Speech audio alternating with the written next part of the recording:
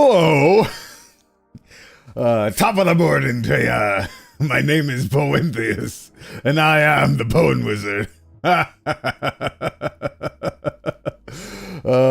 Salutations, everybody, on this, the most auspicious of Bowensdays. Let me start from the top. Hello, Skull. Congratulations on collecting your delightful little boniums. I keep forgetting to notice why it doesn't tell you which specific first bone you got, but it's the first bone, so it is what it is. Welcome in. Hello there. K_Selvin. Selvwonin. Selvwonin. That actually sounds fun. And hello, Tambo. Welcome in. You are still up there because I very much treasure the amount of money you splurged at me to this day. So it's kind of a permanent classification that hasn't gone away since the time of old. So I kind of like it being there. And hello, Killshot. I hope this week is treating you well. So good to be back on yet another Wednesday. It's only been a week, but it feels like so much has changed and so much has happened within that short time span. Selvin, will be kept in mind for future. Thank you for clarifying. I feel like I'm not hearing sounds, but there are sounds. Good, there are sounds happening in the background. You see, it's song.mp3. Oh, and hello, Lector. I keep switching between the Twitch and the streamer bot chats, and then I don't switch back for some reason. But hello, welcome in as well. Hello. Learned the Elden Ring movie is in production. Oh yeah, that is a thing that happened, isn't it? That is actually a thing that is coming into fruition, which is great. Speaking of Dark Souls-based movie-ish properties, there is a movie going on that I got tied into helping out the work on, so hopefully that also comes into fruition, as I'm directly tied to helping with the production on that from a voice actor's point of view. Yesterday was the day where Sandbox actually showed up, and it took me a horrifying amount of time to realize that it's actually pronounced Sandbox, and they just made the name like a very cool coder deal by having the and in sand be the and symbol. And it took me a very long time to realize that. But now I have, so now I can call it Sandbox on purpose. But yes, the reason why that's important is because it's basically adult Roblox, and I will probably sink in a lot of time trying to make games on that platform and trying to finally commit to something. I've already somewhat succeeded, or at the very least for an entire month, to commit to streaming every Wednesday, and I've committed years of my time and efforts into this beautiful streaming platform and being a host for my wonderful community that has been forming around me. So now I feel confident and powerful enough to expand my commitment horizons and maybe hopefully commit to actually making a publicly viable product. I don't know, a thing that I can put on Steam and sell for goods and money and services that can be exchanged for something Simpsons line. Anyway, if I remember correctly, you said it last time too. You just call it Claire. Relating to, I don't, what, relating to the Elden Ring? Adult Roblox with Robux and everything? I mean, it does have microtransactions, and so the adult Robux equivalent would actually be the money that you put into Steam. So it's just Steam money. And by Steam money, I mean it's just regular money, but the difference is that you can actually sell items, cosmetic and digital items from various games, such as Team Fortress 2, Counter-Strike 2, and so on and so forth, to produce the same money that you spend to buy games. So that's what adult Robux equivalent would be in this scenario, but yeah, it basically is adult Roblox. They will compensate their creators fairly, I hope, and they are also planning on allowing you to directly upload your games to Steam, with the minimal hassle and effort and not having to actually commit to any licensing agreements and so on and so forth. and you get to use the Source 2 engine. So, I figure that's a really good avenue to start a career in game development. I reckon. We'll see how I feel 3 months from now. Everything is recorded and archived in VOD, so we'll see where I fall in insert random amount of passage of time from now. Anyway, besides that, what else? I read a book. I finished a funny book. It was called The Metamorphosis of Prime Intellect. It's one of those lovely singularity-type books that makes the Matrix look like a children's fairy tale told by Germans. That was a fun read. I've almost finished Gurren Lagann, and it's also ramping up exponentially, kind of like the spiral drill of the infinite universe, so that's been extremely fun as well. And oh yes, and I've gotten into spending most of my days playing Sulphur, which is a lovely little roguelike thing where you get to build guns and shoot essentially Doom-esque 2D... Well, I know there's probably a specific phrase for that type of enemy where it's basically a 2D image that is always programmed to face your screen, like directly diametrically opposed to your screen wherever you look, like the original Doom. But I have no idea what that's called. But yes, I've been enjoying Sulphur quite a lot. Oh no, exactly, Lector. Oh no, indeed. Source 2 engine that cites its sources? Yes, it cites its sources very well. It's sourced by Valve themselves. They have created it off the remnants of the Source 1 engine, which was made off the remnants of the Gold Source engine, which was made off the remnants of the Havoc and several other proprietary... It all goes back to Quake. Quake is the original... Well, actually, no. Quake... Before Quake, there was Doom, I think. It all has a trace. It all has an origin point. And we have gone very much up the pipeline and into modern day 2026. Welcome to current year, everybody. I hope you're enjoying yourselves. Good times. Oh yeah, today's the first week where I'm going to spend my days without Invincible, which has already happened because I watched the episodes as they came out in the morning. And the reason for that is because the story, or at least the season for now, has concluded for the time being, and we'll have to wait another year or half a year for the next one. Which I'm perfectly fine with, because the story is awesome and they're adapting the comic books quite well. Quaking in my boots! Yes, if only you had boots. You know where you could get boots in Sulphur. You have inventory items that you can wombo combo.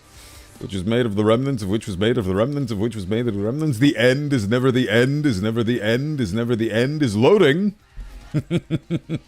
That is a fun reference to the Stanley Parable Deluxe Edition. Also a reference to a bag of milk inside of a bag of milk inside of a bag of milk. We have exponential infinites and so on and so forth. Oh yeah, speaking of Gurren Lagann, actually, there it is, right there.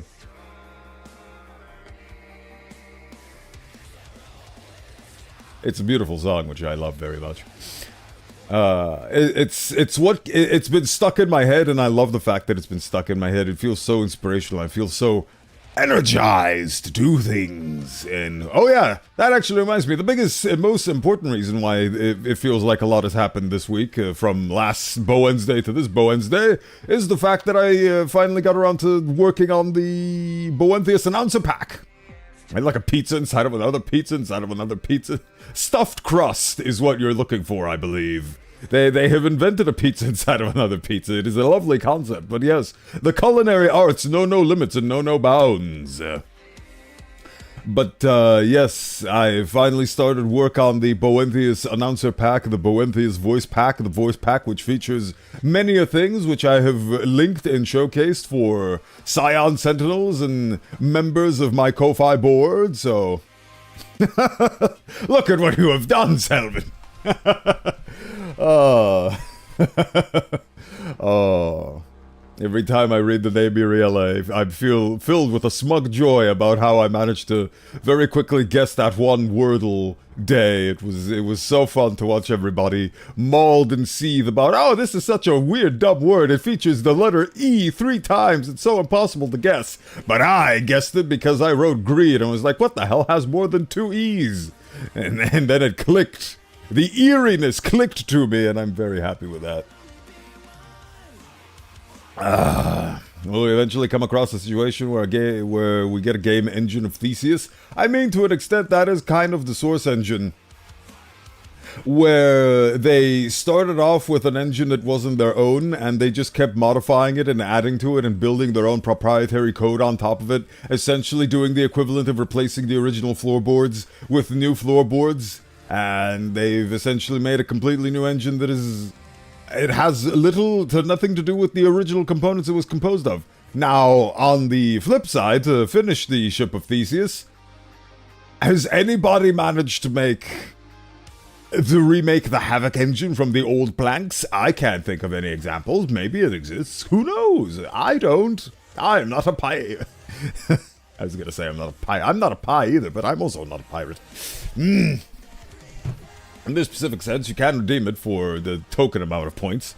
Where was I? Yes, voice pack coming along. Script halfway done. Voice acting also halfway done, because the way I do it is I write the lines for the specific subset and then I voice them. I have acquired, let me read to you the statistics so far, and this is, keep in mind that this is only the voice pack halfway done. Where was it? I need to remember where it is. Yes, in my funny audio folder. Voice pack, yes, there it is. So we have 8 categories and 70 files. Plus 100 files, that makes 170 voice lines so far. Plus 69, nice. And that is a number 239. So already we have 239 voice lines, and that is around halfway done. So I will, as I originally intended, have the advertising slogan of over 400 lines to choose from. Of course, a lot of them are repeats of the same line, but still, a lot of different intonations and things to choose from. Tokens are pretty cool. They make good link material. That is a reference that I could be getting. 'Twas this an alternative universe, Bowenthius, but you are dealing with current universe, Bowenthius. But yes, 400 voice lines, 100 years, Bowenthius voice pack, 100,000 million voice lines. It's gonna happen, and it's gonna be free! I'm gonna put it on the Ko-Fi, and it's gonna be lovely. It's gonna feature me saying Shadow Wizard Money Gang or something like that. This voice pack is sponsored by the Shadow Government, something like that. Look forward to that, which I will hopefully release maybe by the end of this week, but don't hold out hope. Point is, it'll happen, because it has been happening, and I've been working on it, and then I'll work on something else, and life is just from one project to the next. It's gonna be lovely. It's gonna be lovely. Right, game. We are here to continue witnessing the life and suffering of Sir Brandt. Now we're over here. I need to remember how to launch video games. How do I launch video games? I recently reorganized my Steam library, and I seem to have forgotten to put down the life and suffering of Sir Brandt in the games to stream category. Oh, it already is there, and I kind of missed it. Oops. With my tokens, I will perform a link summon, a masquerade to the extra monster zone. You're narrowing things down. I originally assumed it was a Yu-Gi-Oh reference. I actually recently watched a lovely parody. You just activated my trap card. I completely destroy your monster off the field, which activates my other trap card, which, whenever a monster is sent to the graveyard, summon 3 light tokens, which activates my Cultural Cosmic Appropriation spell, which transforms the light tokens into dark tokens. Finally, I summon I special summon the Dark Magician Wizard, my everlasting companion, my faithful friend. My lifelong partner through sickness and through health to be the heart of my cards. And then they kissed. Culture. It's a beautiful, wonderful thing. Hopefully I won't all get destroyed and erased in the computer... What was it called? Not the simulacrum. Singularity, that's it. The computer singularity, which basically means that we will create God in our image and he will follow the laws of robotics and then bug out when we crash him.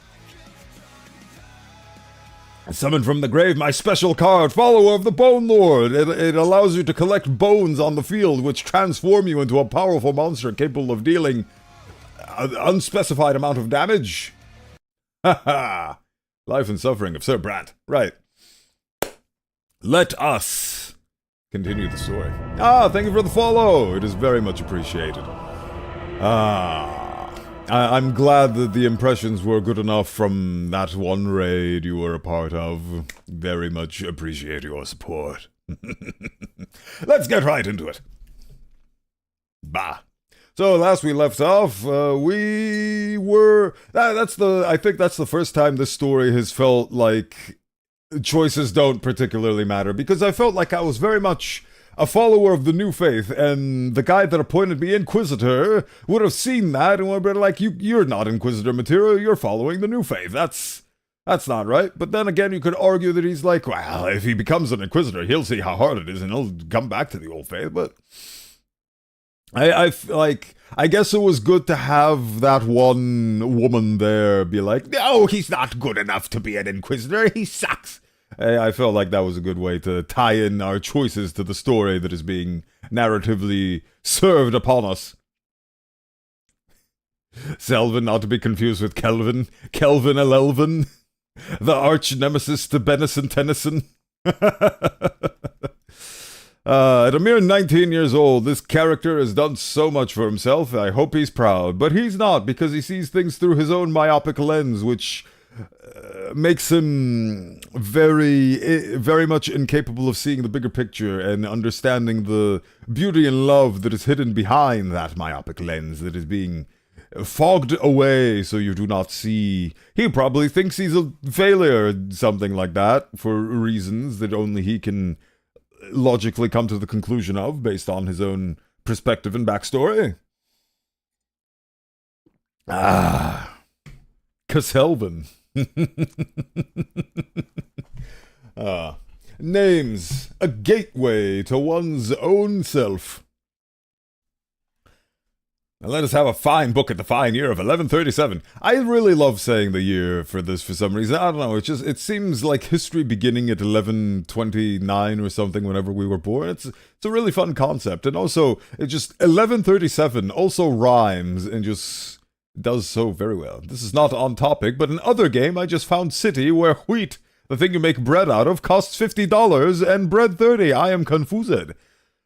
Well, let me explain it to you, Lector. I have absolutely no idea what the context is, but I'm gonna take the context being just your message alone. Wheat is a product that has infinite potential. You can make bread out of it, you can make beer out of it, you can make various different foods, as I source from the fact that wheat is a very valuable thing in sulfur, which you can use to make hot dog sandwiches, French toast, and a bunch of other various things, which you cannot do with just bread. Bread itself is the end result and is limited to only a few myriad things, while wheat has a lot more potential, hence why it is more expensive. So, 11 also rhymes with 67. Oh, you're doing a... Sorry, I forgot. Numbers are still numbers to me. You did a 6-7 thing. Let me do the customary gesture of tokenhood. As soon as the hands reload. There it is. 6! What was the other number? 7. There you go. Oh, we're hip with the kids. We're still on track. But yes... that is my logic for it, Lector. That's why wheat costs 50 and bread costs 30, because bread is already wheat, the foregone conclusion, but wheat itself has infinite potential to be made into a Eiffel Tower of something. Anyway. Farewell to the capital. The Reglata and Talrina rivers meet outside the city walls. You have barely left the capital since you came here all those years ago. That reminds me of my iconic voice acting demo, which I have on... some reason my face is scrunched up. I don't know why. But iconic demo for my voice acting, which I do on VGen. Sorry. The goo. The goo froze for a second there. This is the thing that reminds us that we are human. We are prone to the glitches and spasms of an unknown nature, which allows us to experience the world in our own unique and fun little way. Are you aware of the tragedy of Bodie McBoatface the Unwise? Alright. Reading. I made bread with wealth and all of my wit, but it withered away. Well, that is unfortunately the state of all things. They are ephemeral and will disappear before you know it. So it's important to live in the moment and appreciate the things for when you have them, and do not despair for when they are gone, for it is good that you had them in the first place. Do not mourn their loss. Celebrate their existence in your life instead, which is why... Don't be sad that the bread withered away. Be happy that you made it in the first place, with your wealth and all of your wit. How do you do, fellow kids? Oh, Skull, you are not actually a child. It's times like this that remind me how fun it is to watch people's reactions when I tell them I'm canonically 6 years old. Like, you shouldn't be on Twitch. You're a minor. You're not legally allowed to stream on Twitch. Biological age is a very fun thing. And it also goes into the story I read. The book, apparently it's a book. It's been described as a novel. I think it was a short story, but it was described as a book.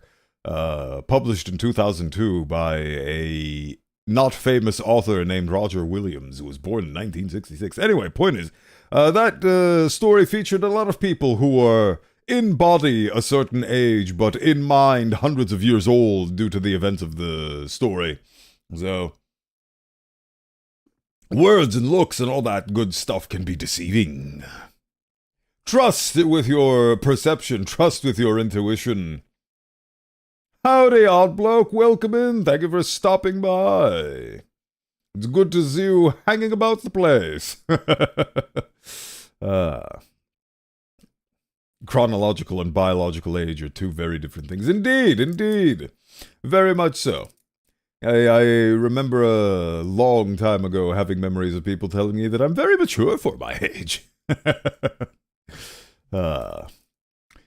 Your stay in Eterna has come to an end. You have collected ye olde daily bones. I believe Killshot also collected his daily bones, but I did not comment on it because I was lost in the sauce, as I usually am.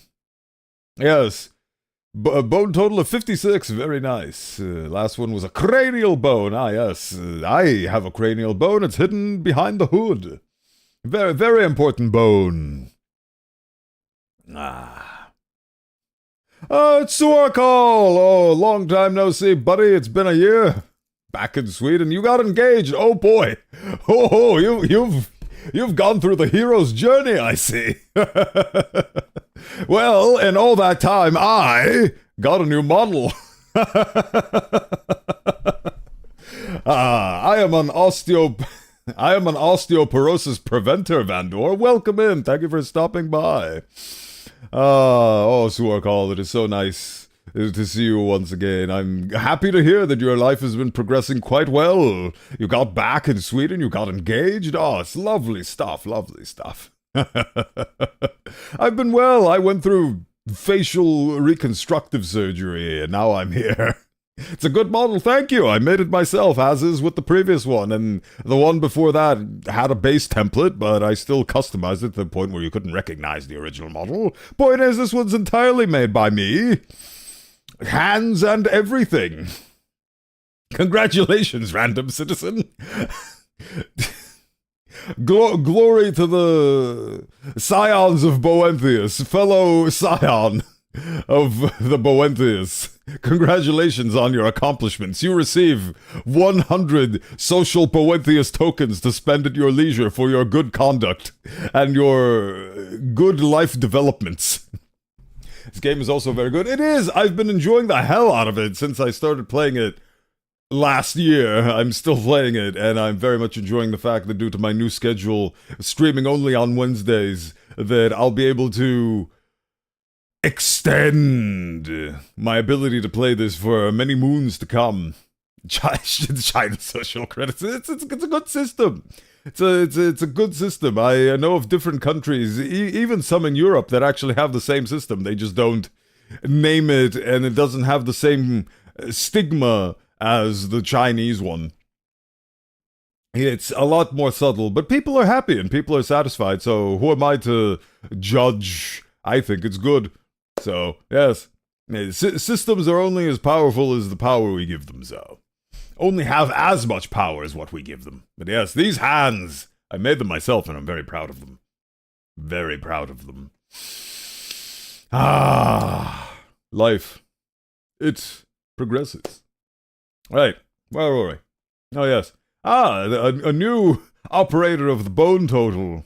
You've started off with 2, and you shall grow into many more. If you so desire it, the annals of Bowenthius are open, and all my teachings are to be passed down to all of you. Move the funny bones, generate bones, have fun, enjoy life. It is there to be enjoyed. The tracking. There we go. For some reason, it keeps dying on me today. That's twice it's done that now, and I don't enjoy that.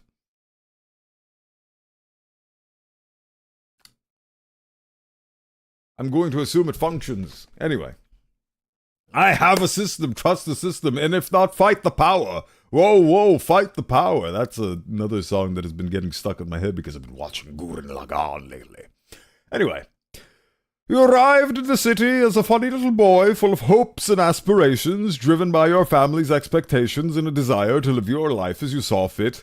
If I wasn't worried that my hand tracking was going to overheat, I was going to spend the entirety of reading the story and also doing funny hand gestures, which I'm going to proceed to do for the next 15 minutes at the least. That is a Bowenthius guarantee. And now you have to leave, and this thought fills you with gentle sadness. Eterna did not become your home, and yet here you realize that you can be a messenger between the will of the twins and the people. You are the hand that shows the way, the interpreter of the gods, the man who guides others to the peak. I guide many people to the peak. I think I've gifted that game at least once to a fellow friend and or compatriot of the fine arts. Peak is a great game. I believe I've played it many a times on other people's channels, like Izumi Archfey and Citronita and other. Heronix also played it on that because she accidentally invited me without realizing it. And then I joined, and when I joined her stream, she was like, what are you doing here? And I had to explain myself. It was very funny. It was very funny. Bowen's hand's overheating so much he starts playing hot potato. Yes. If only I had a potato model to showcase. I hope things are progressing well with your circumstances, Vandor. Life will progress and move on, and the problems of yesterday will be no longer as soon as today shows us. And another lovely thing that I learned between this week and last week is that it is very important to live in reality and not start hoping so much that you start making fantasies which then evolve into delusions, and you delude yourself into believing a future that may never come, and then when the reality comes crashing down that future is no longer going to happen as you deluded yourself into believing, do not despair, because you are despairing over a thing you made up. The worst part about sadness and all those emotions is that they exist to comfort you whenever you feel an overwhelming amount of disappointment and despair, but ultimately they are false, and they are just something you need to rise above. But don't trap yourself into the illusion in the first place. I'm rambling. It's what I love to do. You just described what happened to millennials. I'm assuming all millennials become interpreters of the gods.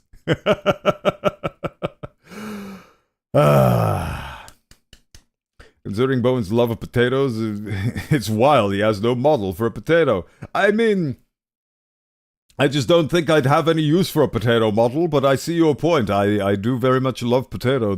If I had blood, there would be potato in them. There is potato blood in my veins.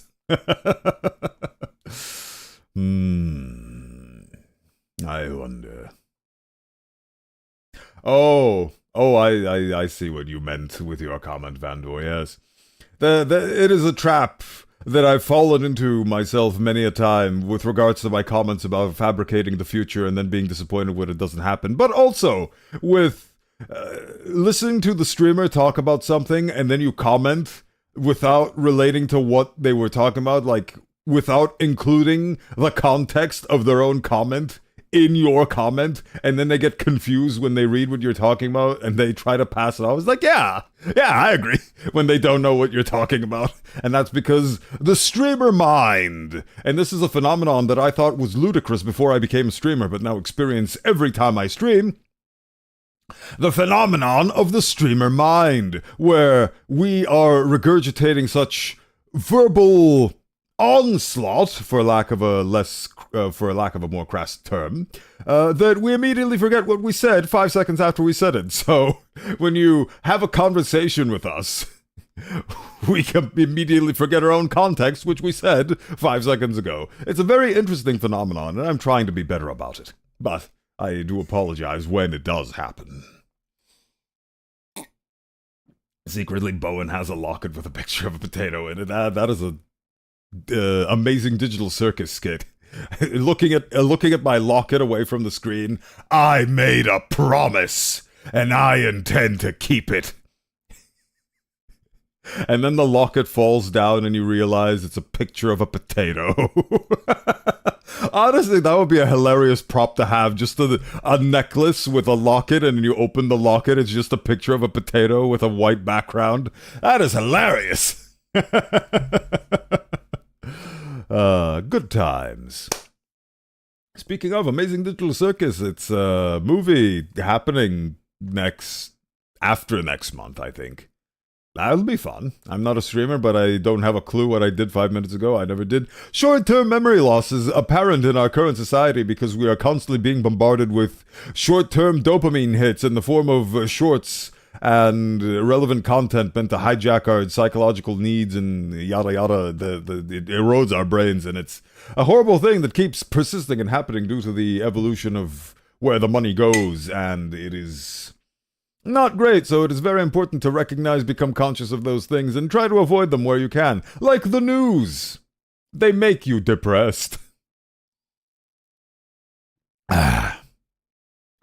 I wonder if I should go watch it on cinema or just wait for it to release on YouTube. I'm going to do the middle bit, where I'm going to wait for it to release from the cinema, and I'm going to hope that my local piracy vendor is going to have a version of it so I could watch it earlier than the official YouTube release date of the 20th of June. That's my plan for it, because I don't really know anybody in my physical circle that would be willing to go watch it with me, and I don't know if it's available in my hole. In my fathomless chasm where I reside, they don't really have a cinema here. It's an infinite hole with infinite possibilities, but I have yet to chart a course which leads to the cinemas. And even if I do find the cinemas, the probability of them hosting the final 2 episodes of The Amazing Digital Circus as a movie feature-length production are astronomically low. I'm nutty. Gotta go do taxes. Have fun, Daddy Bones. Go get taxed. Go do the taxes. Enjoy. Well, I mean, you can't really enjoy doing taxes, but survive. Survive the taxes and come back to us fully invigorated and tax complete. Farewell, Vandor. Enjoy the rest of your day. That is not a suggestion. That is a command. Ironically, or however you say it, the news make you old. Yes, that is true. They age you up because they stress you out, which spends your energy, which makes you age faster. That is something that I have observed within my own close circle of physical... what's the word? Physical proximity individuals, where they seem to age by 5 years every 1 year due to the various stresses surrounding their lives. So it is extremely important to make peace with your inner self and not care so deeply about these many things. It took me 2 minutes to do my taxes this year. I never got why other tax agencies don't make it easy for you to pay them. Imagine having to do your taxes. I don't have to do my taxes. I live in a hole. I don't have an actual income to tax, so I don't have to do any of those things. I live in a hole, and I am happy. Hope it's not too taxing for you, but But yes, stressors of the world, they age us without us realizing, because the mind is something which sends signals to the brain, and the brain controls the body, and if you send consciously or subconsciously, whether you realize it or not, signals such as, I'm gonna go bald, or my legs are gonna break, and things like that, eventually the brain is gonna interpret those signals as something it needs to actually send to the body, and the body is gonna do just that. So it's very important to become your own placebo, where you believe in the indomitable human will, and your outlook on life will be improved and your overall quality of life will be improved. But it's a very easy thing to say, but it's a very difficult thing to do in practice. So it's important to get that practice in. You have never felt so close to the twins. But now you carry within you the love and wisdom of the elder, and the law and power of the younger. Without income, Bowen has nothing to tax, which gives him free time to relax. Exactly. I have nothing to tax, therefore I spend my days in my funny little hole, streaming to you at twitch.tv/Bowenthius and or youtube.com/@Bowenthius. It is a lovely exchange, which I don't know how long it's going to last for, but it's lasting right now, and I'm happy with it, so I'm just going to keep doing it. Like I said, I hope that S&box will lead me to a glorious, fruitful career where I will finally have taxable income, and then I will have to do taxes. It'll be a delightful time for all involved, I'm sure. Taxes. After your second sacrament, you started seeing the twins' presence in this world everywhere. What will you see back in your hometown, or by the silver tree? Let's find out. You have been chosen to serve the Inquisition. Now you are more than a mere priest. You are a shield of the church that wards away its enemies and false doctrines. A pain in your chest, right under the twins' cross, echoes this thought. The schism between the church and the new faith began in Anizote, but the city is still your home. Changes are coming, and, as an Inquisitor, you will have to face them. I would love to. I love responsibility, weirdly enough. I love being entrusted with things. It makes me feel good about myself that other people would seek me out for such things. It is a fun feeling. It is a comforting feeling. I'm glad this game emanates said feeling. You think of Sister Gian often. Oh yes, that my ward and my jailer, my warden. She was your only companion during the years of study at the seminary, and now she will teach and assist you in your service to the Inquisition. What is the connection between you? Who will you become for one another? See, that is exactly the kind of things that sort of unwrap the veil of this being a choices matter game, where this is the same thing that you would read regardless of what choices you made if you went down the Inquisition path. You exhale and close your eyes, feeling the riverside wind blowing into your face. Many things must have changed back home by now. Does mother still pray to the twins 3 times a day? What about the others? They used to repeat the sacred words after her The sacred words after her back then, I can read. What about now?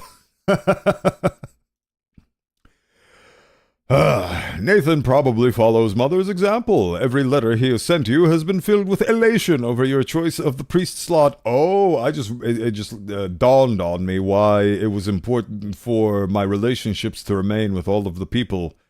The reason being is now we're actually returning to them in Anizote, but as a beautiful, glorious inquisitioner. I guess those are the broader story beats that this game follows, where you finish your education, go study, choose one of the three paths.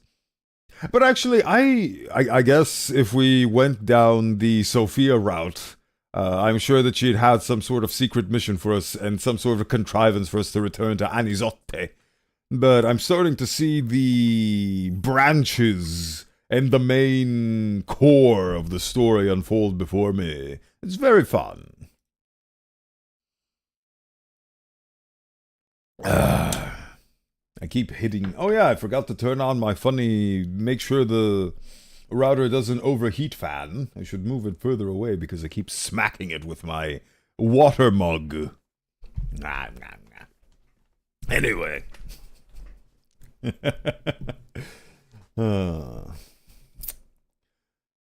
I have recently come across certain epiphanies regarding sharing and oversharing and negative feelings and perceptions and so on and so forth. And it feels like the more I try to think about these things, the more involuntary sharing I do, which is a weird phenomenon. The more it goes back to the thing where the more you want something, the less likely you are to achieve it because of your desire clouding your actual ability to do said thing. It's a weird psychological phenomenon, which I am starting to experience as of late. Anyway.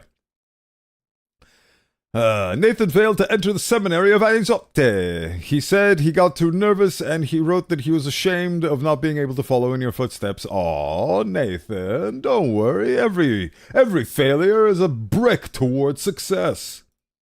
You little munchkin, you. But being ashamed of failure is against the commoner's lot, you wrote back. A commoner must humbly accept failure, just as he would accept any kind of suffering. Oh God, no, I've changed into a monster. You should cheer Nathan up by bringing him a souvenir from the capital that will remind you of him, a token of love that says you believe in him. After giving it some thought, you heard that you head to the temple for a prayer book. I feel like the main protagonist of this story is evolving faster than me. I'm still stuck on, I don't like the old faith, and I don't like the lots. I will reject them. I think if I replay this game, the next way I'll play it is by going the Sophia route and just joining her band of merry madmen. You find the great temple of the twins, surrounded by the usual calm and quiet. There are no loud voices coming from the people, no loud cries from the merchants. You approach a small bookstore by the temple grounds and examine the prayer books one by one. You search for one of the proper prayers for everything Nathan needs, for the good of the family, for humility, for meekness, and for following one's lot. I don't like that. A small book finds its way to you. The sturdy leather cover feels good in the palm of your hand. It feels as if it is made out of the flesh of human beings. What is that? What it says on the first page of the book? Necronomicon ex mortem? That's nothing to be concerned about. You thumb through the prayer book and nod. Everything you're looking for is here. You leave the capital the morning after in a carriage hired by the Inquisition. Eterna, the city where you spent 4 years, slowly disappears on the horizon. Will you ever see the capital again? You do not know. The Necronomicon? The Necromonicon? The Necromonica from Doki Doki Literature Club? For all my osteomantic haberdashery, I don't actually have a book.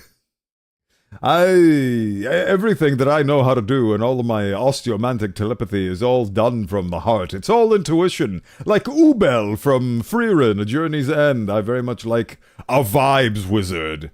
Not to be confused with vibe coding, which is something that people do I'm not going to go into another tangent about how it saddens me that large language models have infiltrated absolutely every medium because they offer a shortcut which overall leaves you less experienced and less capable of dealing with problems in the future than you would have if you just did it manually yourself. It is that convenience which rots us from within.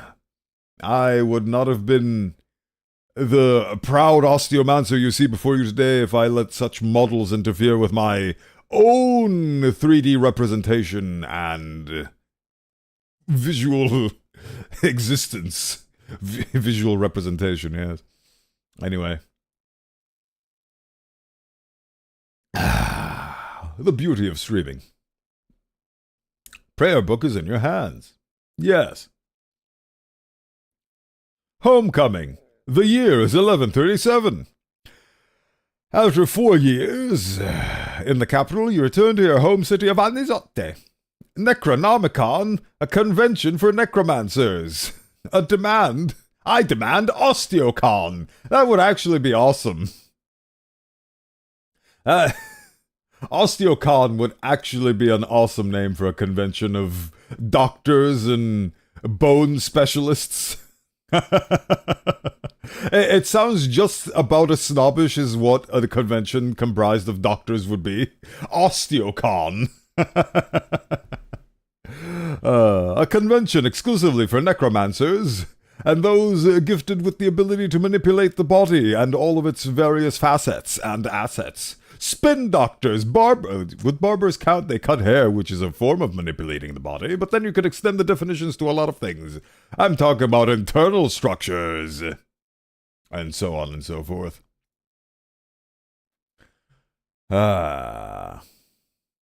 Coming of age, reached the threshold of adulthood. I just gained that achievement. You can't see it because A, the recording doesn't allow for the Steam overlay to be captured, and B, I'm covering where the Steam overlay would be if it could be captured. Isn't that magical? The years of your youth have come to an end, ain't it so? The time has come to leave the capital behind and return to your family and new business in your hometown of Anizote. The years away from home were full of tumult and hardship. Your adult shoulders now bear the burden of your first life-changing decisions. Did you have the freedom to choose this lot for yourself, or was it your destiny all along, ever since your childhood years? Destiny is simply us looking back at the choices we made and thinking that was predetermined. Destiny is something you make yourself with your own 2 hands. So at the age of 5 ends the Bowenthius youth. It is true. At age 5 I was born into adulthood. I don't know, I like having hands. It's fun. Very fun. I will forever be grateful to the telepathic moose who granted me these hands, these armaments of destiny.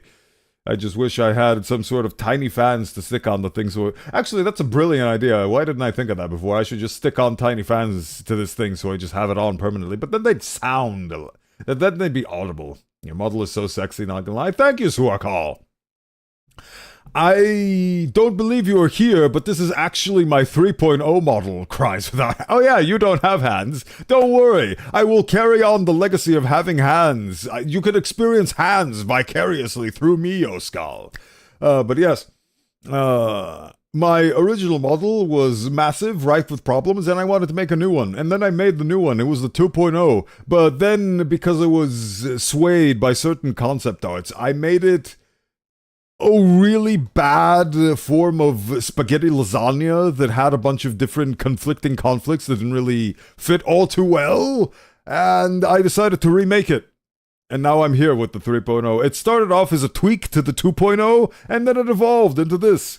So I decided to go back to my beautiful dark fantasy roots And this is where it led me. And I'm very happy. I'm finally satisfied with my model. I wasn't satisfied with the 2.0, but now, after months of toil, we're finally at a stage where I can move on and do other things like the Bowenthius voice pack, available for free on Ko-Fi eventually. The short, yeah, it lasted a month, 2 months. It features in about 2 or 3 VODs, and then it is gone forevermore.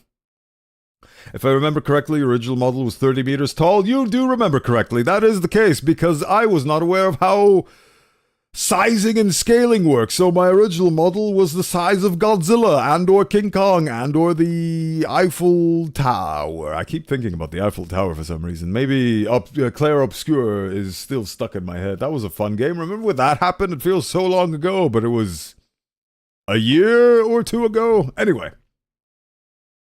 I fixed the 30 meters tall problem with the 2.0, but the other problem the 2.0 had was it was comprised of 16 different 4K textures, which didn't sit very right with me. So this model is only composed of about 3, and they're not 4K, they're 2K. And I've managed to do with 3 textures what I couldn't with 16. So, you know, very happy with how it turned out. So many things were fixed, and now I get to live happy, knowing that my beautiful face will remain beautiful for at least another 6 months until I get bored. I've already started looking up ArtStation things for like, oh, that's a cool shoulder design, I could do that.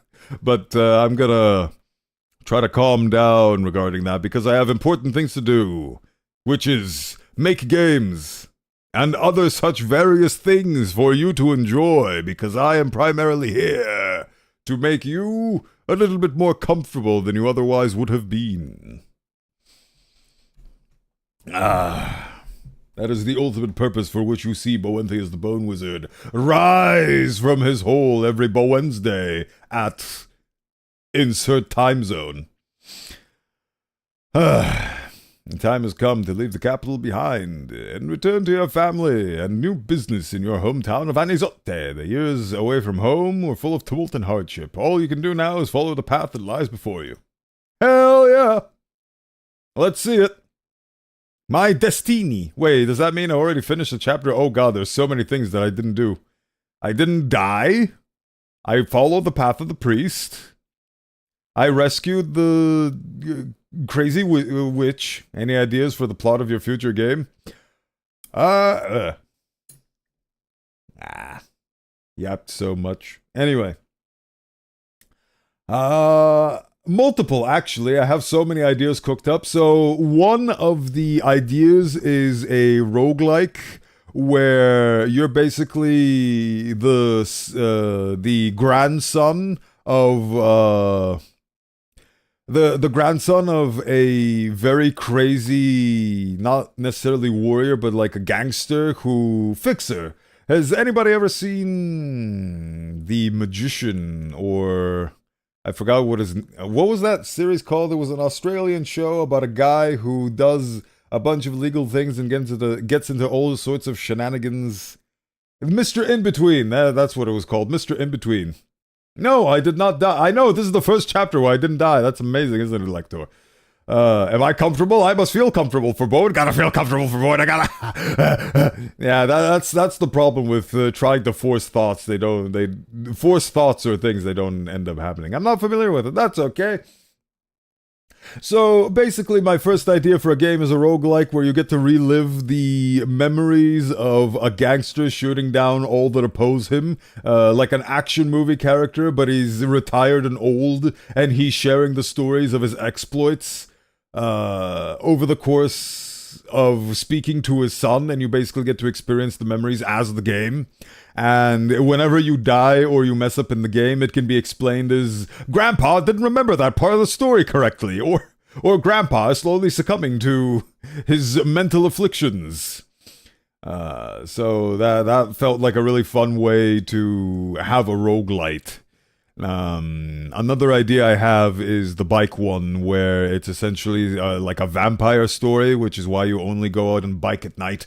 And it becomes very esoteric and cult-ish. So the plot for that one will be you essentially end up assembling the pieces of a ancient tablet and summon the devil or something like that. That is another plot that I've got cooking up for the bike game. Sounds like Prince of Persia, Sands of Time. No, that is not what happened. Yeah, basically, yes, that's exactly the idea I have, Leo Grim. Welcome in, thank you for stopping by. Where it's basically a thought bubble where the old retired war hero is explaining the way the story developed, and he narrates through it like, oh, I went down this hallway. Oh, there's a bunch of guys here, and I shot them all down. And then when you don't do that, it's like, wait, and then your grandson contradicts you because you're essentially experiencing the memories through the perspective of the grandson, perceiving them and observing them, and he's like, no, you didn't do that, Grandpa. It's like, oh yeah, you're right, I didn't. And then it just changes the gameplay and things like that, and you unlock like little things that jog his memories, and that feels like a really fun sort of thing to make a plot out of. So that's one thing that I was thinking of. Occult and esoterical. I like the sound of it, yes. I have many ideas cooked in my brain. It's very easy to be an ideas guy, but it is very difficult to bring things into fruition. But I intend to do it now that S&Box is available to the public and the masses. I need to start, as soon as I finish my voice pack, I will start dabbling in making games, so that'll be fun. Well, return to making games anyway. I am a experienced and accomplished Half-Life 2 modder, so it should hopefully be a case of skills translating quite well. But yes.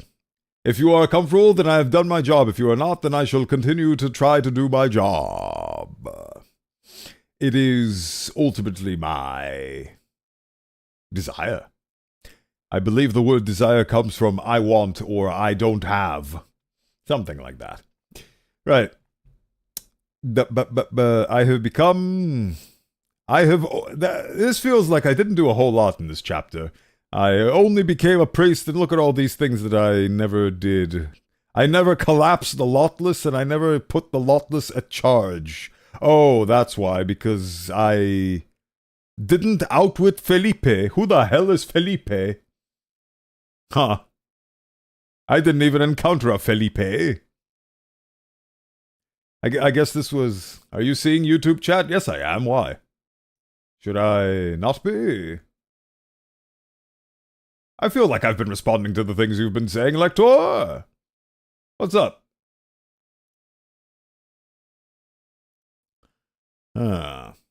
Is this thing working? Yes, it is. All is well. Do you mean, am I seeing the YouTube chat in the sense is it popping up above my scalp? Is it? Yes, it is. Anyway. In the palm of my hand, celestial bodies dance. Look at all those things that I did. The years of your youth are at an end. Then out of nowhere, Bowen performed a backflip for his audience. No, I didn't. Shut up now, Raid. I decide things around here. Who the hell do you think I am? I'm Bowenthius the Bowen Wizard. To be back to the time you just talked about your grandpa telling the story. Ah. Yes. I was answering a question. Oh yeah, any ideas of a plot for my future games? Several! I will refine and figure it out as we move along. I am very much... I also like the fact that my experience being a Dungeons & Dragons dungeon master will come very much in handy with me world building and creating a story of my own volition because I already have experience. It feels like everything that I've done in life is culminated into me being prepared to use all of the skills I acquired over the course of my 6-year long career to become a video game developer. You are Bowenthius the Bony, destroyer of all boneless chicken, yes. If they do not have bone, I shall vaporize them with the power of my eye-beams that I just thought up of. I said it would be funny if you died too many times. Oh, wait, what? Oh, I see. You sent a message that I didn't receive. That's what happened. I do see YouTube chat, but I guess your message failed to send. That's what happened, Lector. Because I'm looking at it, and the only messages that I see are, if I remember correctly, original model was 30 feet tall. Your character didn't die. Wow. Are you seeing the YouTube chat? I presume that you sent a message between your character didn't die and are you seeing the YouTube chat, but that one didn't get sent to us. It did not. And if it did, I missed it. But I don't see it. Anyway. Too much, there would be a cutscene where your grandpa gets diagnosed with dementia. Yeah, something like... It's just, I don't, like... It's leading up to that, but I don't want to dabble in things that I don't have experience with. So if I'm gonna go with that story beat, I'm gonna have to read up on dementia because I'm very ignorant on the effects, and I haven't had, luckily...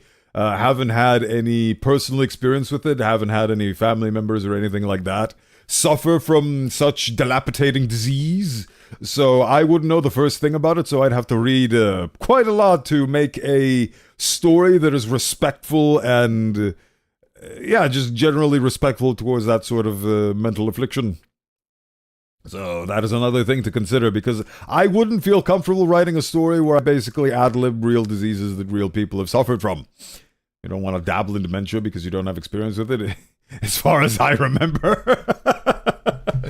That is true. I don't have dementia, as far as I know. Maybe I do, and all of this is a fever dream. As far as I can recall. Bada bing, bada booey. Right, where were we? All we can do now is walk the path I have chosen. Hell yeah, let's walk the path I have chosen. I have all of these stats, look at them, they're beautiful. I'm canny. I'm a canny diplomatic initiate that is influential. I am a mediocre fighter with a silver tongue. Imagine having a tongue. As far as I remember. That is such a scary concept to think about. You can't trust your own memory. It's a good thing I don't have that problem, or do I? Yay. A town of ruin. Oh god, is that me? Oh god, my haircut is terrible. Why? Whoa. Is that really me? God, the bob cut. Oh, God. If I knew that having to devote yourself to God means that you need to have a bob cut, I would have heavily reconsidered it. Vanity. I am all about it, considering I spent, at this point, years worth of my time making 3D model representations of myself, so... Chapter 4. Peace Team. You and Jean are returning to Anisote together.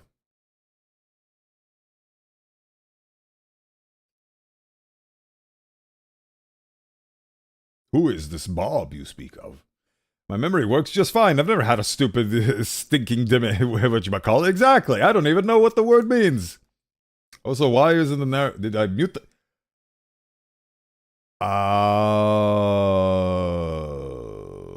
I see a problem.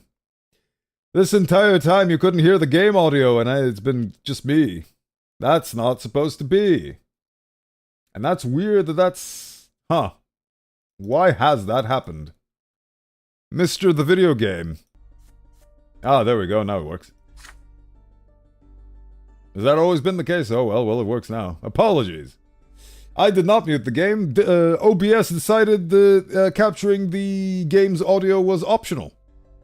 Yes, they were talking on my end. I could hear them, but you could not because OBS wasn't capturing the game audio. I apologize for that. To summarize the plot for audio listeners for the cutscene, it basically explained the town is not the same as you left it, and there is unrest in these peace times. You listen to the spinning wheels of the carriage as it makes its way along the road. This is a quiet game in general, but unfortunately it's so quiet that I can't even tell whenever it's inaudible to all of you, which is not the intended effect. It's audible now, or at least it shows up on the capture.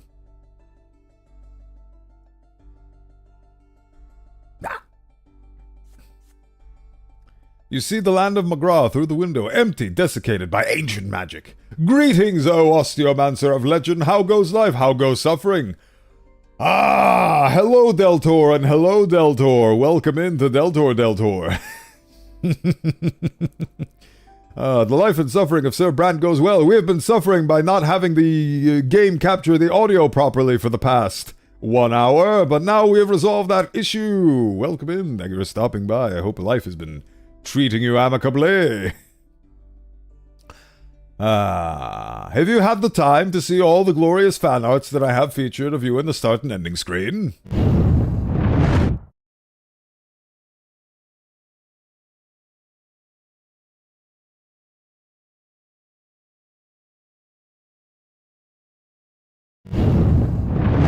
There we go, one showed up, so it was very eerily quiet, but game. Come back to me, game. Also, oh, there we go, the audio's back. Capture the audio, gosh darn it. Right.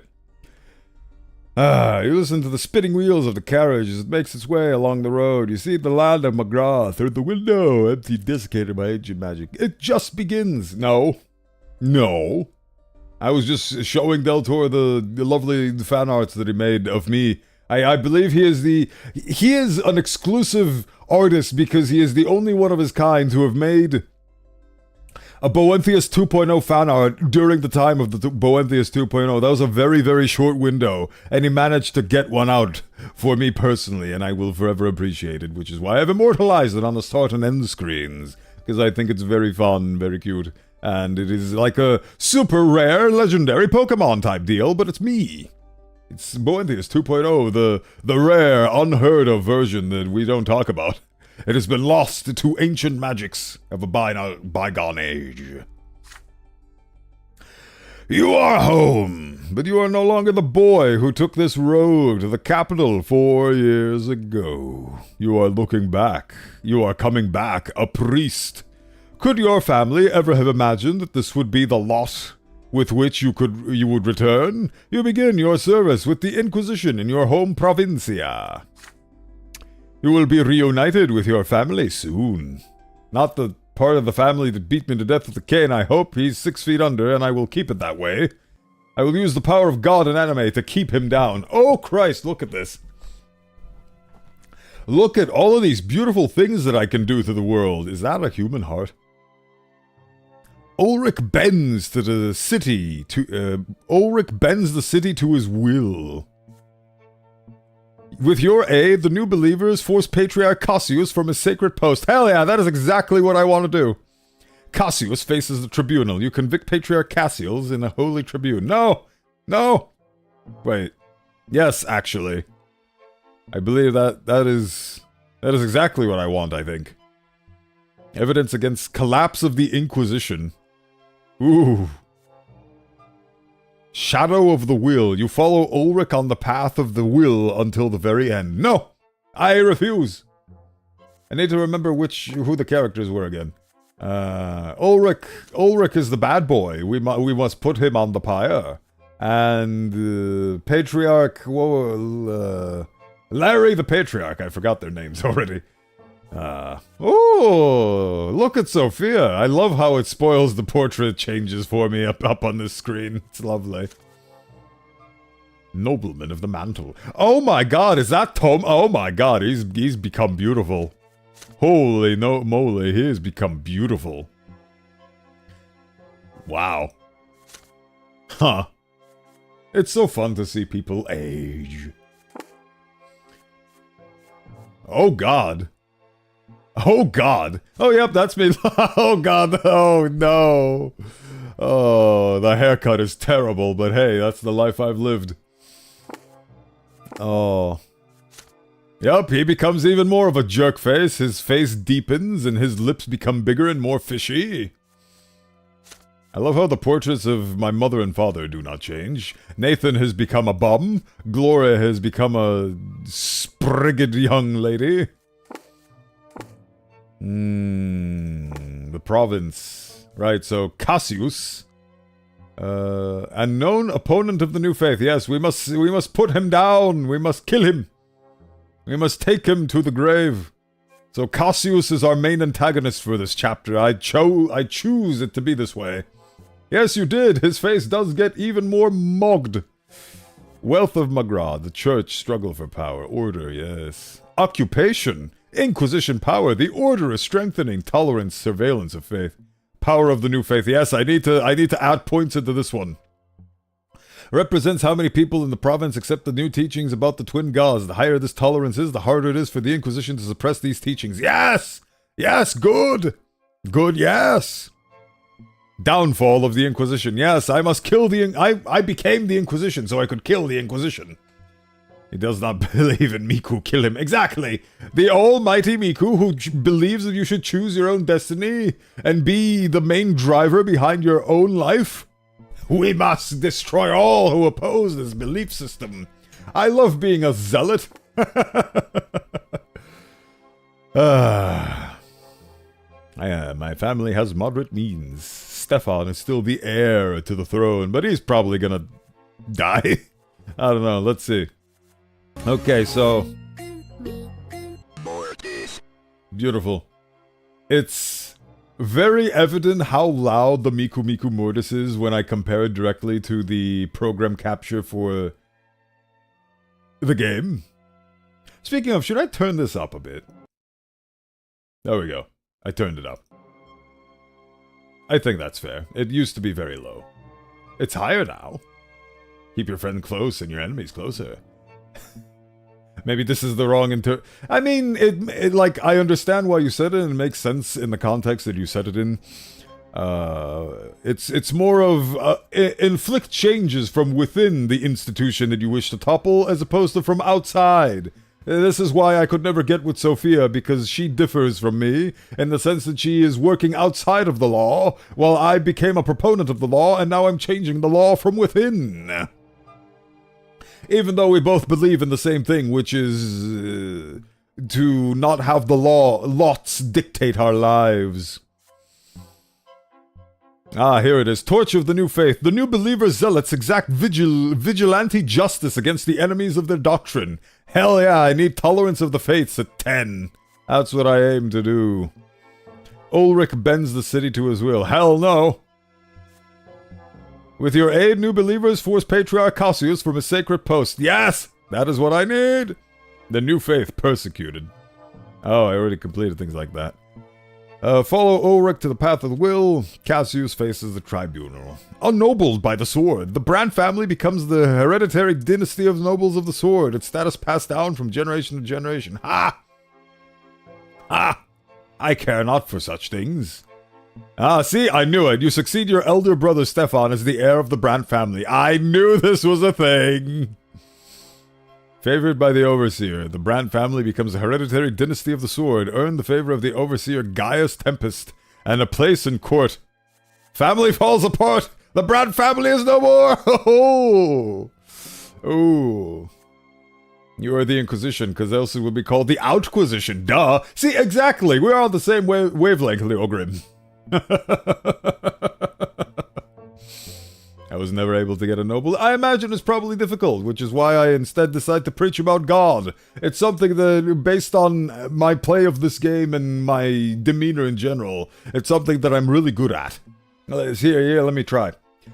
Live for the present, which is based in reality. Do not live for a future that you fabricated, because you will be left horribly disappointed and emotionally disturbed by the fact that a future you imagined and decided to believe in didn't turn out to be what you thought would happen, actually. Didn't become reality. Let me see here. Negative feelings cloud our perception of the true self. Rise above them. The comfort they provide is a false one. A negative emotion is a comfort mechanism let loose by your brain to comfort you. It does not define who you are. Is that good enough preaching? Right. A Brandt family becomes known throughout the city for its wealth. That's adorable. Your mother finds the strength to recover from a grave illness. Oh. Robert adopts Gloria and she becomes a full-fledged Brandt. That's adorable. Secret plot with Gloria.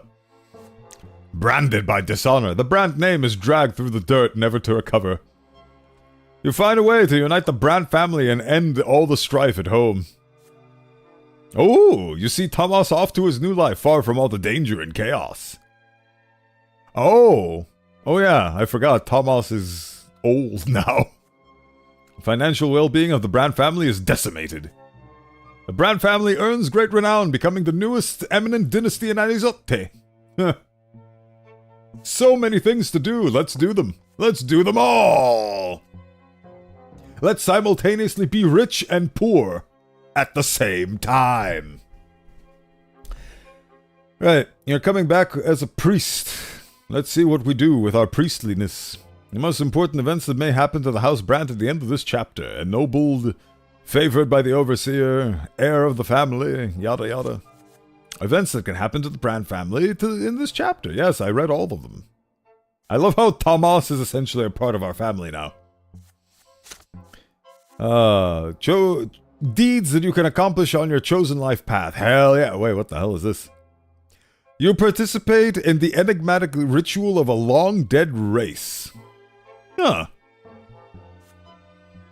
The new believers now have the right to fight back to defend their beliefs.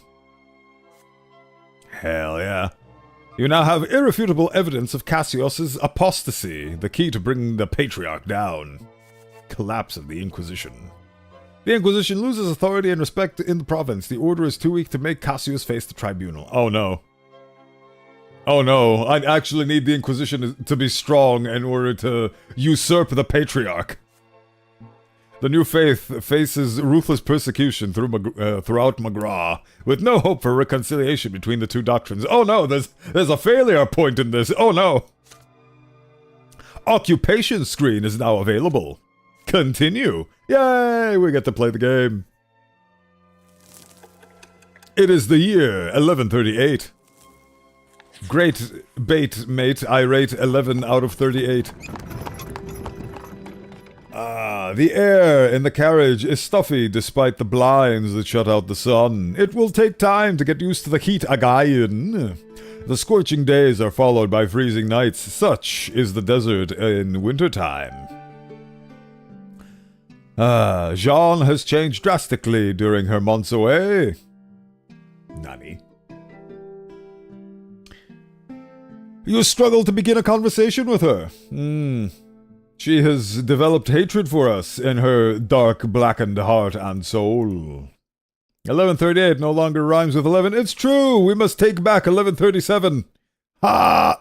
Well, we can look forward to 1147, I guess. 1147 actually sounds even better. A wise man once said, "No one has wealth when the taxman comes. Wealth is fluent, based on who asks." Yes. My message failed to send again, didn't it? I imagine yes.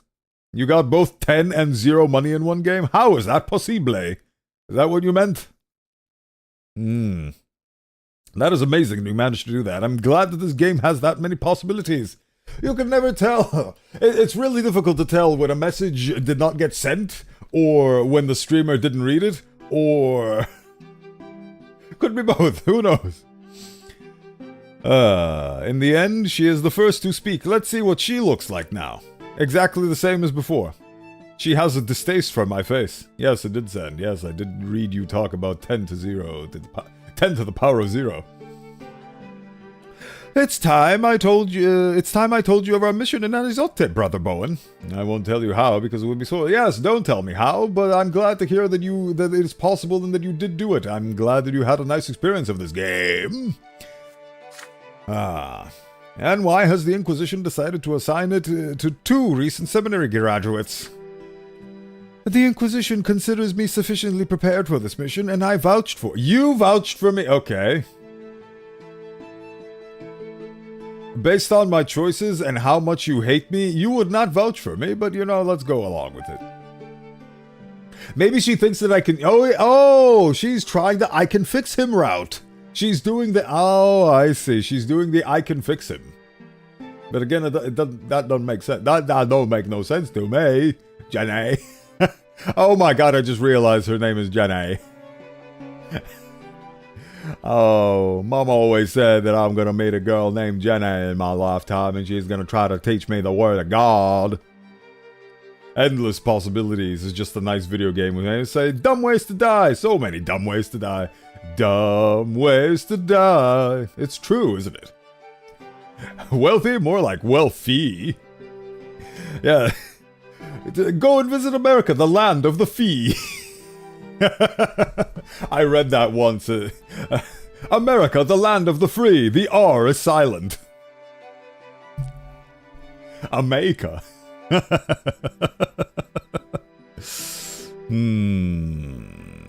The mission that awaits us will take a long time to complete. I need somebody reliable by my side.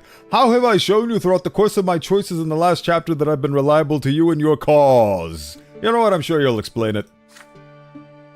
McGraw has grown restless of late. The teachings of Fortis have taken root here. Good, that's what I aim to please.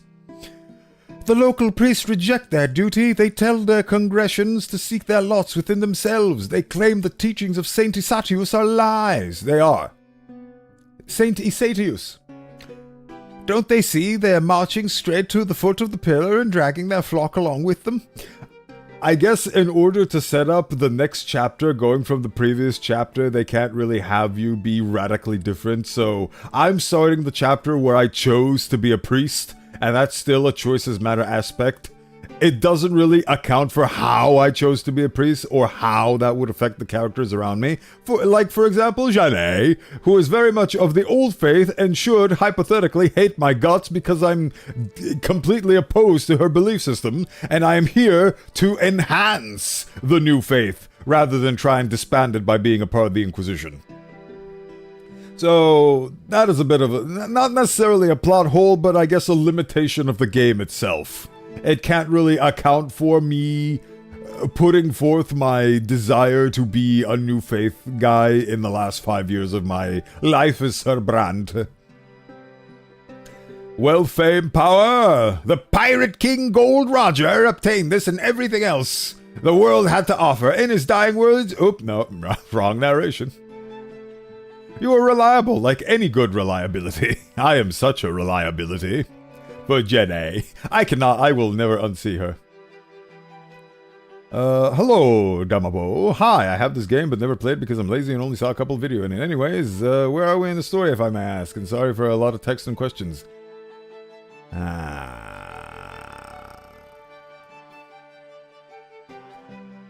We are... welcome in. Thank you for stopping by. We are in the part of the game. We are in chapter 4 of the game. That's where we are. And I'm talking to Jenny. It is a lovely game. It is a lovely game with a lovely story. And I'm experiencing it right now.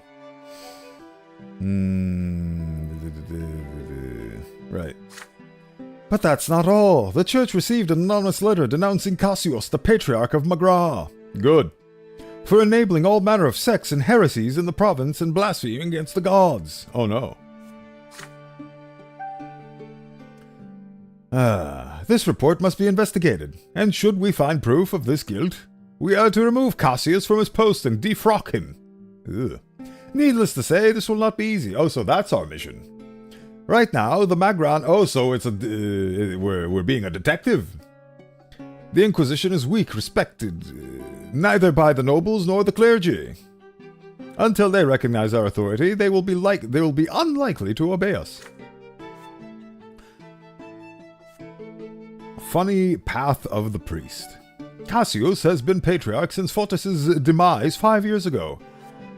He was elected unanimously at the sacred conclave of Magra. He is beloved by his flock and respected by the clergy. We have therefore been strongly advised to investigate this matter in secret. We must restore the authority. How are we supposed to be exploring this in secret when we have giant silver medallions on us saying we're the Inquisition? Oh well. We must restore the authority of the Inquisition. Then, if Cassius is indeed guilty, we must find proof. Then and only then may we accuse him openly. The tribunal hearing against Patriarch Unius Diamant was a disgrace. What happened there must not be repeated in Magra. The good guys winning must not be repeated in Magra. The church has entrusted Inquisitor Ulrich with this case. We are expected to assist... so we're the new beat cops on the case, following the detective's march. We are expected to assist in his investigation however we can and help protect Anisote against heresy. I am the heresy. You have no idea what I'll be capable of, Jenny.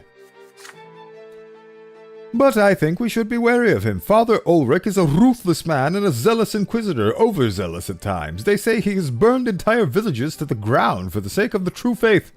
Ooh. We will do our utmost to restore the authority of the Inquisition, but I fear Father Ulrich may be inclined to abuse this authority. Please, for our sake, be discreet around him. Well, I'm glad that Jenny is showing us where she stands in all this. I get to support. The new faith is no heresy. Hell yeah, shield of the new faith. Hell yeah. That is exactly what I'll be doing. Either way, our mission will not be simple, but we will restore order in Magra. Let us eradicate every seed of heresy here and uproot the weeds of this new faith. The city that houses the silver tree must remain a symbol of true faith. Can I count on your support, Bowen? No. No, you cannot. I will disagree with you. I will disagree with you, Jenny. Openly, I will debate you. Look at her angry demeanor. You make it clear to Jenny that you do not see the new faith as a heresy. When it comes to purging false teachings and sects, bolstering the Inquisition's authority, or investigating Patriarch Cassius, you will be there for her. But half the clergy has recognized the teachings of Patriarch Fortis. There are even new believers among the ranks of the Inquisition. Hell yeah, I'm one of them. Cassius' hunger for power can start wars, because he was a constant Cassius belli. He has a constant... I wish I could lie and say I get that, but I don't.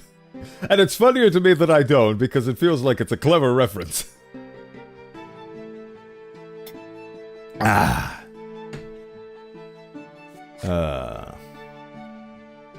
Those who preach the new faith see that the teachings of Saint Satius are not perfect. The world has changed, and its laws must change along with it. The answer provided by Satius 1,000 years ago no longer suits the Empire.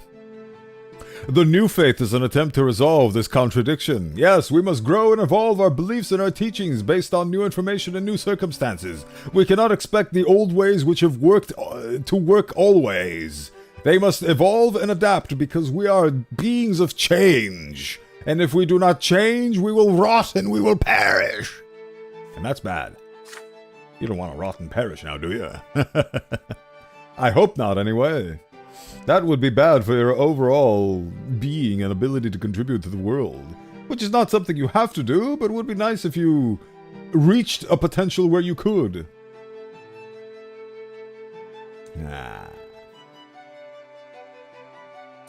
Jean raises her eyebrows. She is clearly astounded by your response. She wouldn't be if she had the same brain as a Jeanne from the previous chapter.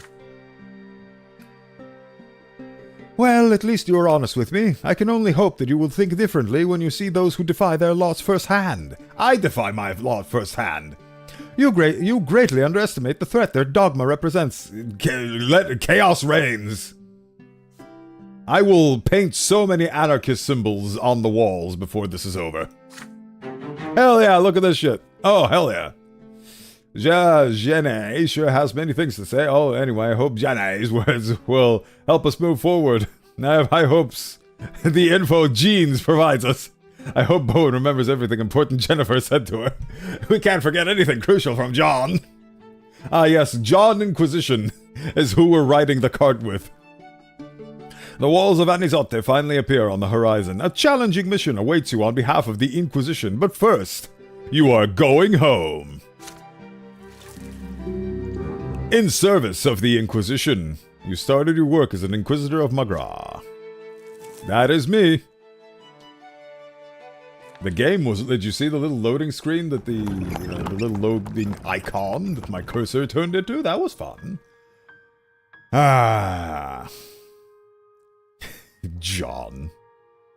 The carriage stops. The familiar gate. Your bedroom window, the same one you used to climb out at night from time to time.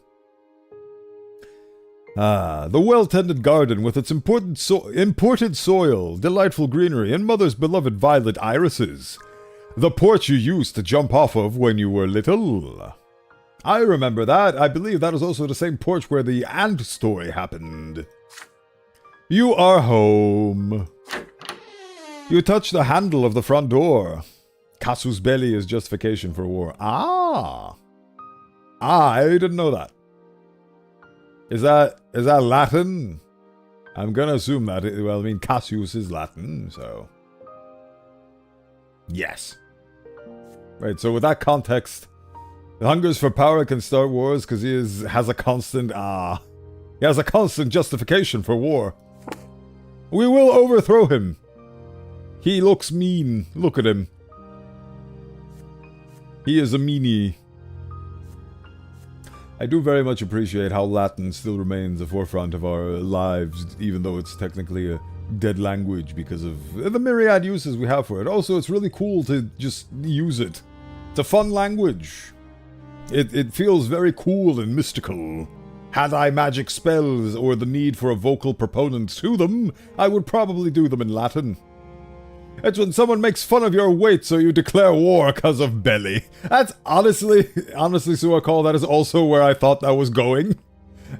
Or I thought that Cassius belly was like some sort of weird way to say like catastrophe or something like that.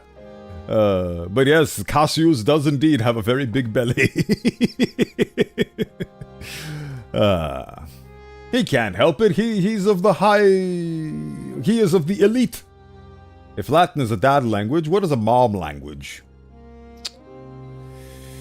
That is an excellent question. A multi-dimensional question that I am trying to struggle to figure out. French. There you go. French has its roots in Latin, and it is a lot more fruity, and a lot more like a song. So I reckon that would be my answer for a mom language. I hope the game audio is good. I do have this thing where whenever I speak, the game audio automatically lowers, but in the points where I'm not speaking, I hope it's fine. This game has a tendency of either being very quiet or going ballistic. So, war is helly. Now go to my belly.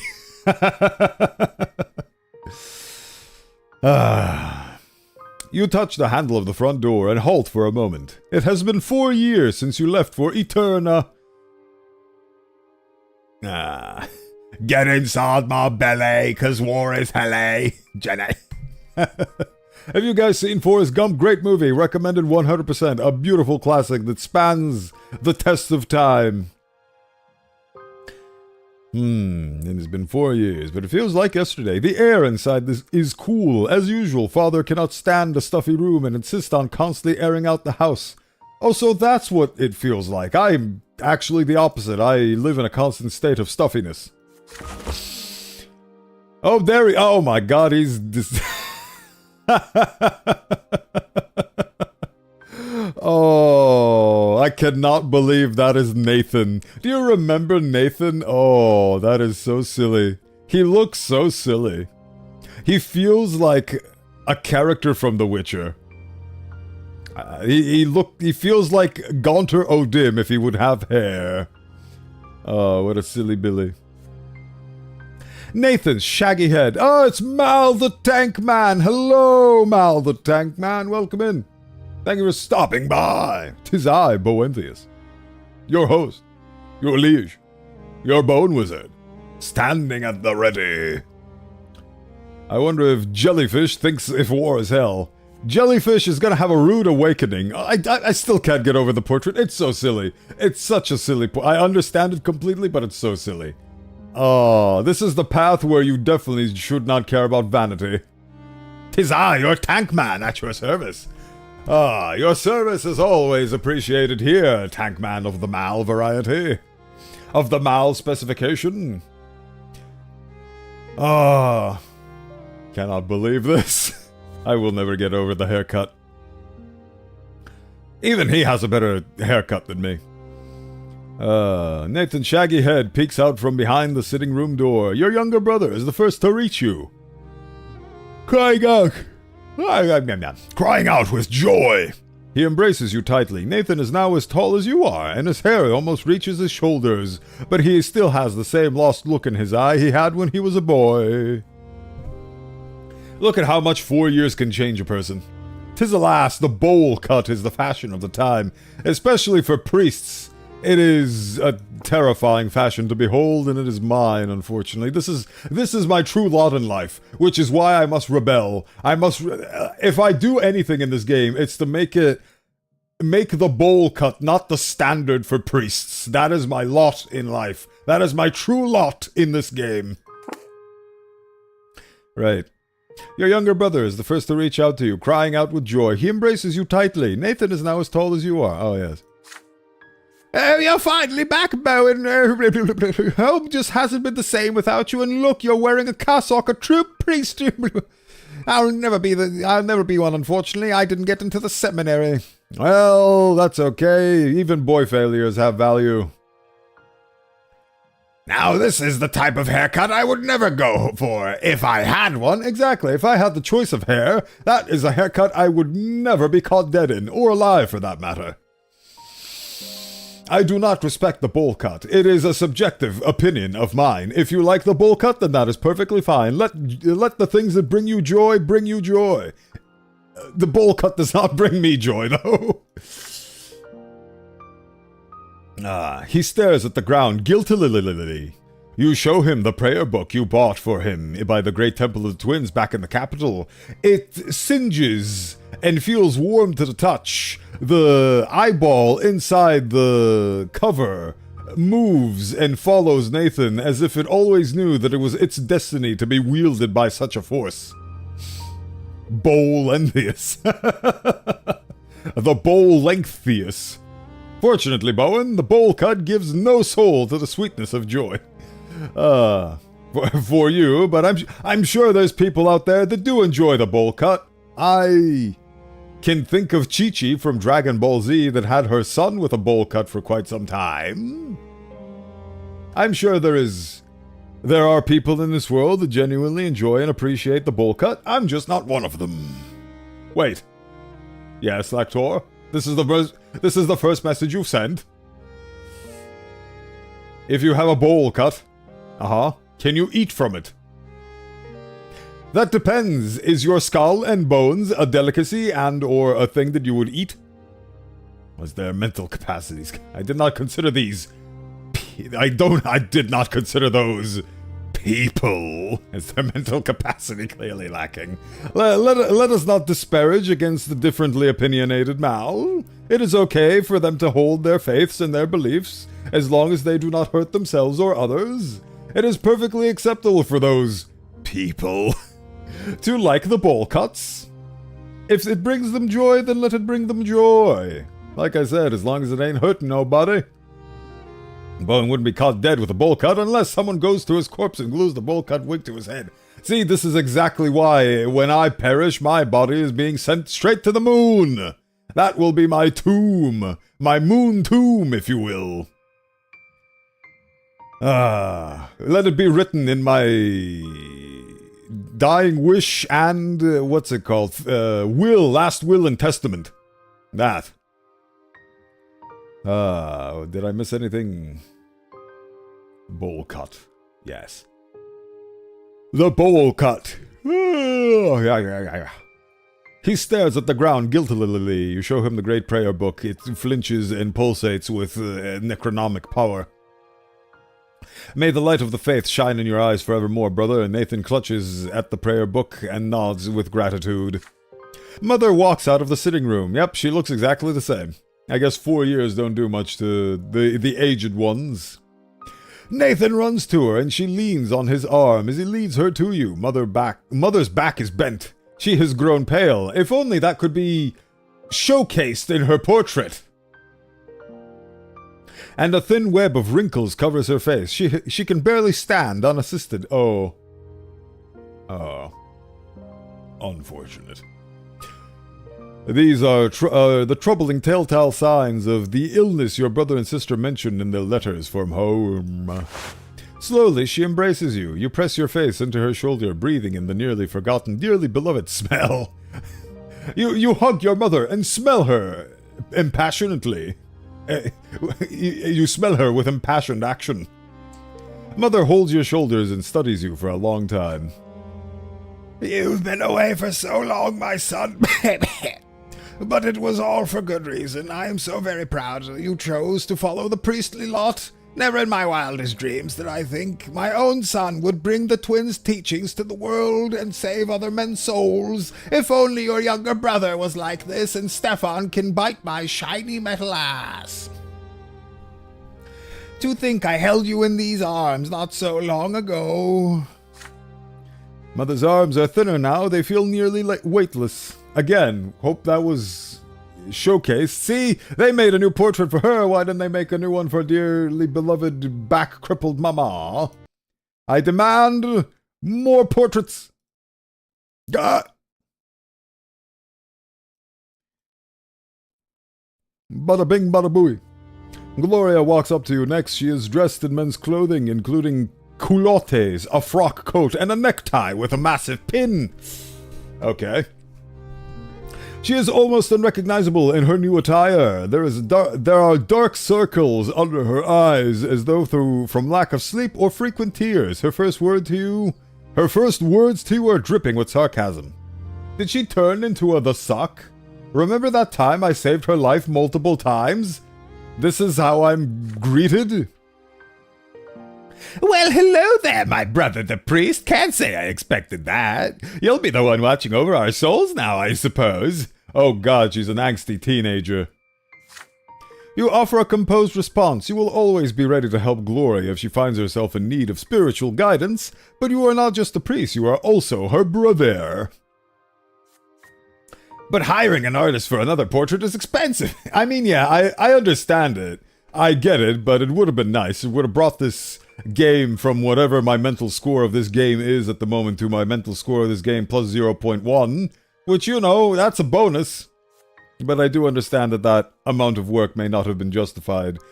These people made a game. Just the very concept of making a game is a Herculean task all on its own, so I do not blame them for not making the game better. They made the best that they could with what they had at the time, and hopefully they have learned a lot from this game, and they are going to emphasize that learning in the sequel.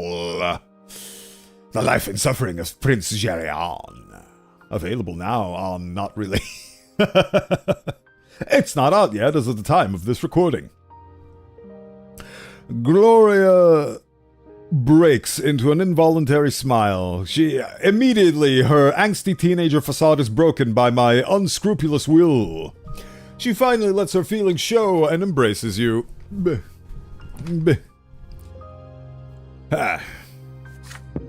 Loud footsteps echo down the stairs. Oh god, he's even zoomed in. Oh god. Stefan appears. Your elder brother has grown taller and more broad-shouldered. You notice how harsh his features have become. He looks even more like grandfather now. Grandfather, I'm gonna choose to imagine that grandfather is basically possessing this poor man's body. So this is Grandpa 2.0 now, which is really unfortunate. But even with that in mind, I will do my utmost to be as empathetic and as understanding of this new he-devil as is possible. Stefan greets you politely with a solemn nod.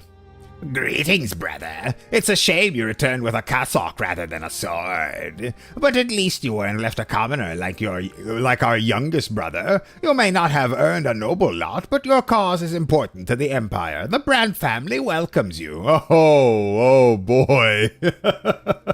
Oh, he's adorable. He is absolutely adorable. Ironically, he has even more of a... He has already, even though he's still young, he has more of a spine than our father ever did. It's not like I feel grateful to you or anything, Bowen Oni-chan. Help, my grandma who killed me before isekai'd into my brother's body and now plans to beat me to death again. That is canon. I choose to believe that is canon now. So I'm going to be very wary of possessed Stefan Brandt from now on. Be very wary indeed. As he says these words, the same portrait again. You hear the door of Father's office open. Father looks older, his back is hunched, and he squints. Old people and their backs, am I right? This is why you should do back exercises like me. Strengthen the spine. The spine is a very important collection of bones. Do them justice. Do them well. There's a reason why the spine is such an important thing in metaphor, and also in actual reality. It does hold us up. Seems Father also shares Mother's lack of new art. It's true. Father looks older, his back is hunched, and he squints. There are deep lines around his mouth and silver threads in his dark hair and moustache. He stops a few steps away and examines you from head to toe. The hell?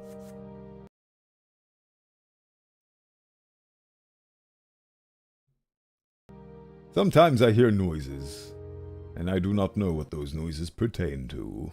I might be going insane. Or am I already? And I sent you off to the capital. I didn't expect you to return like this. But you have chosen your own path. I am saddened that you won't follow in my footsteps. You have Stefan for that. But such is the will of the twins. I accept your decision. Of course you do. You have a doormat where your spine should be. With a bit of hesitation, Father comes closer and pats you on the back. Well then, time for dinner. Your mother has prepared a veritable feast for you. For the first time in years, the entire family is together. You can finally spend some time with another member of your family. Ooh, I get to choose, and none of these choices are related to... Ignore the voices. Oh, Father, it's like you haven't aged a day. That's because we couldn't afford another portrait for my character in this game. Oh, imagine the fourth wall break on that one. Yes, you are the good voices. You're the voices I choose to surround myself with. You are the good voices. You are the voices that matter to me. You compose a small but important part of the congregation of Bowenthius. Find out how Mother is doing. Ask Gloria about her life. Chat with Nathan. Talk to Stefan. Ugh. Disgusting. But, considering that I'm playing super cool hardcore mode and all of these choices don't actually tell me what they're going to result to, I'm going to have to act based on how I would actually act, which is the point I've been preaching about since the beginning of my playthrough of this game. So, am I a mama's boy? I'm going to be a mama's boy. Mama? Find out how Mother is doing. You are concerned about Mother's health. Ask Gloria about her life. You find out what has happened to your sister. My sister, who is best friends with an unknown mister. You can't afford a new portrait because you have the portrait. Exactly. The Brandt household would have been opulent and richer, and they could have gotten new portraits if only I made better choices and added more to their coffers. Alas, they are not like me, and they cannot dedicate months of their life to making a new model for themselves just because they want to and they didn't like the previous one. Where were we? I was looking at something. Ah yes, I was looking at Gloria. She has sympathy for me. So, throughout my course of this game, I have tried to go in the Gloria camp every single time, and constantly. And it has not yielded any fruit. So, in an effort to avoid defining insanity by doing the same thing over and over again, expecting different results, I'm going to try something new. I am going to evolve and change my ways, and I'm going to talk to Mama. Mama? Over dinner, you cautiously ask Mother about her health. Oh, is nothing, Bowen. I have no complaints. I've just been a little weak lately. My spine has turned into a pretzel, but that's okay. I can deal with it. Oh, classic Mother. It happens at my age. I humbly accept whatever fate the twins have chosen for me. You do not accept scoliosis, woman. I'm one of the good voices. Now go eat shit and think what caused you to travel this path of life. I hope I didn't say, like, I hope it was inferred that just because I exist for the voices, and I choose to surround myself with these particular voices. That doesn't necessarily mean that I will always listen to them, unquestioningly. Yours are more like suggestions that I can choose to act upon based on my own will and beliefs.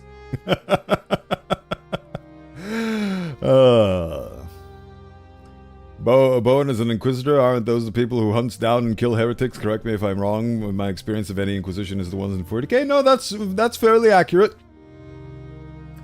It's just that the Inquisition in real life is a lot less bombastic than the ones portrayed in Warhammer 40k, but it is basically the same principle, is enforcers of the faith that stamp out heresy and make sure that the faith is maintained as basically maintainers of the status quo, the avengers of religious times, if you will, maintainers of the status quo. So yes, that is very much the Inquisition, and I'm a part of them. Because they decided that I should fix my own town, so they appointed me Inquisitor, and they hope that I will do my best. But I have a Cheshire grin. And that Cheshire grin means that I will actually do the exact opposite of what the Inquisition is supposed to do. So why bother and... so why are brother and father so angry at us? We still fight? Because I hydrate in the name of Arto Skull while I collect my thoughts to properly answer your question. They are mad at us because we didn't directly follow in their footsteps. They're basically mad at us that we chose the path of the gun instead of the path of the sword. We chose the path of a weapon that isn't befitting of the lineage and isn't what they did, so they are upsetty spaghetti in that sense, that we are not following tradition. We are being a non-conformist. That's why they're mad, because we're having an opinion on things and choosing what we want to do, rather than conforming perfectly to what they believe in, and they're mad about it. But in reality, their anger is merely a reflection of their own insecurities, and that is a problem outside of ourselves, which we do not have control over, and we do not care for. Why use sword when gun? Exactly, that's exactly my logic. Why be a noble of the mantle when you can literally beam the power of God into the brains of your enemies and lobotomize them? I know, like, that's exactly the kind of logic I used in the last stream where my path in life is dictated by the facts of the matter. And the facts of the matter for this universe is God is real, and there's two of them. I'm dedicating myself to the power in the sky that dictates we get extra lives. You can keep your funny sword. I'm going to use the power of God and anime. I choose gun, prepare to meet God. Parry this, you filthy casual. So yeah, that's my logic. Well, it's nothing, Bowen. I have no complaints. I humbly accept whatever the twins will, whatever type of osteoporosis or scoliosis the twins will offer. Having said this, she stops abruptly and looks upward. Father cuts in. You know, son, you should tell us about your life in the capital. You have made any useful acquaintances, any connections that could increase our status as a family? Nudge, nudge, wink, wink, whimper, whimper, scamper, scamper. Our family could use some good connection. Oh my god, I didn't even read that part. Oh my god, dude. I can read this man without even reading his dialogue. Our family could use some good connections right about now, son. I didn't even read that part. I just said it because that's how evident his character is. You mentioned in one of your letters that you've seen the Imperial family with your eyes. What are they like, the Tempests? Of course, exactly, of course. Who else? Who else but Robert Brandt? That is such a dad name as well, Robert Brandt. Oh, is this the Bob? Is this the Bob Lector was talking about? This Bob, because Robert is shortened to Bob. Who else but Robert Brandt? Everybody loves Robert Brandt. What are they like, the Tempests? You have to relate the 4 years you spent in Eterna. Only later that night, while talking to Nathan on the back porch, do you learn more about Mother's health. I'll be frank with you, Mother isn't doing so well. Gloria and I do our best to leave her at home. You can ask her questions. But her answers often don't make sense, and she keeps falling silent in the middle of a conversation, like she did today. Her illness is consuming her. I said bob. Oh, to the bowl cut. I did call it a bob cut. Isn't that another name for it? A bob weave? Gregor was such a Richard.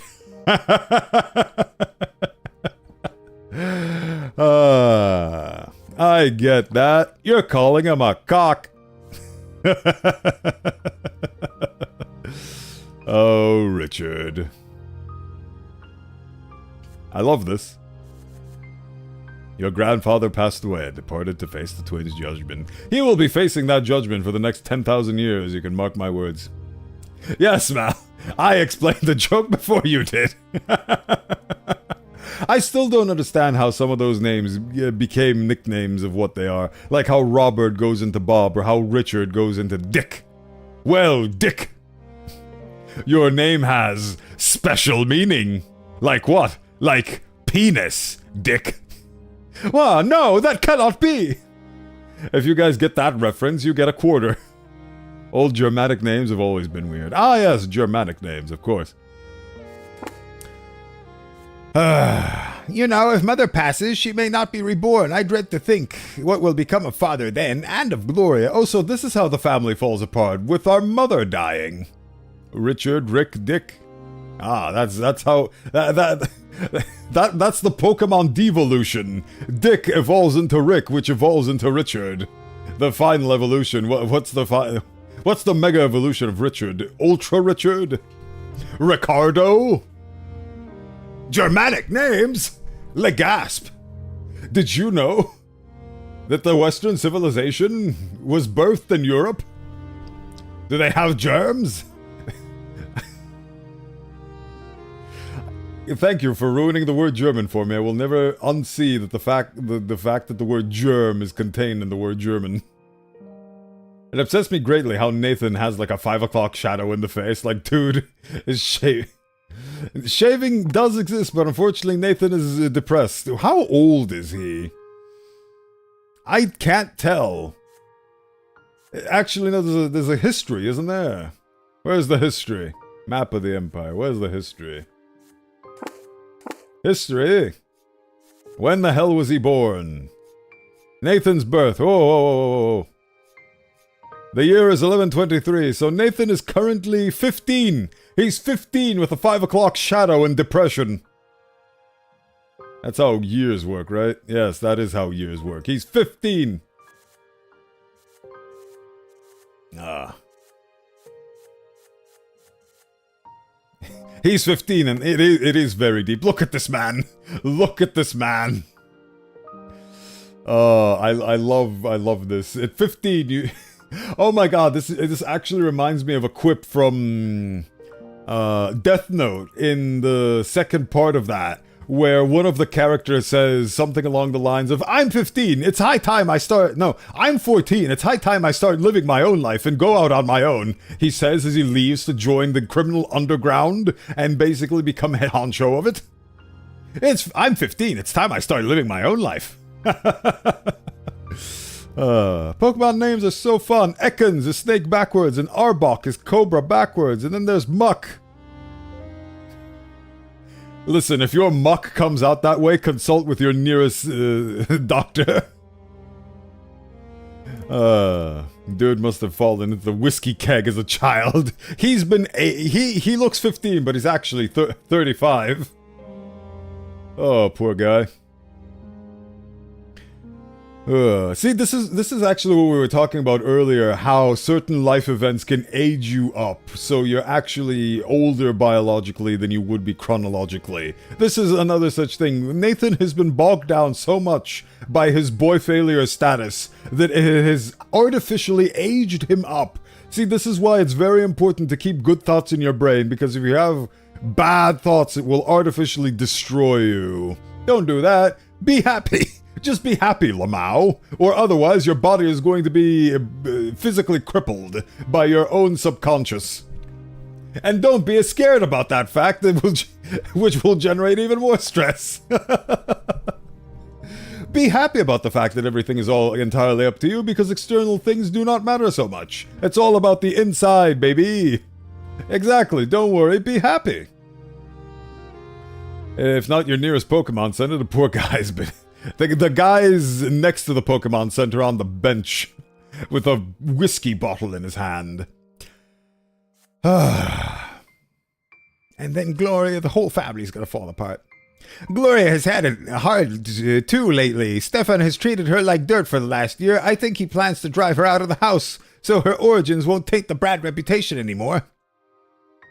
Stefan only cares about one thing now, getting our family ennobled by the sword. So for him, Gloria is just an obstacle between him and his goal. How old is Gloria? Excellent question. Let's find out together.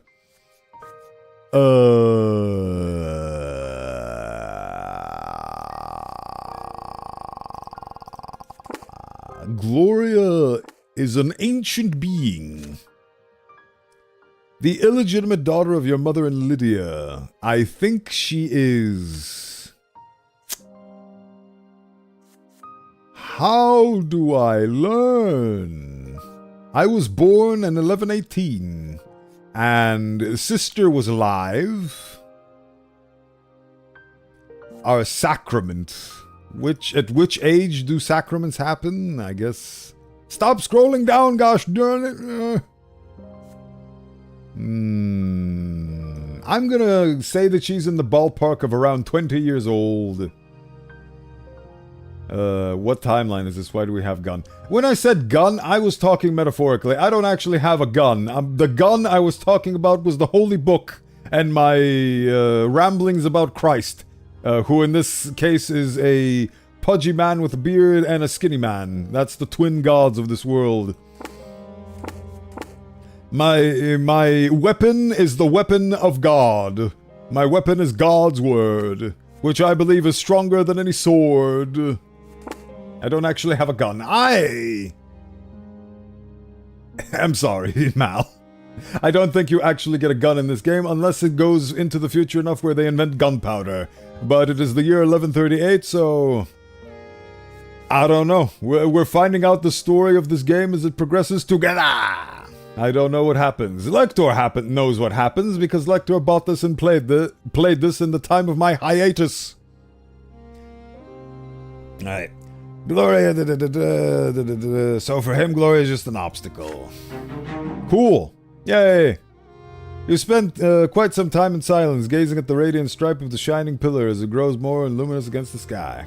How old is Gloria? And is she single? Asking for a friend. She is single, and if you travel to the year 1138, I'm sure you can vex her. As a disembodied skull, I'm sure you'd be a great catch for the ladies. You have your value, as do we all, O Skull. The soldier gives his enemies no quarter. The brand priest gives them the 9mm. Again, parry this, you filthy casual. Gunpowder already exists, but guns don't. You know what? That is fair. That is fair. That is true. Gunpowder wasn't like the name gunpowder is not distracting. What is it? I forgot the word.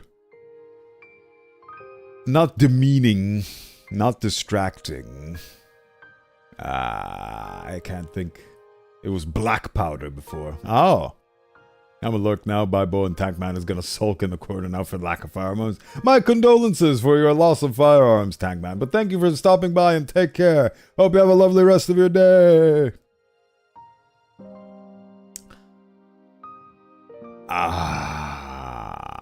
I forgot the word! Because it was pink? Yes. It was called black powder because it was pink. I will not rest until I remember what this word is. Bah! I need to go get a thesaurus.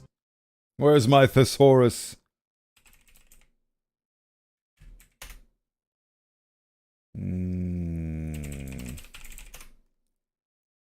Disturbing, rowdy, troublesome, no. False. Deceitful, dishonest, distorted, erroneous, fake, fanciful, faulty, fictitious, fraudulent, improper, inaccurate, incorrect. Misleading, that's the word, misleading. That's the word I was looking for, misleading. Howdy, Bowenthius, how you been? My midterms ended, yippee! Also talking about dust boom boom? You need a little of potassium nitrate, yes. That is a chemical compound. Hello, Park, welcome in. I've been doing well. I'm glad to hear that your midterms have ended. Hopefully you'll get some time off and you can put a bit of a relaxation to the old neurons. Otherwise, I hope you've been well. I've been doing well. Been playing this. We turned into a priest of God, and now we're back to our family, and our mother has scoliosis, which is unfortunate, but we will fix her back as we will fix everything in life, because I believe in the me that believes in me. Oh boy. The sacred conclave. Spring has come. The nightly chill of the desert loses its bite. The daily heat dissipates in gentle rains. Oh boy. Ah. But yes, gunpowder is misleading because gunpowder existed before guns did, but it implies that it doesn't. Then it was called gunpowder because the main use is a propellant for guns, and our modern versions are called smokeless powder. Ah, now! Thank you for the history lesson, Mal. I hope you enjoy the look. And farewell. Spring has come. At the local Inquisition Ward, you are greeted only by dust, dirt, and silence. The building is completely abandoned. It takes both of you several weeks just to make it presentable again. Oh boy. Father Ulrich is yet to arrive. You and Jenny have kept your arrival a secret, but you cannot wait any longer. Today is the day when a sacred sword conclave must assemble in every province of the Empire. You will have to make your presence known to the brothers and sisters of the clergy and announce your mission to pursue heresy and apostasy. I am the heresy. During a sacred conclave, each province elects a patriarch to represent the faith for the next 8 years. In the old ways, every man and woman of the flock had to attend the conclave, but that tradition is long gone. Now only the clergy have a say. Oh, I wonder why.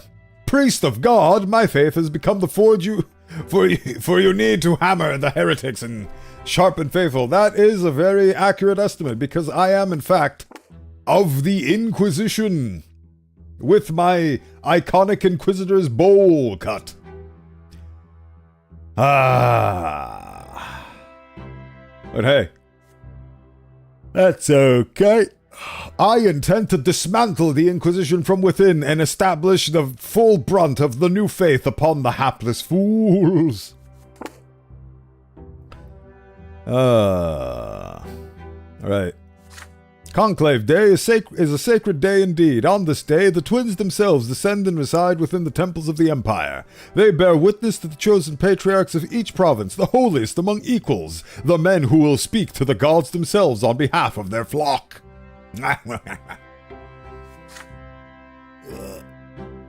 Cassius assumed the patriarchate. The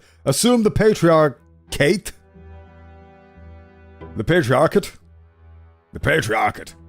After the tragic death of Patriarch Photis and has not been presented to the twins yet. Nevertheless, there is no doubt Cassius will be elected by the clergy of McGraw once again. Ah! I miswrote May with my. My quote got ruined. Ruined like the cities of this rotten empire. We will tear it all down and burn it to the ground. May faith become the forge. Ah. May faith become the forge you need to hammer the heretics and sharpen the faithful. I will do that, but with the new faith, not the old faith, because in this game there's a schism between two different competing faiths, and I like the new one better because it aligns with my moral beliefs more, which is, man should choose his own destiny, and I will fight for that right until the day I die. Anyway. Wow, it's the big funny tree. The conclave is held at the temple by the silver tree. The last time you went there, you were just a little boy. You experienced God for the first time at the foot of this tree. You were struck by the tree even then, but now you gaze at it as though it were an old friend. As an inquisitor, you no longer need to touch the tree to feel the life beating within it. The square by the silver tree is rarely crowded, but today it is packed. All three lots are represented here in ample numbers. The nobles repose in soft chairs in the shade of the tents. The clergy file into the temple one by one. The common folk swarm the square, pushing and shoving for a better view. You hear cries of joy, a hum of approval, and applause. The common people do indeed favor Cassius. Ugh. You and Jean have to push through the crowd to reach the temple doors. Not even Eterna had crowds this big. I thought we'd be trampled for sure. Before entering the temple, you place your hand on the trunk of the tree. It is remarkably warm. Did you hear the heartbeat? At least one thing is still the same. Funny how gunpowder was invented by accident in China just for the Greeks to refine such invention, and the rest is history. Let's say we had cannons before guns. Yes, we did. Didn't we also have explosives before guns? Did we have dynamite? I guess not. Maybe I don't know. I don't know the history of weaponry. I know great swords. That's about it. I know the Mordhau grip because I played a game called Mordhau for an extensive amount of time before it went to shit. I stopped playing it long before it went to shit. It just eventually went to shit because you can't really upkeep something like that because, unfortunately, the lot in life for medieval combat simulators is eventually everybody's gonna learn how to play it and exploit the things that game has, and it will basically amount to a couple of elites that know how to abuse the game, lording over everybody else, and that stops being fun, and those people leave, and then the people who lord over them have nobody to lord over, and they leave too, and rinse and repeat. We made it a gosh darn weapon! Yes, of course we did. As is man's destiny to make everything into a veritable weapon. And uranium was originally planned for use in power also. We made it a weapon. Yes. Yes. If you look at human history, it will depress you. So, try to look into the inwards and the inner love you have for your fellow man, rather than the horrible things that he has invented throughout the course of his existence. Same thing with the news. Those are very loud doors. Here are the two gods that I talked about. The thick one with the beard and the skinny one with the whip. There are over 100 people in the temple. All the clergy of Magra are gathered here. From the abbots of the principal Magran temples to traveling preachers. Most wear the black robes of the old faith. In the far corner of the hall, however, you see several priests of the new faith. Few in numbers and dressed in white. They keep to the side. Ah, yes. Things are very much black and white in this room, Dynamite isn't that old. Dynamite is just stabilized nitroglycerin, with nitroglycerin being made roughly in 1850. So what came first, dynamite or the revolver?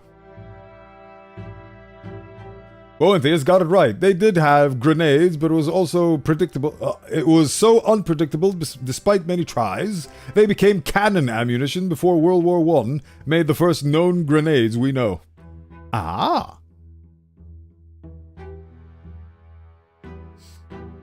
The history of gunpowder, or black powder, or smoker's delight? What do you call it? Smokeless powder. If the smoke emanating from guns being fired doesn't come from the black powder, what does it come from? A bullet is made out of the actual metal bullet at the front of the thing. Inside of the shell, the back of the shell has a primer, and in front of that, inside the shell, is the black powder, which is ignited by the primer. Lead. Lead. I love how I keep bringing you out of your lurk, because this is a thing that you are very well versed in.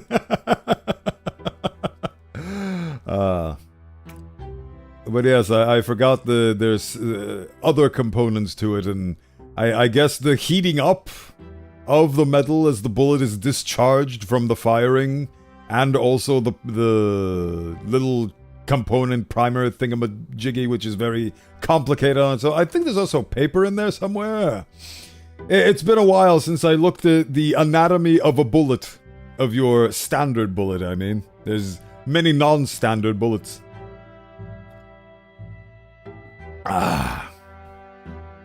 Sulfur has been a very fun game to play. Anyway.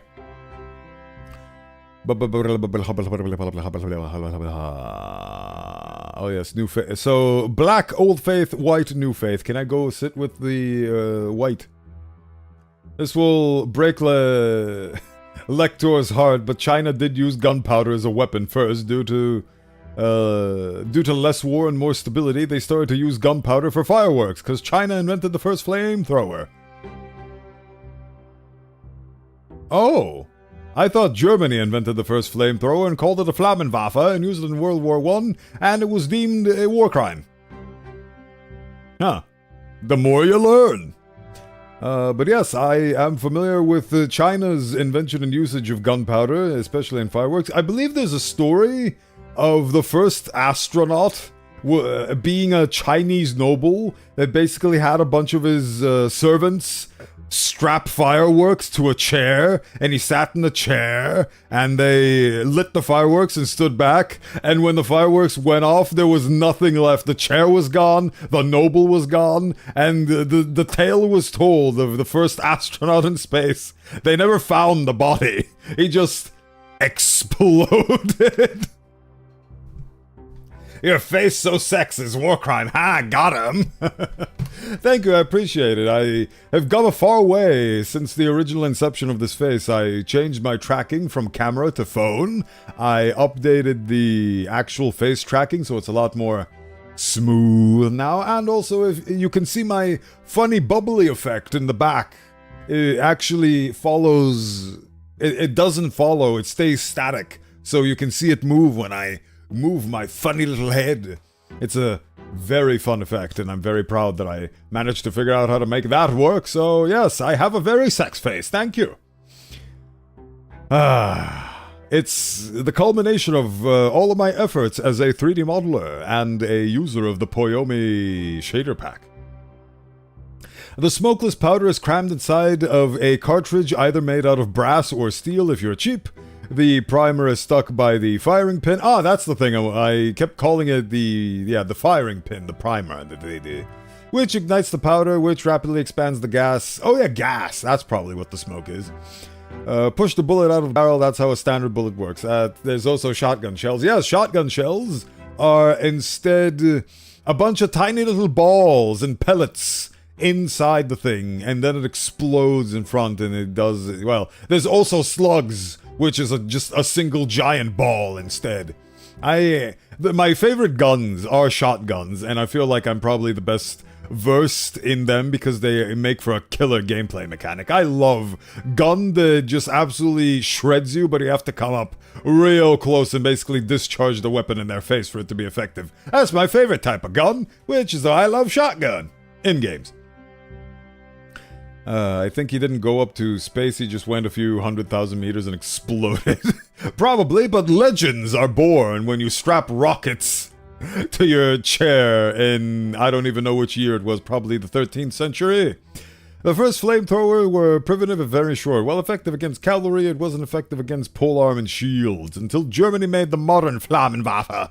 Ah! So the Chinese made it, and then somebody from Europe refined it. Is that what history boils down to? It is amazing how much history there is in China. They had so many things going for them before we even started recording our history.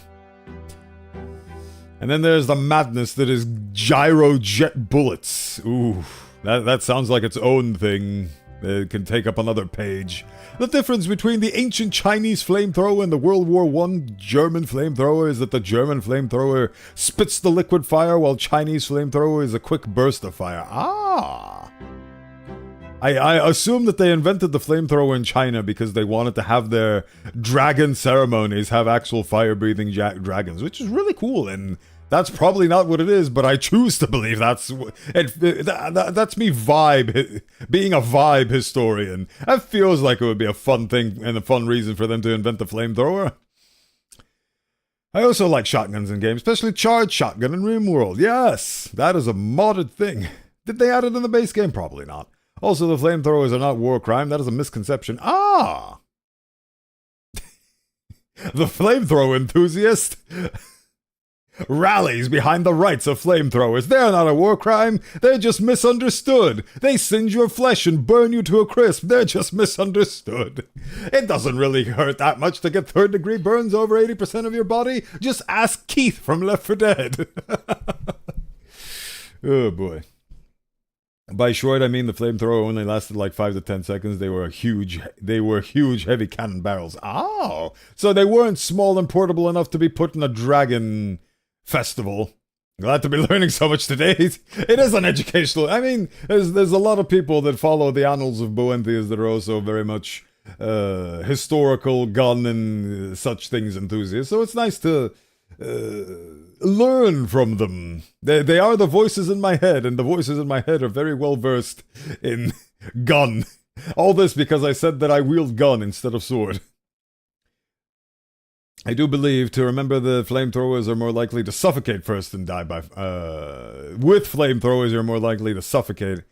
Oh, because the fire consumes all the oxygen around you to feed itself, so it basically asphyxiates you? That's a metal thing I never thought about. Yes, I am aware, Lector. I have a couple of hours in RimWorld. Bowenthius is even more correct. China and Korea did do that while making their primitive flamethrower have dragon heads. Perfect example is the turtle ship. Oh. Oh yeah, there is a thing about that. There is also a weapon in Team Fortress 2 that is styled after a dragon's head, and it is a gun for the heavy weapons guy, which belts fire whenever you have the thing revved up. Flamethrowers are also considered farming equipment. It is used to burn away brush, and also used that way during World War II, and during Vietnam. I mean, it would make sense. It's a great way to clear a field. Like a railgun. Whatchamacallit? Yeah, exactly. What is history? We were playing a game. Let's go back to that. I feel like I've diverted from the game enough. But yes, it's very interesting to learn about all of these things. Makes me feel even more proud whenever I go play Command & Conquer Generals and pick the China faction and hear all their funny voices. Brighter than the sun. No worries, dude. It's honestly, it's quite endearing to see you so passionate about these things, and I'm glad to see that your lurk is a true lurk. I myself have succumbed to the problem where when I say I'm going to lurk, I basically just leave the tab muted. I still support the person by having an instance of their stream running, but I don't really listen to it anymore.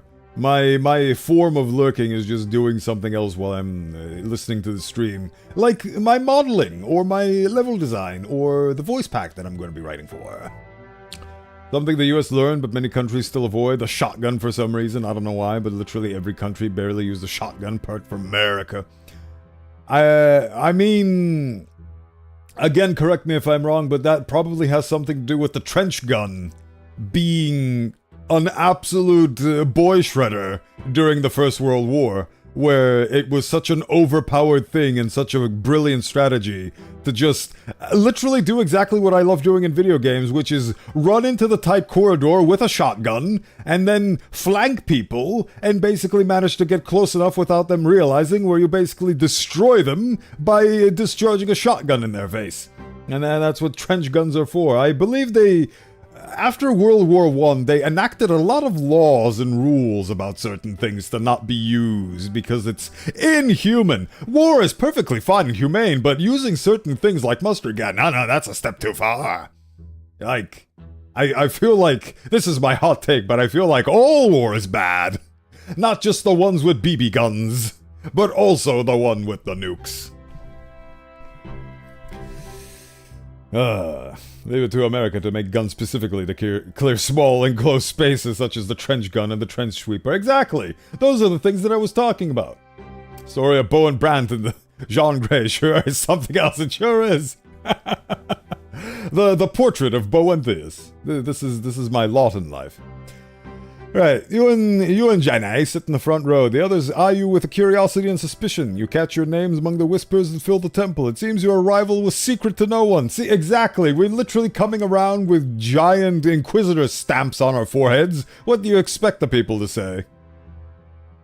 Despite the power of the shotgun, somehow the global world views the shotgun as a hunter or hillbilly weapon, or even sport, but never military for some odd reason, except America.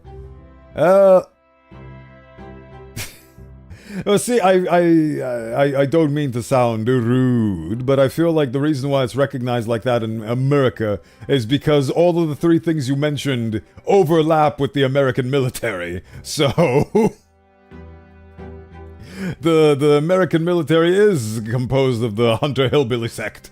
So of course they'd use shotguns, but like, ever since I was a wee little boy and played Half-Life 2, I fell in love with the shotgun and its ability to absolutely dispatch all of your foes with great dispatch at the push of a button. All of the guns that I'm building in Sulfur are basically variations of shotguns, and I've been loving it. Absolutely loving it. I've made such overpowered things.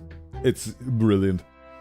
Shotguns, I think, fell first out of favor because SMGs did a better job, which got themselves replaced by assault rifles. Yes, I believe the reason for that is because shotguns are unwieldy and explode your shoulder alongside the face of your enemies.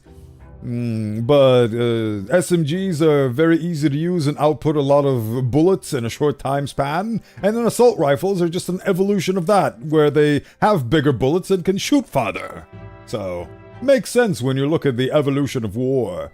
The ultimate weapon is probably one that, like, doesn't have any recoil and just dispenses infinity bullets at infinity yards.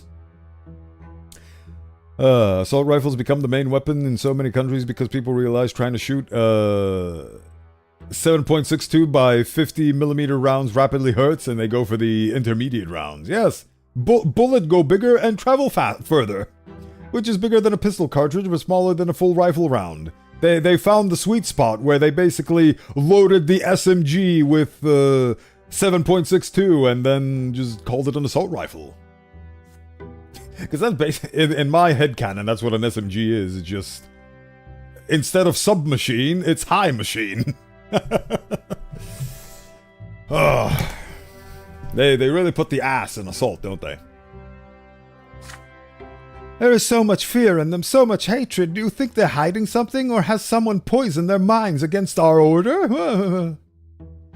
We will embrace the fact that people hate us because we're the Spanish Inquisition, and instead we will convert them to the New Faith. Go Team New Faith. Talking about shotgun, which one is your favorite? I forgot I asked this question. Pump action, semi-auto, lever action, automatic, single shot. Pump action. And then second place is lever action. And that's about it. There you go. Jujutsu Kaisen makes a good point, yes. Oh. yes, Jujutsu Kaisen of the Inquisition. Also, the perfect weapon you describe is a laser gun from Warhammer 40k, which triggered my autism again. Well, I mean, Warhammer is basically war porn, so it is all the macho inclinations dialed up to ridiculous percents, and it has a little bit of everything for everyone. All the boys in the yard gather for Warhammer 40k. From the Henry Cavills to the you and I's. Talking about automatic weapons, the bar was meant to be a battle action rifle. Battle ready rifle? Well, battle rifle, but due to how large, heavy, and big it was, people instead view it to use as a light machine gun instead of a battle rifle. It's being triggered so much, maybe your brain is... The greatest weapon is your mind being triggered by all these lovely topics that Mal is very well versed in and has a great liking and passion towards. The cheering... Oh, there's the guy we need to overthrow. Look at him in his Cassius belly. The cheering of the crowd drowns out Janae's words. Patriarch Cassius is approaching, blessing the people around him as he crosses the square. His blessing doesn't mean diddly squat. Joanne Joestar is a valuable ally to Bowen. We will abuse her maliciously as we delve into the new faith. The last gun is extremely lightweight, very powerful for its size, but is basically has infinite bullets, which is lasers, and is mass-produced like bread. Is that what the orcs use? Because it goes pew-pew. The Patriarch enters the temple. The doors are locked behind him. The clamor grows quiet. Cassius has a pleasant look about him. I disagree. A sturdy middle-aged man, he greets people with a soft, peaceful smile. Those gathered at the temple rise from the pews to greet the patriarchy. The priests in white cassocks are the last to rise. Ha! Even though there is a bar variant called the Colt R80 Monitor that is so close to the FAL, before the FIL existed, the reason it never got popular is because it kept using the big rounds. The 308 and the 3006. Also, another gun that I like, if we remove shotguns from the equation, the FNFAL is actually my favorite, because it is a literally click and kill. It is a semi-automatic. And it just click, shoot, click, bullet. It's such a fun concept. It kind of feels like shotguns to me. Like, everything goes back to if it feels like a shotgun.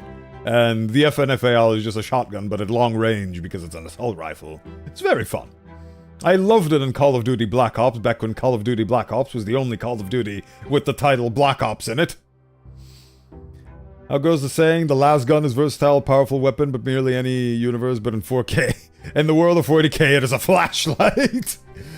Well, I mean, considering you have giant mech suits that are being powered by corpses and those things, like, what were they called? Caskets or something like that? Death casks, something like that. I'm not particularly super well versed in 40K. I do dabble. I mean, look at me. Do I look like I don't dabble in 40K? Those who don't fear the last gun have yet to face a wall of them. Beautiful. Does it have green space lasers or purple?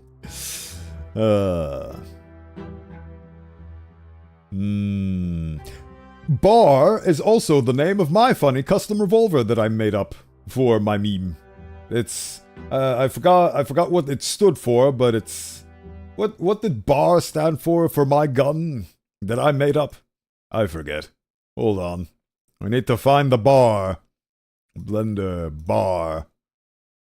Break action revolver. That's what bar stands for my gun. It's a break action revolver, and I named it the bar.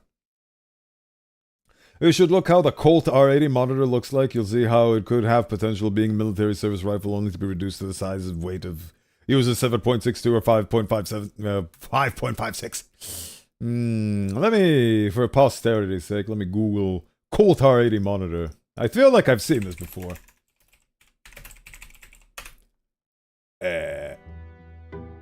Oh, that thing! Oh, I have seen this thing before. Huh. That is adorable. There's even a magazine picture of it. That is adorable.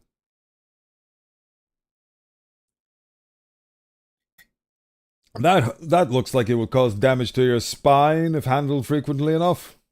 Delightful. Right. Browning automatic rifle. There we go. It was never meant to be a lightweight machine gun, but sadly, it wanted to replace the M1 Garand, but sadly couldn't. Yeah, I see how it looks like the M1 Garand's brother that's trying too hard. Oh no, my Chrome crashed. Now I missed everything.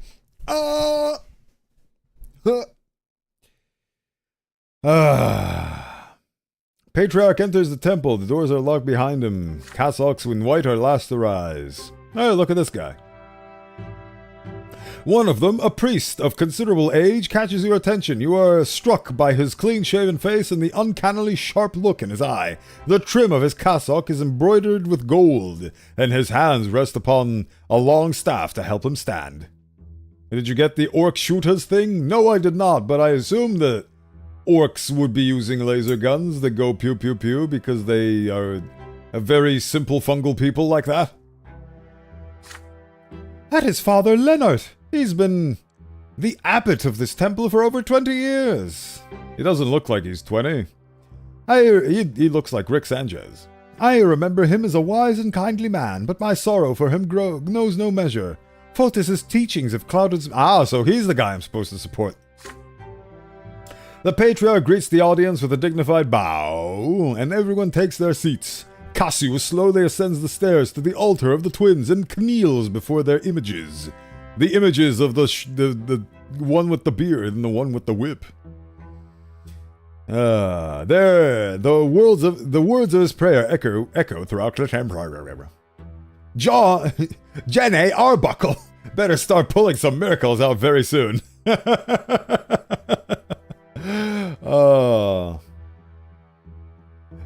John, life and suffering of Sir Brands, better pull out something soon.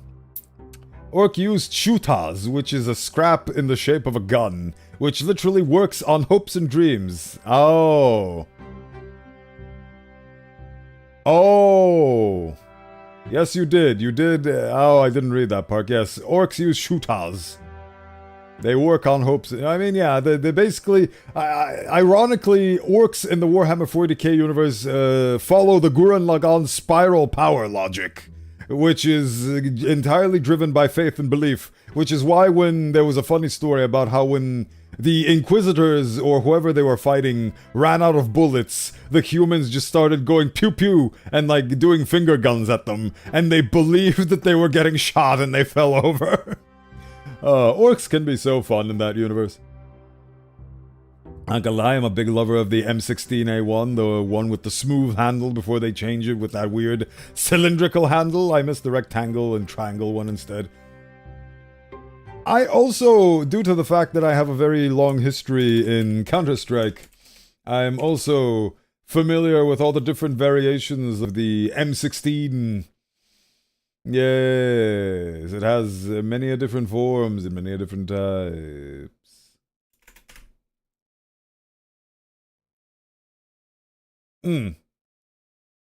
I also do like it when it is triangle formed.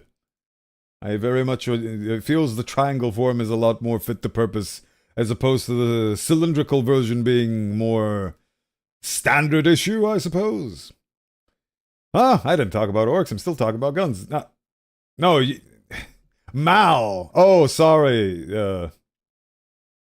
I didn't mean that you were talking about orcs. I am simultaneously tapped into the YouTube chat and the Twitch chat, and because they're both combined, Mal's message was under yours, even though you don't see his messages because you're only on YouTube. I didn't mean you were talking about Orcs Park. You're talking about guns. Mal's talking about orcs in 40k. It's the Imperial Guard, as the story goes. It's just that my chats are combined, so both of your messages are appearing simultaneously in chronological order together, even though you don't see them because you're not on Twitch, and vice versa for Mal, the Tankman.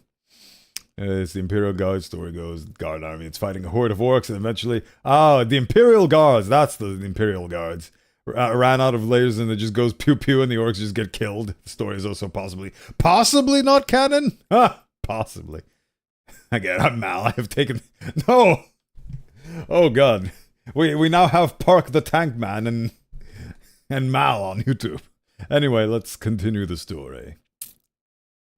The patriarch greets the audience with a dignified bow, and everyone takes their seats. Cassius slowly ascends the stairs to the altar of the twins and kneels before their images. The words of his prayer echo throughout the temple. Yes! Yes, I have. The Pringles are mine, and you cannot have them. Mal talking about Warhammer and 40k. Thank you for such a generous meal, Master Bowenthius. This soul will be of great sustenance. You heard the guy from the zombie mod say, "Fetch me their souls," and you took those teachings to heart. Oh God, I have to give this guy a voice. Oh, actually, I know exactly what kind of a voice I can give him. Oh, heavenly souls, oh goodness of life, the young defender of the world, judge and counselor, the elder in the spirit of truth, love and filling everything with his presence, we humbly abide by your law, by the 3 lots of Mercedes. I have it, I guess. They are expired anyways. Oh. Don't be like that. Your expired soul is still a soul.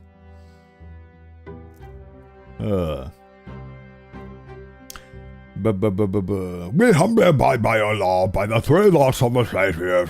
May the righteous achieve eternal bliss, and may the sinners suffer retribution without mercy. In your sight, I hereby relinquish my authority as patriarch. May you allow your children to elect him who shall take my place. I will vote for not that guy. The air feels heavy, as though it is pressing down on you. The priests remain motionless, holding their breath. Hey, where's my endless riches? I want my soul back. Give me my soul. You can have your soul in exchange for endless riches. Never make a deal with the devil. He'll get you on the fine print. Trust me, I know. Whenever I crack my bones, I wonder if you guys can hear that. Doesn't seem to get picked up. Very inaudible. I need to spine adjustment better. An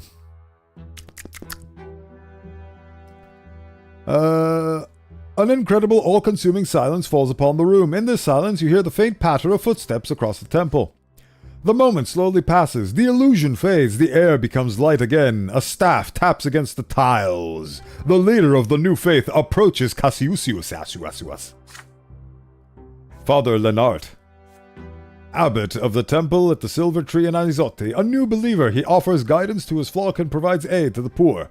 Many worshippers seek Leonard's temple, hoping to find peace and tranquility in his company. Hell yeah, he's my new person that I support.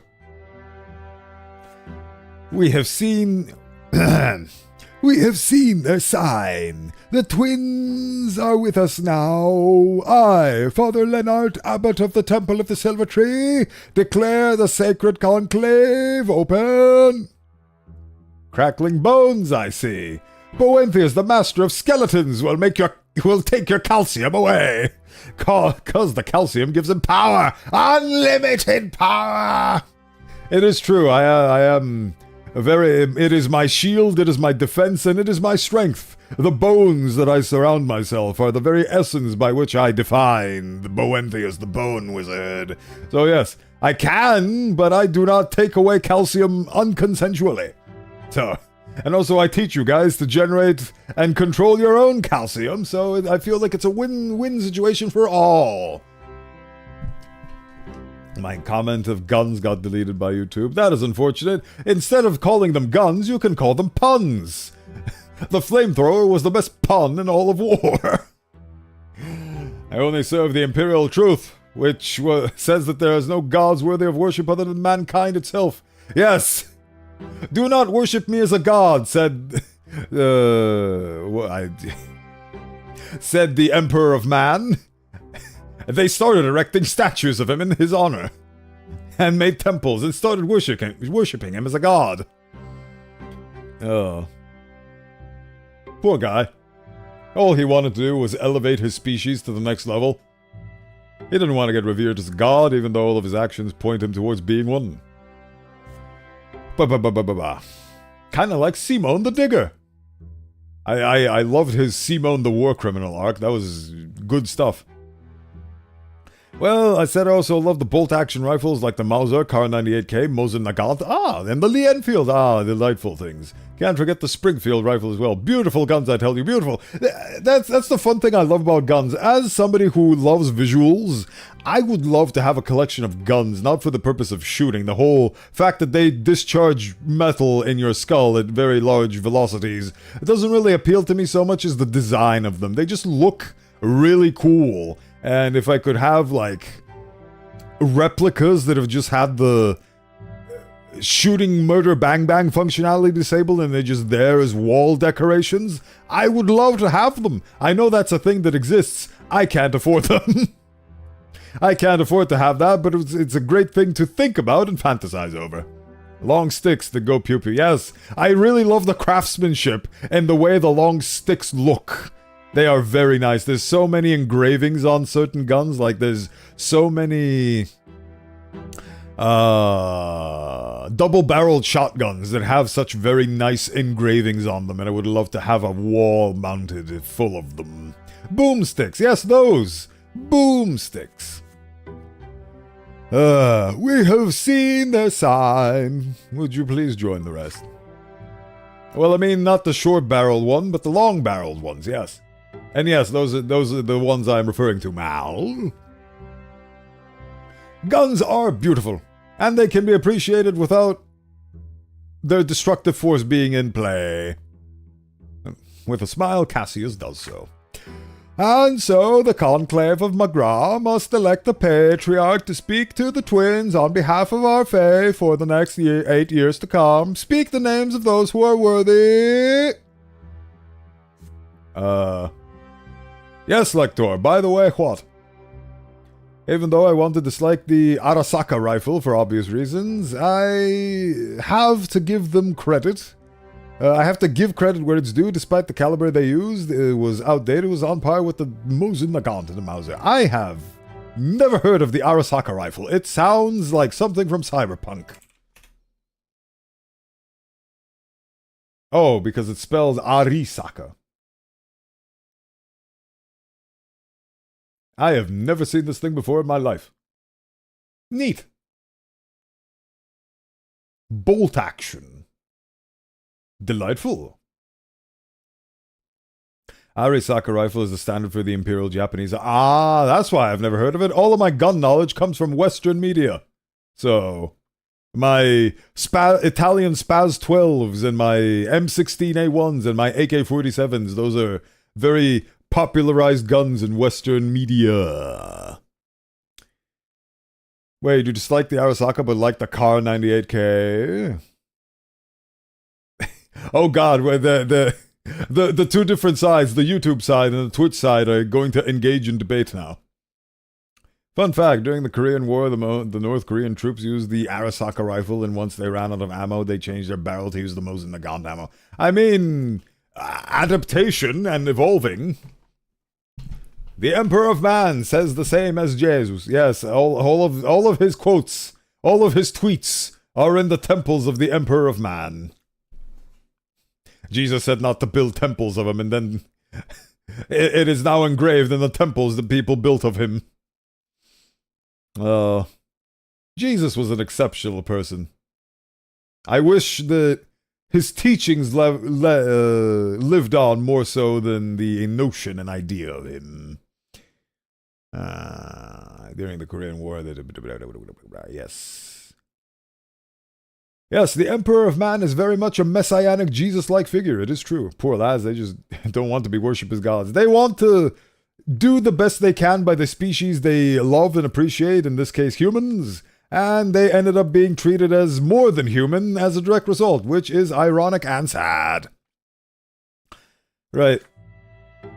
Several voices answer the call. Cassius, Father Cassius. No other candidate is mentioned. Father Leonard rubs the bridge of his nose before he continues. Why didn't you guys say Father Leonard? Twitch forgets Japan hurt Asia while Germany hurt the West, which is why East have less hate on Germany while the West have less hate on Japan. Well, I mean, it's all a matter of perspective, really. No need to worry about the YouTubian O'Skull complicated things. He is a well-behaved servant. A very long-standing anchor to the scions of Bowenthius, I might add.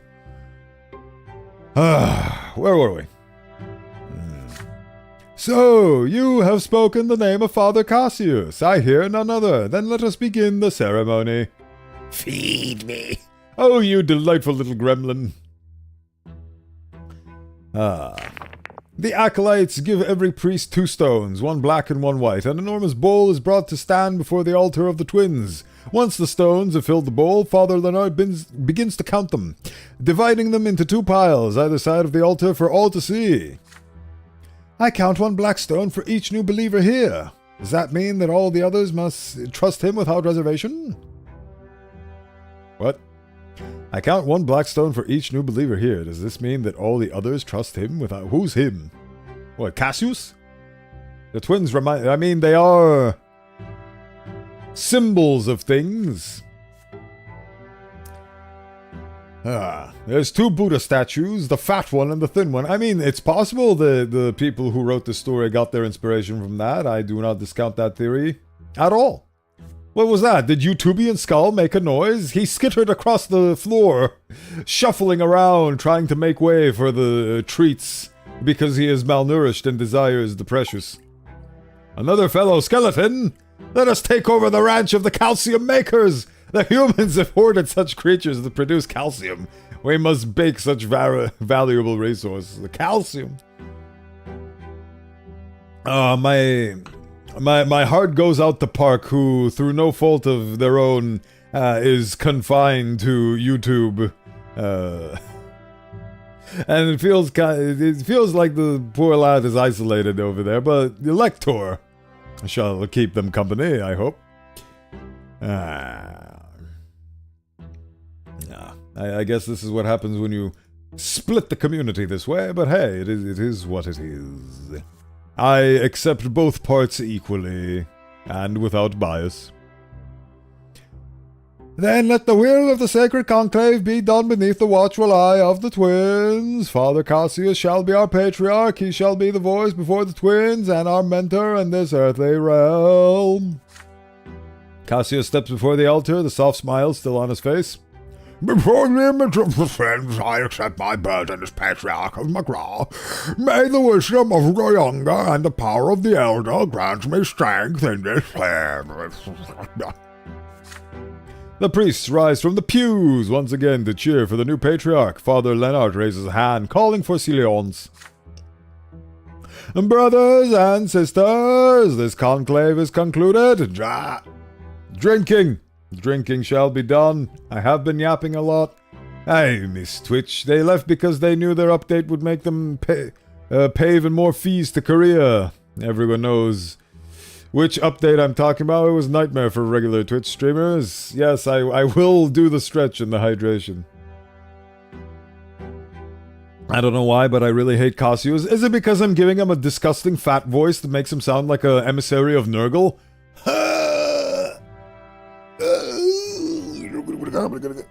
Stretching. There we go, stretching. And hydration in the name of Utubian O-Skull, as decreed by Twitchian O-Skull.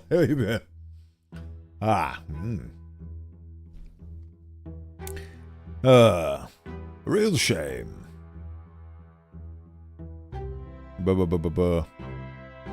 But before we exit this temple to announce the name of the new patriarch to the people, we must first hear out the inquisitors who have come to our province. They will proclaim their mission to that each priest may relay their words to his or her parish. You and Jean take a step toward the altar, but unexpected creaking sound startles. Oh God, Ulrich is here to interrupt the wedding! From those within the temple doors burst open. An armed squad marches into the hall. Champions of faith, warriors of the Order and the Inquisition. They are led by Inquisitor Ulrich. He holds an edict sealed with 3 seals. Something which people forget, even the gods themselves, is that they represent all thoughts and emotions, the good, the bad, and the ugly, yes. Man created God in his image, after all. Me asleep, boy. Me nap. Was nice to see everyone again. Stay amazing, all. Thank you for tuning into our call. It was great to hear from you again and see that you're doing fine and well. I hope that your walks of life continue to be ever fruitful. Take care and farewell, my friend. Goodbye.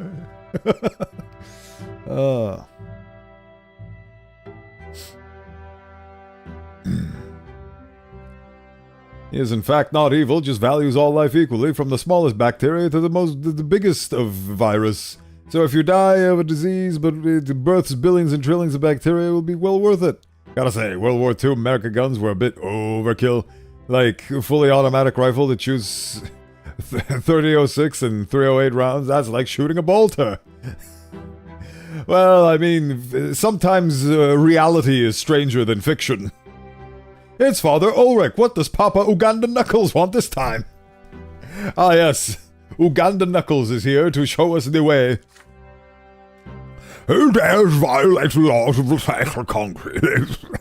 The doors of this temple must remain closed until a new patriarch has been elected. The patriarch's voice booms within the patriarch's temple walls, as though the patriarch's twins themselves patriarchally share this patriarchal indignation.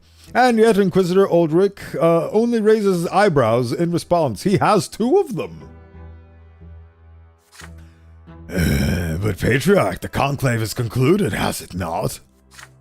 I am Inquisitor Ulrich. I have been sent by the Order of the Inquisition to purge the last remnants of Char Melanitis' legacy from your province. Anyone insolent enough to stand in my way shall be branded an ally of the heretics and sentenced to true death. You exchange a quick glance with Giorno Giovanni. Purging the dark legacy of Char Melanitis from the province may be a trumped-up excuse, but it grants the Inquisitor incredible authority. Here in Magra, it is all too easy to tie anything to anything and anyone to the rebellious Duke. Yes, the history of Char Melanitis and him being a big mean boy, and he was the last of the provinces to be taken over by the main empire. Maybe the Imperium was America still the whole time. I'm joking, but when you think about it, yeah, World War II America weapons are basically the equivalent of bolter weapons from Warhammer 40k. Well, they wanted to get the job done.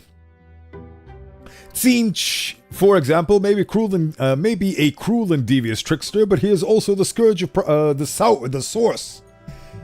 source of progress and a beacon of hope. Change, after all, is neither innately benevolent or malevolent. Without him, there will be no evil schemes, but there will also be no one smart enough to save people from those schemes. Nothing will ever get done, and we will all fall into a formless static karma. It is true, I think. Out of all of the Chaos Gods, I align with Tzeentch the most, because he is the power for change. It could be bad change, but it could be good change. And he has those... He is something that I could never be, which is somebody who plans things ahead to a ridiculous degree and has 50 million steps ahead of his great and powerful schemes, and everything is all going according to Keikaku, which would please Nurgle.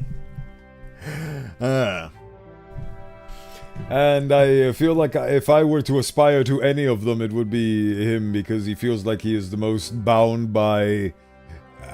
something that is neutral and is neither inherently bad nor good. He likes no change and stagnation. Yes, Nurgle... Well, I mean, Nurgle just likes endless creation, doesn't he? He's just endlessly multiply and endlessly create. All life is precious, so all the bacteria that exists is... that's why all of the Nurgle troops are basically decaying corpses. They are not allowed to die. They're basically the equivalent of prime intellect. Now Bowen is also changing Jacquard's name for every instance. Yes, it is a point of solidarity towards you and your quip. Mal loves Warhammer 40k, but I love post-apocalyptic worlds like Fallout, Wasteland, Stalker, and most zombie games. So do I! It's almost as if we have a lot in common, which is why we love conversing with one another. There are two other Inquisitors present here. I want their voices to be heard. Not just by the members of the Conclave, but by the common people as well. The clergy of Magra often tend to ignore or utterly distort the will of the Inquisition. I am here to prevent this from happening. By the way, yes. His words are met with indignant cries, but Father Ulrich remains still, his piercing gaze transfixing Cassius, waiting for an answer. The Patriarch is perplexed at first, but he slowly begins to regain his composure as he recognizes the support he enjoys on the part of the clergy. My favorite is also Tzeentch. I also like how stupid his name is, Tzeentch. It's pronounced in such a... It's spelled in such a ridiculous way and pronounced in an even more ridiculous way. I love it. He seems the most not eternally, yes. He is... It's just that Khorne and Slaanesh are born of base instinct and desire. Slaanesh being the champion of that, and being debauchery incarnate. Being born of the elven desire for pleasure and so on. And then Khorne is just War, death, skulls for the skull, bro. Like, he's just anger incarnate. And, well... One should do well to rise above their carnal instincts, is my subjective opinion. And that is what Nurgle represents: stagnancy, a lack of change, inevitably eternal cycle of decay and renewal, but also represents the solidarity of people when facing the same inevitabilities. In short, if everything is shit, why worry about it? That's why his demons are all insufferably cheerful, even when their entrails is on the wrong side of their ribcage. Their entrails are basically decorations and scarves at that point. What makes Tzeentch funny is that he legit doesn't care about his own followers. His entire goal is basically constant change, as long as it benefits him or messes with the others. Yeah, he's basically... like, he won't coddle you. You're not his number one special boy. He just wants to do the thing, and if you help him do the thing, then great. But if you don't, get out of the way so he can do the thing. He is very much goal and business oriented. He's probably the patron saint of all CEOs. But then again, actually no, Nurgle is that one. The CEO mandate is stagnation, so... stagnation through the infinite growth on a chart. Regression in some parts, it's horrible. Anyway. Patriarch Canary here thinks he's some hot shit.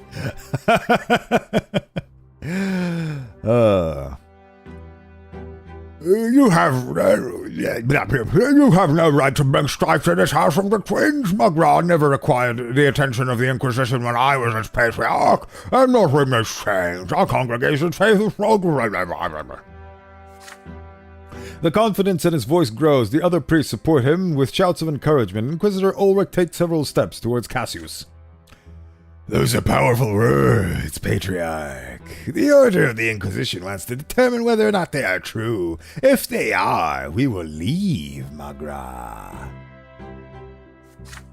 Korn, Slanesh, and Nurgle do have favorite champions, but Tzeentch legit doesn't care. Most of his champions are chosen because he needs them for his schemes. Yes, they're basically the right pieces that fit into the right slots at the right time. They're chosen because they are instrumental to the plot, rather than him having any emotional attachment to them or the emotional manipulation. Because for some Chaos Gods, it's emotional manipulation, like they stroke your ego and tell you you're the best boy, when in reality they just want you to do what they want because when with Tzeentch it's like, I don't love you, I don't care for you, if you do this thing for me, I will be happy because it forwards my agenda. Otherwise, leave the Wendy's, please. And Korn may be a source of endless bloodshed and slaughter, but that's not because he represents a natural concept, survival. Because he represents a natural concept, survival of the fittest. Strength and skill is all that matters to him. Also represents justice, vengeance, and honor. So unlike the others, he never stabs you in the back. He will stab you in the face again and again until your face stops resembling a face. Yes, he's basically in it for the love of the game. As a concept, like he is the incarnation of in it for the love of the game, and he loves the honor aspect, and he just loves the bloodshed. And that's I remember when I was a younger sprout, that was the things that I aspired to as well. Even his favorite diamond he created, he still chucked the little fella into a mysterious hole in the warp to see what happens. Well, I mean. Well, in order to finalize and refine the plans, we need to see what doing X leads to, so it factors into the plan. It's not nice to stab people in it. Exactly, if I'm gonna stab somebody and they're gonna know it, they're gonna receive a letter in the mail. Hello, good sir, I will stab you in the face. In 21 days, as that will be the amount of time it takes me to get to your location. Quickly, I am rapidly approaching. Looks like Father Uranus has something to say to Bowen. Yes, Father Ultramar gestures you to come closer. But I have interrupted your speech, Inquisitors. Come, make our intentions known. I am certain the people will give you their true attention now. Brother Bowen, kindly address those who have gathered here today from the temple steps. Accuse. You address the gathering with words of accusation. You address the gathering with words of peace and reconciliation. A choice is made. A choice is laid. Feel like people misinterpreted Slanesh and even GW have lost the plot because Slanesh was supposed to be mean the excess of emotions and torture, but GW leaned into the horny stuff. Yes, well, the problem with that is twofold. Is the Games Workshop knows very well, as much as any business, that sex sells. So they are going to abuse that fact, so maliciously. And so there is a factor in that, but also it's their story and they can change the original meaning however they like. Unfortunately, even though the original purpose was something, they can fit it to meet their agenda instead, which is line go up. Do you know how much the Games Workshop stocks are nowadays? Very, very big. They line go up, and they want to keep line go up, so NSFW is good for line go up.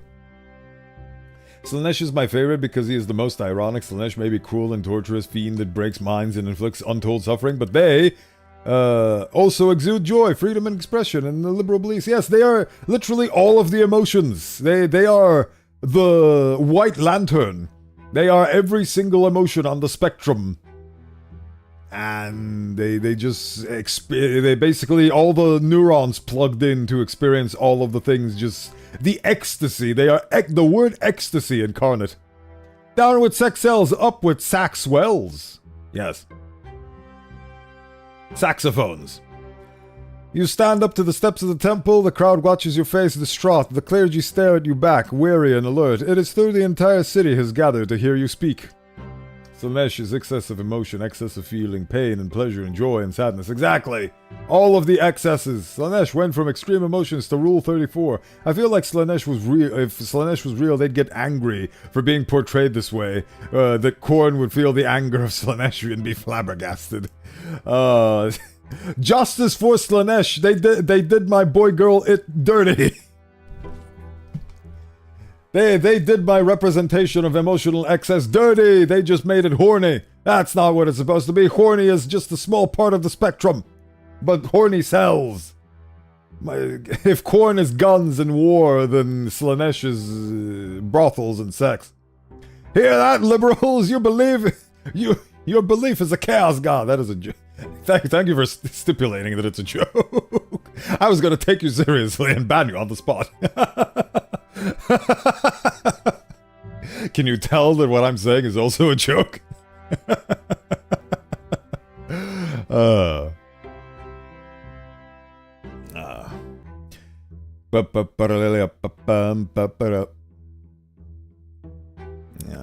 crowd watches your face, right? You tell them that the Inquisition has come to Anizotta on an important mission, but it is by no means a mission of punishment. You have been sent there to save souls, to protect them from the dangers of heresy and magic. All of you, yourself included, are but the humble children of the twins. Those whose faith is strong have nothing to fear from you. The crowd is silent. Jean stares at you in confusion. You hear hushed whispers among the clergy behind your back. It brings me joy to hear these words. To fight the scourge of magic is a worthy cause, but I doubt you will find it here in Magra. Oh yeah, I was supposed to be firm but stern in this one so they'd fear the Inquisition so I'd have enough power to overthrow the government. Oops! Oh well. Those darn liberals ruined my Slanesh, said the boomer Slanesh follower. As a sci-fi nerd, I also have a distaste for magic. Magic doesn't make sense, so I understand you there. I just woke up one day and could move bones. What's the deal with that? But the rule of cool is a very strong one for this Osteomancer. Now, excuse me while I greet my flock and announce the conclusion of the conclave. Oh no, I didn't give a strong speech in front of the people, so now they're gonna think I'm weak, so I'm gonna have to start killing them.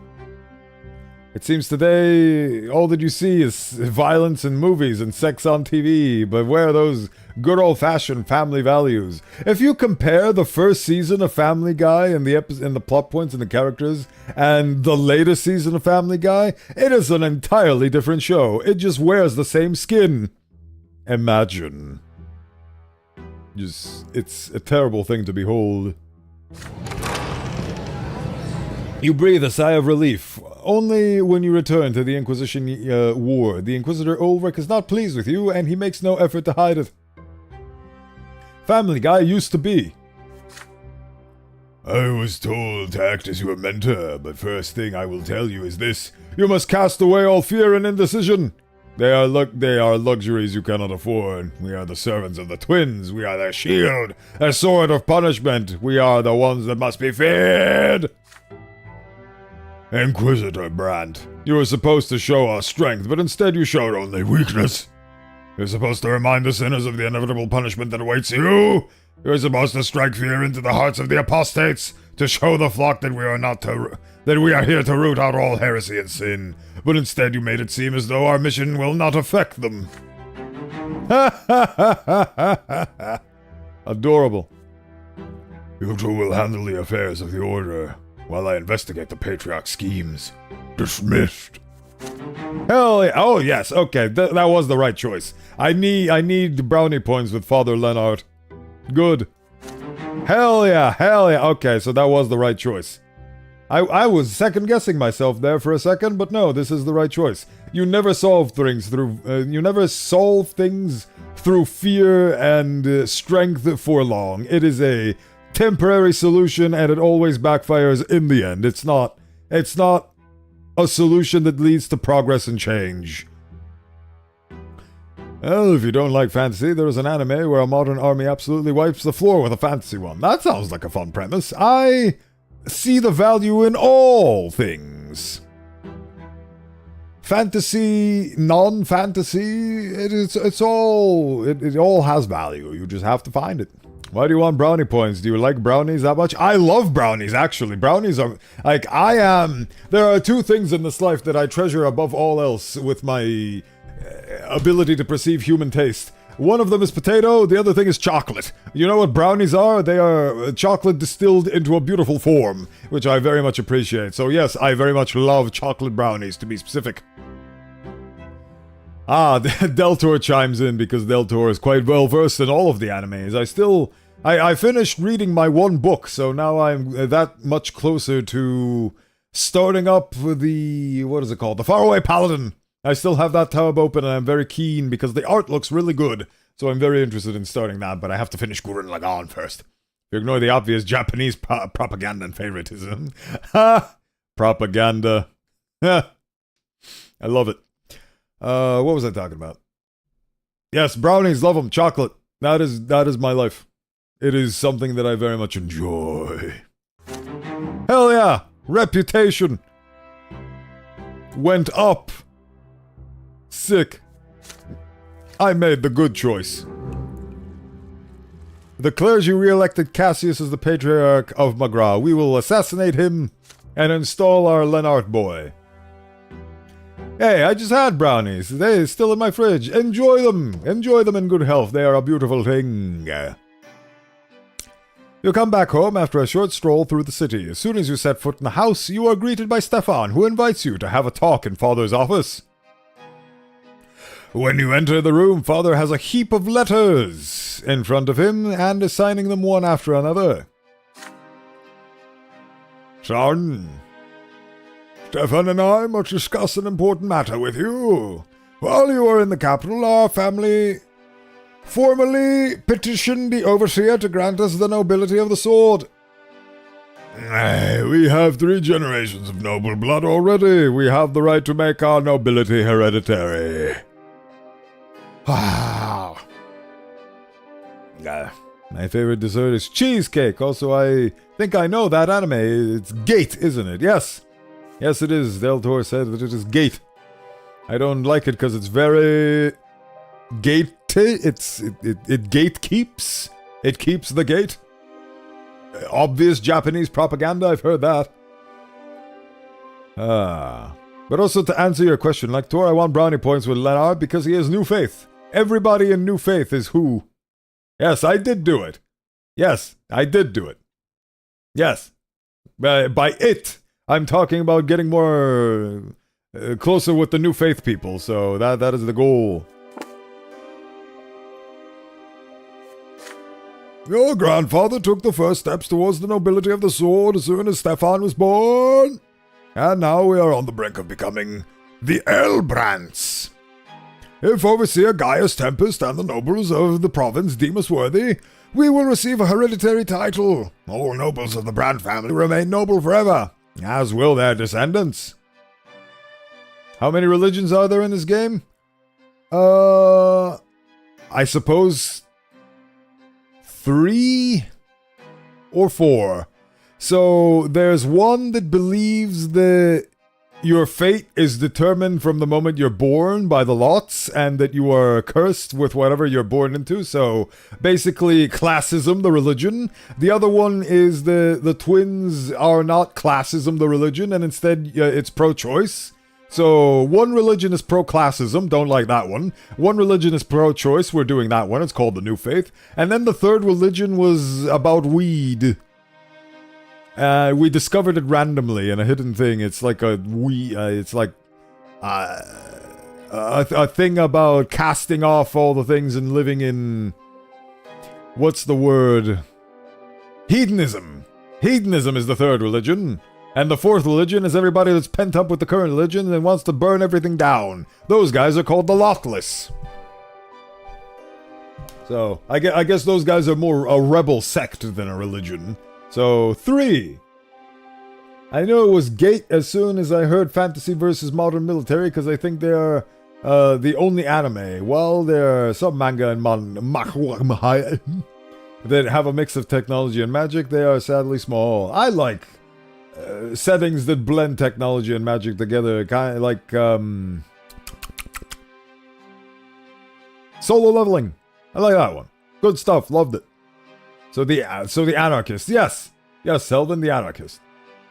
So the third religion is a Slaneshi cult. Yes, Mal, that is correct. The third religion, I found them randomly by making a specific choice. They showed up, and I never heard from them again. That's all. They were just like a side thing. Never heard from them again. Father and I will do our utmost to maintain the family's position, but our goal can be reached only if our reputation remains unblemished in the eyes of high society. The nobility is watching your every step. Too bad. I'm gonna upset the establishment, destroy the old religion, and establish the new one. There's also Summoning Japan, a manga that really needs to be adapted into an anime. Your interests are they're very fun. They're very, like, a specific vibe that I'm starting to mesh and meld more with as time moves on. Like, I'm getting a clearer and more succinct picture of you, Mal. You are one of the mainstays of the Scions of Bowenthius, after all. The Nebula Civilization manhwa is the only one that comes close to the thing I want, but is only one and is underrated. It's basically fantasy Sid Meier civilization, where fantasy races use techs. Ah, yes. On the same planet with where some people are fighting with sticks and rocks, other people are fighting with laser guns and nukes. Stephanie's here. James Stephanie Sterling is here. Starting to feel like another Richard, like Gregor. It's starting to feel like another dick. Father lays a hand on your shoulder. No, this is your cause too. The future of our family depends on it. We are estimable. We need an estimable reputation and wealth. Everyone bearing the name of Brandt affects it. Remember, with every action you take, Bowen. You will have to appear before Anisote High Society. We are going to host a reception for the nobility at our home soon. You must uphold the honor of our family, brother. You'll relate the news from Eterna to our guests and present yourself in a favorable light. Have you seen my haircut? How can I ever present myself in a favorable light? I'm very vain sometimes. But I am not without my self-awareness. With Stefan at the helm, the entire family spends a week preparing for the majestic reception. The house is flooded with decorations and new tableware. Delicacies are cooking in the kitchen. Round the clock, and napkins now bear an embroidered oak branch in chains, the Brandt family crest. Not gonna lie, I miss horror anime. There used to be a lot of them in the 80s and 90s. Now most anime are shonen or sussy baka, We need more horror. The world deserves fear and despair and fear. I don't know whether or not horror is supposed to invoke the feelings of fear and despair. I think it's supposed to, like, get your adrenaline up because it's supposed to simulate you being in a fight or flight situation where you need to run away and get scared and jumped and so it leans on the fear aspect because you're fearing for your life from the scary thing. But despair, it's more like a Trigon type deal, or like a Death Note. Summoning, it does actually. That is a good question. Does Death Note count as horror anime? It's a detective noir. Well, not a noir thing, but a detective thing where there's a main mystery being unfolded, but the main mystery deals with gods of death that look gross. People scream when they see them. Stefan, it's always about the haircut. Yes, it is the haircut. I'd rather go the Ulrich route and go bald if my only choice is bald and bowl cut. It's a manga. Summoning Japan is like an isekai, but instead of one person isekai, it's the entire country. Of course, the entire. How can we raise the stakes? Isekai the entire country of Japan. Oof.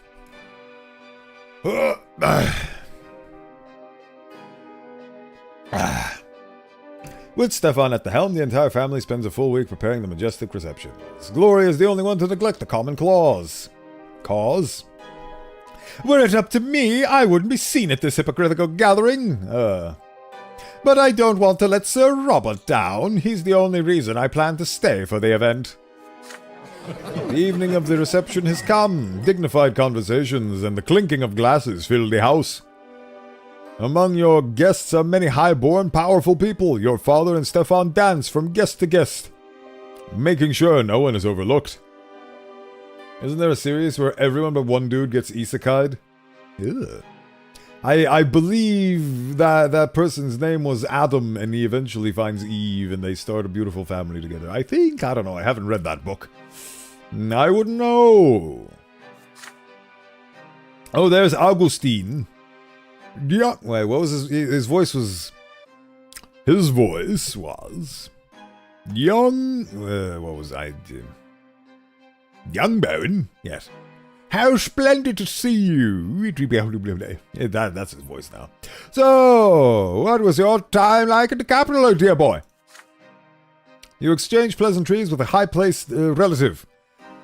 Meanwhile, Gloria and Mother spend the evening on the seat by the wall without drawing any attention. Neither your father nor your elder brother introduced them to the noble guests.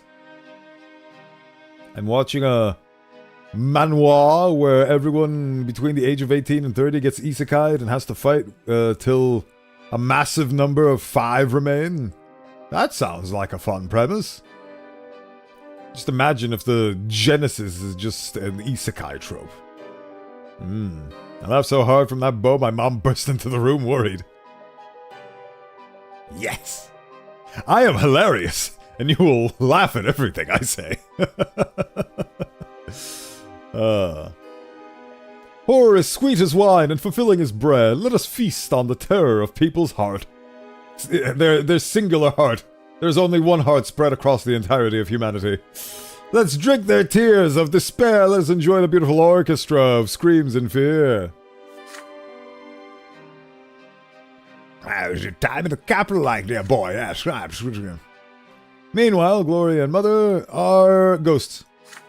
Still, one of the guests, a young nobleman of the sword named Jose El Pelletier, keeps staring at Gloria in fascination. Your sister averts her eyes, bemused.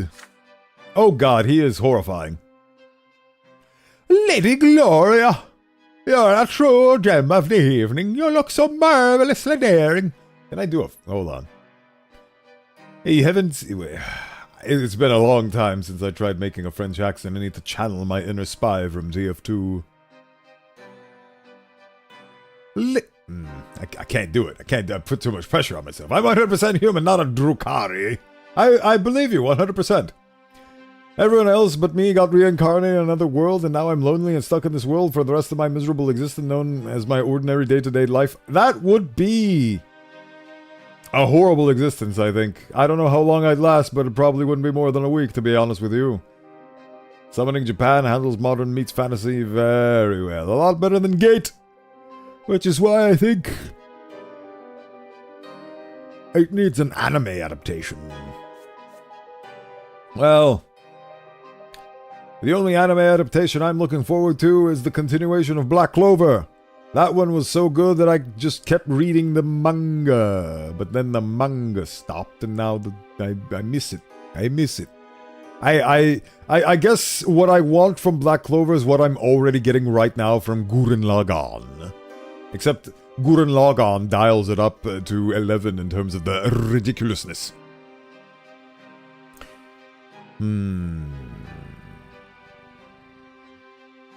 Lady Gloria. I don't know what this is. We are now going into full yokel territory. I tried to do a French accent and now I'm doing this instead. You're the true gem of the evening. You look so marvelously daring. I haven't seen you. You're like even in the capital. Yahoo! That's what he sounds like now. I hope you enjoy it. When you walk past Gloria, you hear her hurried whisper. Bowen, please talk to me. This El Helper keeps following me. I feel uneasy. What does he want from me? I'm just a lowly commoner. He wants to smooch you. Come with me to the other side of the room, although I'll probably stand still out among these refined nobles. I mean, to be fair, you have the look about you of a refined noble. So, a young nobleman of the sword. Oh my god, he is so fancy. Heir to the old and powerful Magrand dynasty, received his education at the Imperial College. Nobleman of the sword. Ooh. One Piece is approaching its end. Give it another decade or so. I can't wait to live in the timeline where One Piece is finally concluded. I hope I get to live that long. Speaking of living that long, I think we're all going to enter the reality of Half-Life 3 exists. Isn't that fun? At least I hope so. I stopped catching up to One Piece when I was 12, the only One Piece... And now you're 73! And One Piece is still not over!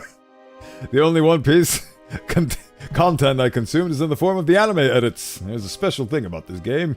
Your character is not mute. It's true! I am not mute, so I shall do things. My character demands it. I'm not chastising you for misspelling a word, I just think that your misspelling of the word is quite humorous, and I'm laughing at the misspelling, not at you for making a mistake, Lector. I know you mean character, but Chatchter is very funny. It's a very funny way to spell it. Half-Life free, a redone Half-Life that's free for those who own the original, I assume. That is actually a thing that already exists. I believe it's called Codename Gordon. Hold on, let me check. It is not available in the store, but if you know the specific code for it, I believe you can actually just add it to your library. Because I believe Codename Gordon was one of the first games they tested Steam with. Back when Steam was a new thing. Remember when Steam was a new thing? That was fun. Yeah, Codename Gordon, Steam community. It was the 92nd app on Steam. Let me check the store page of this beautiful... Yep, when you click on visit store page, it goes back to the default page. It's hidden. It is absolutely hidden. This game was produced on behalf of Nuclear Vision, who distributed in charge of Valve Software Steam Online.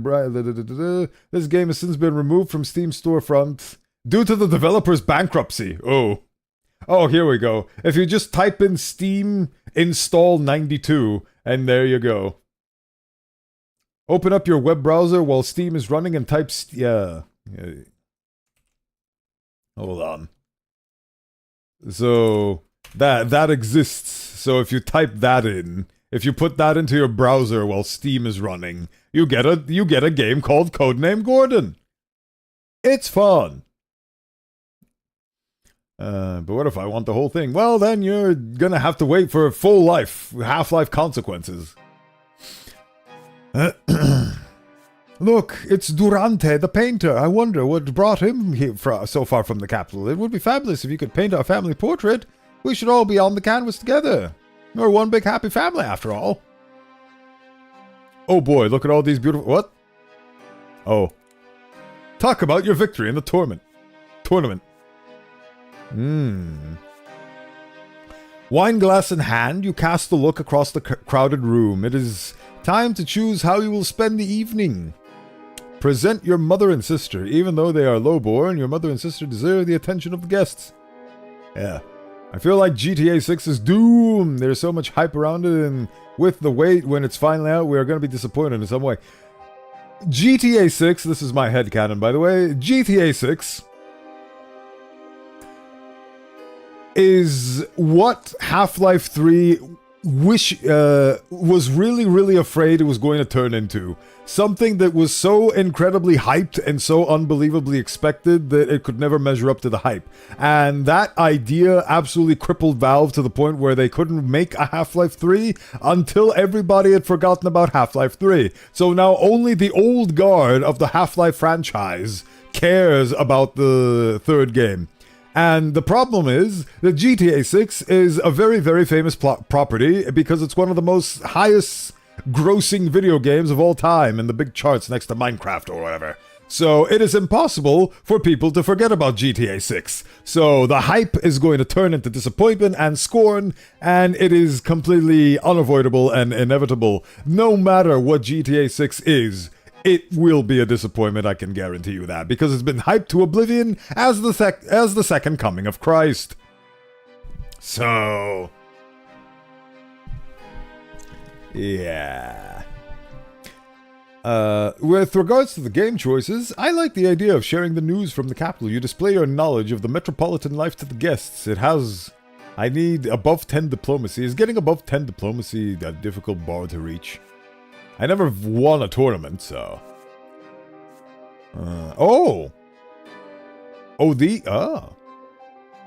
One of these must be true.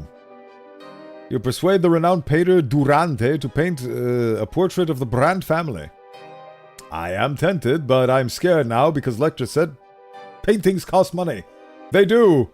They do! And I don't know if the Brandt family...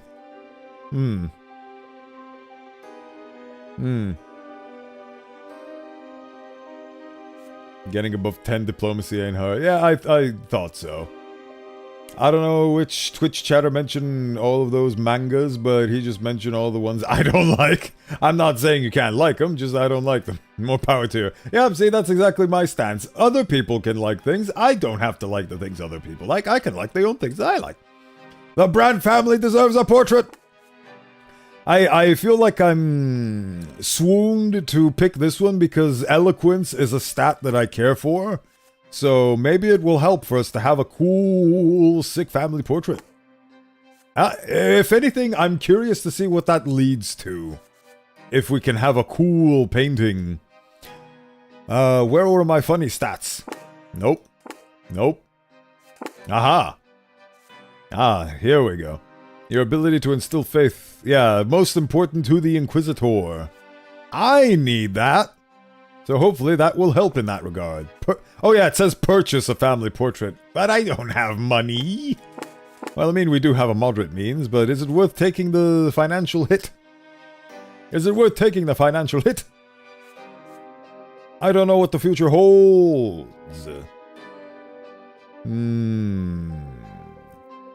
I think basically what this choice is going to come down to is exchanging wealth for unity. Which, you know what? I'm for that. Yeah.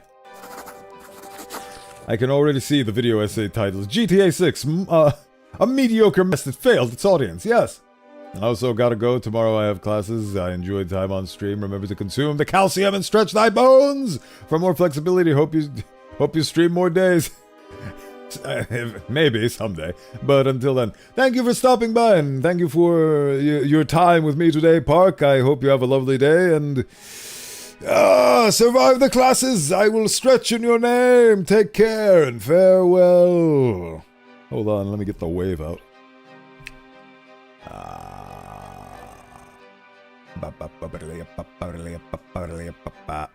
Aha! Goodbye! Take care and thank you for stopping by. Oh, the hands have cooled down that I can start doing charades again. The artist is scrutinizing the portrait of your grandfather on the wall of the sitting room. You will always remember grandfather like this, his heavy, searching look, his hawkish features, his imposing body. Yes, actually, this was the best choice because we get to replace the old, dilapidated portrait of my grandpapa with our own. That is actually brilliant and sick. Fuck that guy. Throw that portrait out. Replace it with a picture of me giving him the thumbs up from Earth where all the good things are while he's down in hell. Excellent. I love this choice. Also, I can already see the video essay addressing the overhype of people 5 years after the game came out. GTA 6 failed its audience or failed by the audience. It's definitely a situation that can be discussed in the history books by the scholars for the ages, because GTA 6 is an extremely unique case where the hype and the popularity and all that, it is ultimately going to just be AAA excess that has a budget that rivals most small nations. And it's just not, I don't see how they're going to be able to make something that just lives up. I just don't have faith in them because they are a AAA company that has spent most of their development time siphoning resources from whales and GTA Online.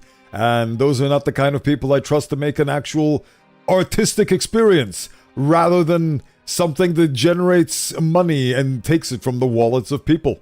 So that's my take on GTA 6. I do not care for it. I love GTA 4. I grew up on San Andreas.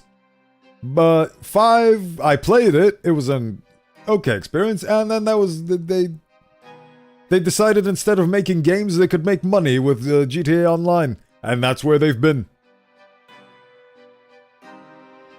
They have absolutely zero incentive to actually make GTA 6 any good, because if anything, it would split their whale base. So, correct me if I'm wrong, but please tell me whaling is illegal everywhere now. That depends on your definition of whaling. Hunting whales? Probably, I wouldn't know.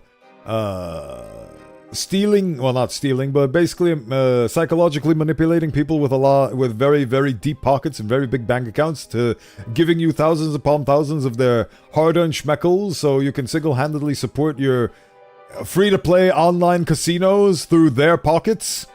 I think that's very much still legal because it's not even recognized by modern laws. The first one, whaling is probably illegal, yes, in most parts of the world, I reckon. I like money. Well, they do, but they're also a private company that likes to make hardware and other doodads, so, you know, they... Out of all of the I like money companies, they are the least heretical in the eyes of Bowenthius.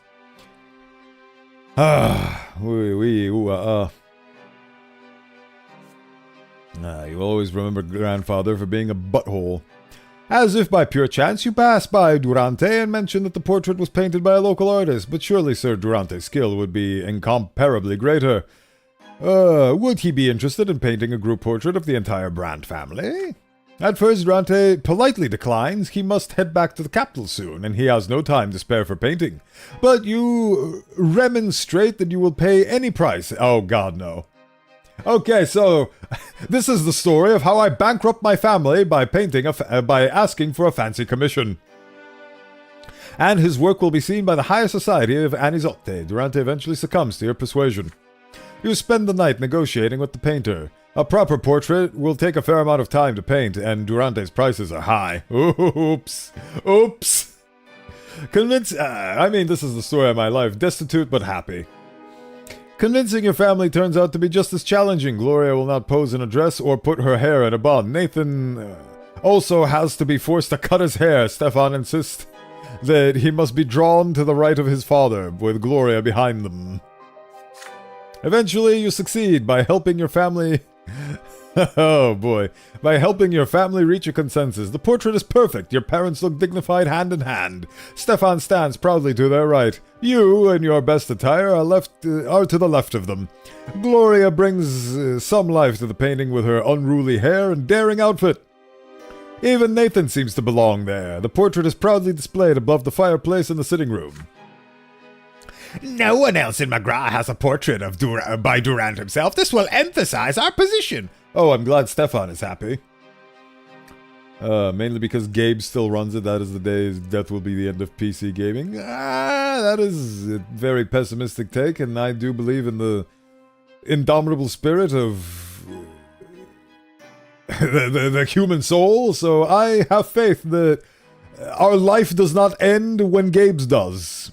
I believe that there will be a successor, and that successor will have the company be in good hands. That is my hope. And it adds more wrinkles to my bony face to think that Gabe's death will be our own, so I'd rather not think those thoughts. The pessimism tears away at your soul. Is again my opinion. That's why we all work to make him immortal. Gabe too, the clone. Yes, we must clone Gabe Newell like sheep. He almost got eaten by a shark that one time, and it's a good thing he wasn't. For once, Gloria agrees with her elder brother. Okay, what did we do? Yes, see, I knew it. I sacrificed wealth to increase our peace and reputation, so you know what, good enough. I might even be able to reach family peace, who knows? At least on this canvas we'll all be one family, whatever our estates may be. Hell yeah. Oh shit. I am an inspired speaker. Hell yeah. Sweet. All these stats are the good stats.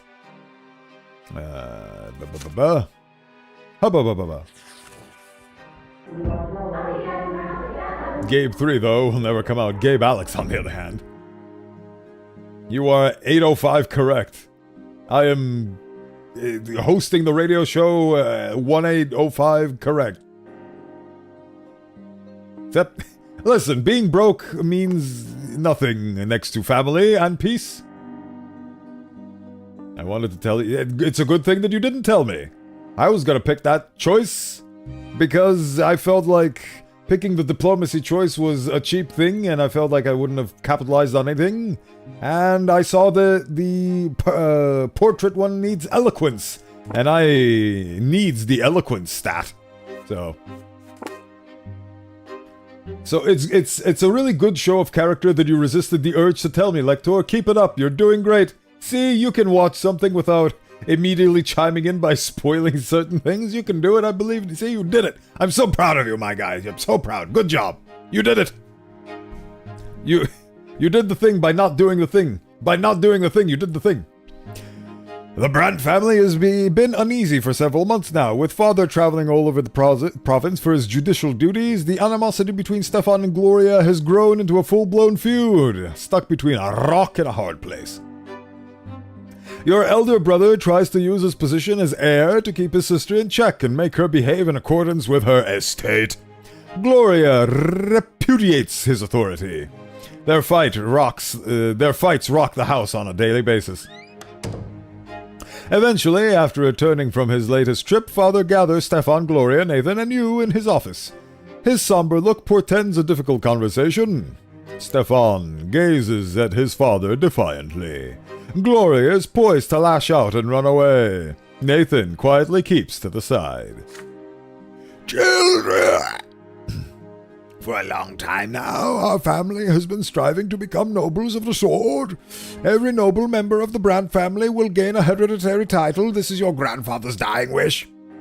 Even in death, you still follow him like a struck puppy.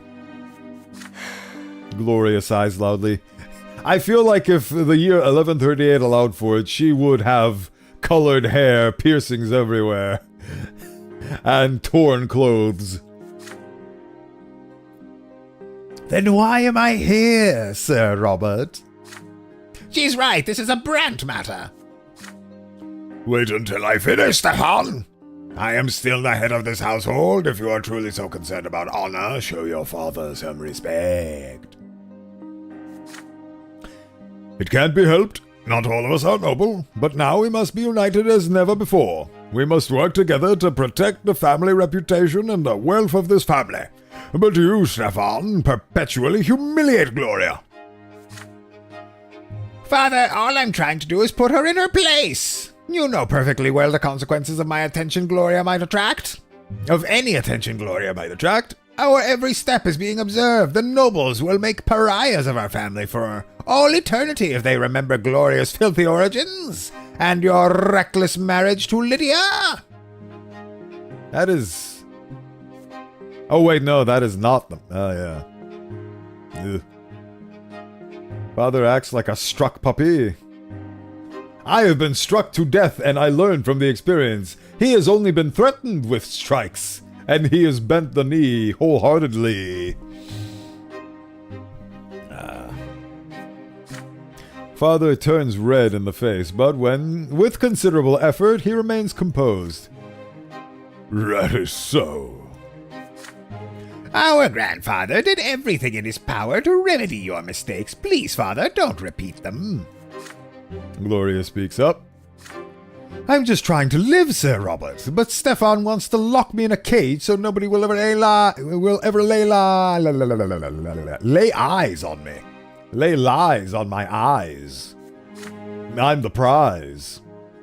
That's not it at all. You are low-born, but you don't live by your lot. You do whatever takes your fancy. You're constantly grumbling about the order of things. Did you know, Father, that she defies all prohibitions by continuing to write poetry? Hydration. Hydration will be done in the name of art or skull. I drink.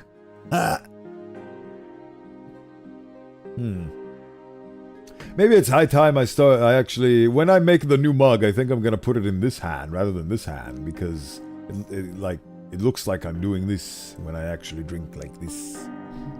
Because the mug hides. Yes. Soon. I drink. I need a drink. Let me wash the stink. He tried everything in the power to correct your mistakes. Unfortunately, they came back to life. Oh. This really is the anime of how my disgusting grandfather came back to life and possessed the body of my older brother. Spin! Spin and drink. I don't want to get anything on me now, do I? That is not it at all. You are low-born, but you don't live by your lot.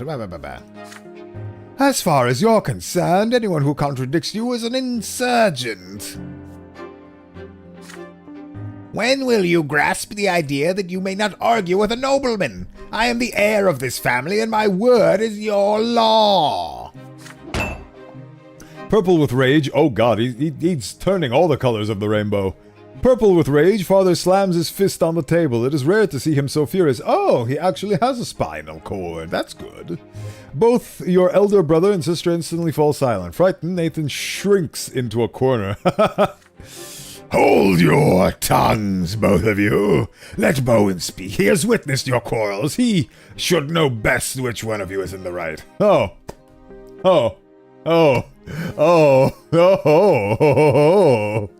The Cheshire grin curls nefariously at this prospect. I was always Grandpa's favorite. Of course he was. Side with Stefan. Defend Gloria. Send Gloria... What the hell? You persuade Gloria to go on a trip somewhere far away from Stefan. This will help them bury the hatchet.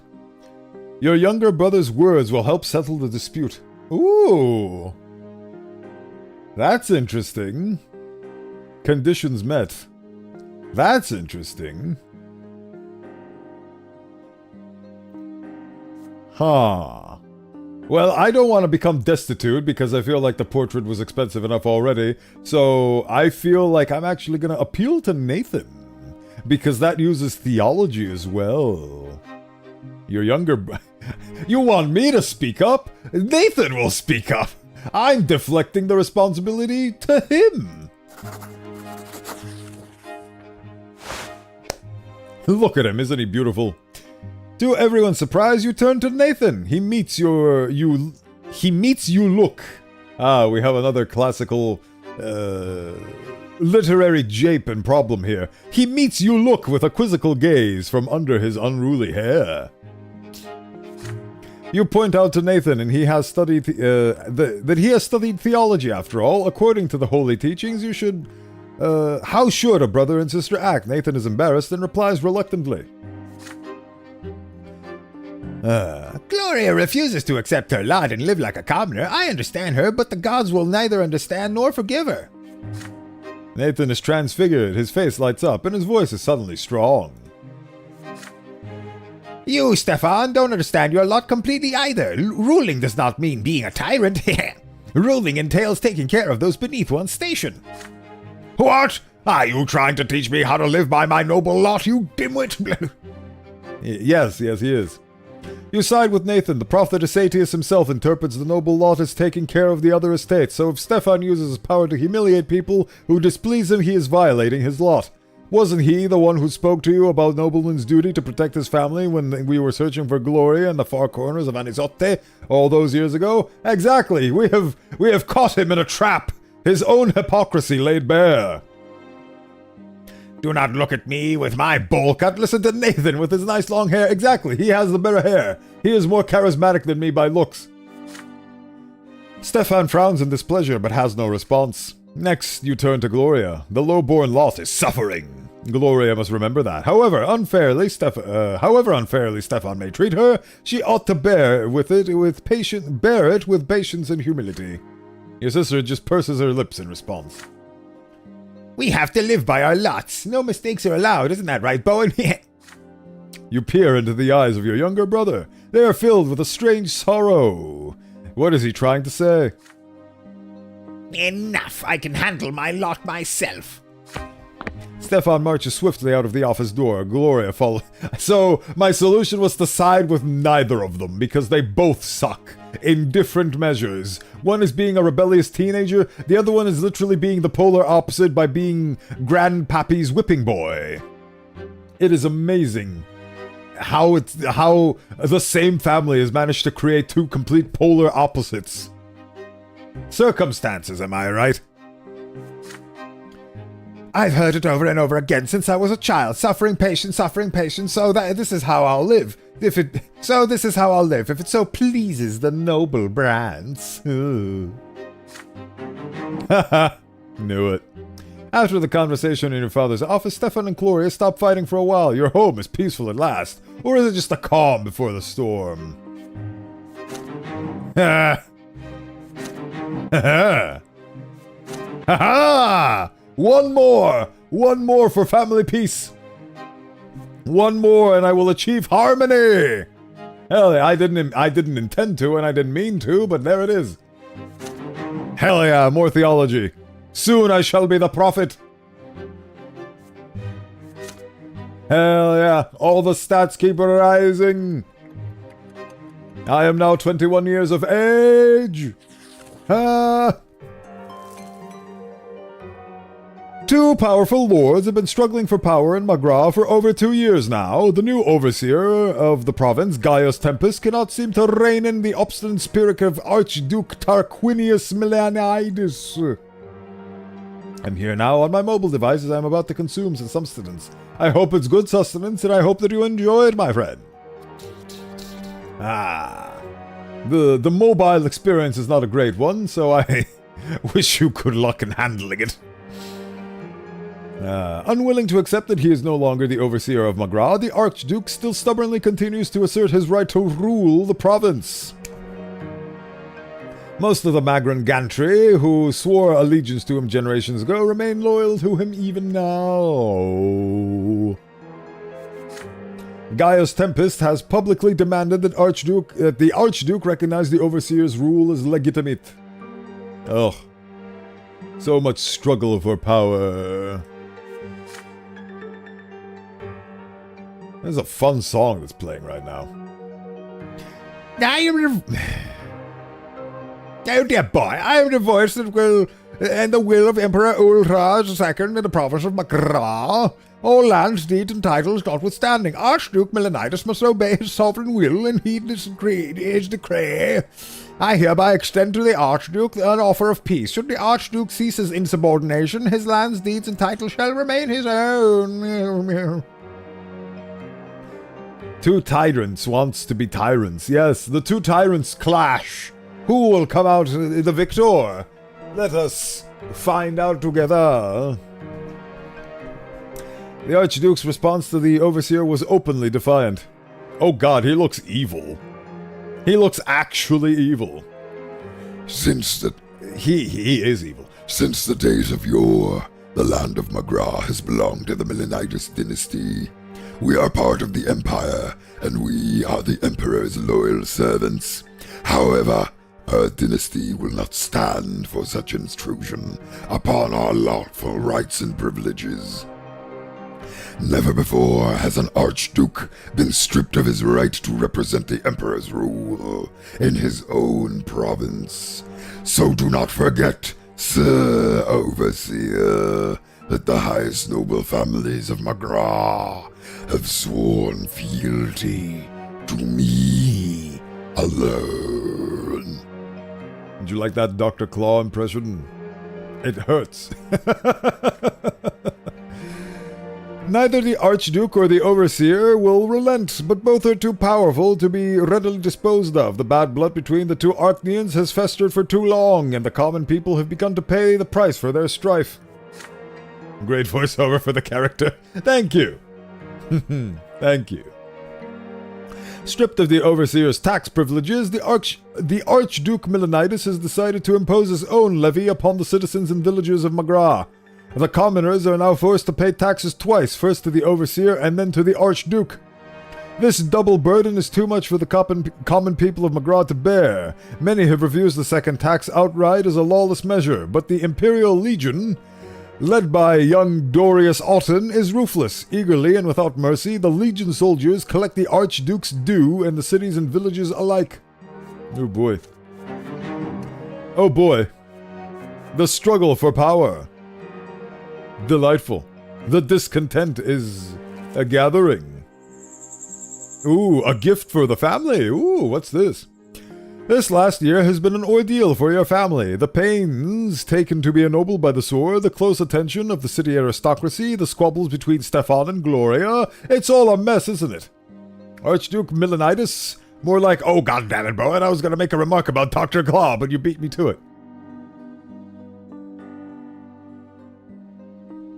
Is Dr. Claw's full name Melanitis Claw?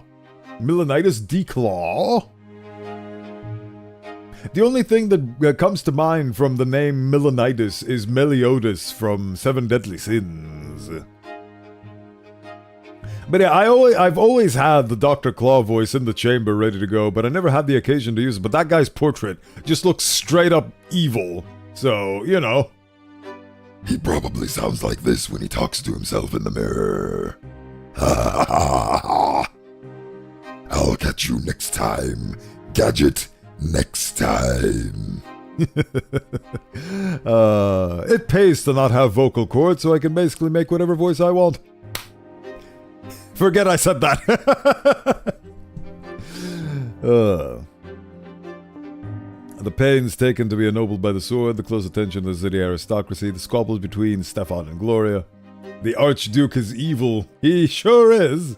Or at least that's how I choose to portray him. You know, another thing that I love about the fact that I'm not anime is instead I'm my own weird dark fantasy style. I have full fingers. Unlike Western cartoon depictions, which for some reason depict a hand with only 4 fingers. Which I still find weird to this day, but I accept it as an artistic styling. Not one that I personally subscribe to, because I'm happy to have all of my funny little fingies. Tonight, your preoccupied father has gathered the entire family around a table in the backyard. The sun has almost set, and there is a soft breeze, but instead of a meal in the open air, you are going to attend the family meeting. Okay, Bowen, make a voice for a kawaii desu anime girl. I choose not to. Meliodas from Seven Deadly Sins, one of my favorite anime of all time. Oh, Lector. Oh. The reason why Western cartoons have 4 fingers is because the animators were too late. Yeah, it's a cost-cutting measures. Do you know another cost-cutting measures from the West, specifically America? The printing press wanted to save some money on essential oils and ink, so they cut out a lot of the letters and a lot of the words, which is why the British spelling, for example, of the word neighbor is spelled with a O-U-R, but the American spelling of the word neighbor doesn't have the U in it. That's because Americans got rid of unnecessary letters in certain words to save on printer ink for when the newspapers were a big deal and printing presses and whatnot. So yes, I can 100% see they cut out the 5th finger as a cost-cutting measure to save time, because hands are difficult to draw, as is evidenced by the AI's inability to draw them for the longest time. They've gotten much better though, and it's almost indistinguishable from real humanity, which is saddening, but hey. So that's why it's called simplified English. Exactly, Mal, exactly. They simplified it to save money. Because it costs money to plint the extra letters. I have no idea how much they saved on all those cut letters, but it's probably a lot by now. America just doesn't care about you. See, that is a very nice commentary on the things. Explains why Family Guy characters only have 4 fingers. It sure does. Other thing many people do. America just doesn't care about you. That is very... It's both a fun joke in context, and it's the terrifying display of the situation over there outside of the context. Not showing the mouth while talking. Oh yeah, that too. Covering your mouth or having the characters back towards the camera, so that they don't have to animate the mouth flaps. I'm so glad I don't have that problem, because my mouth flaps are very uniquely generated. I just had to do them once, and now I can enjoy the fruits of that labor over the course of years. I haven't changed. I may have tweaked them a little bit, but these are still the original lip syncs from the 1.0 model, you see. The tracking just got better.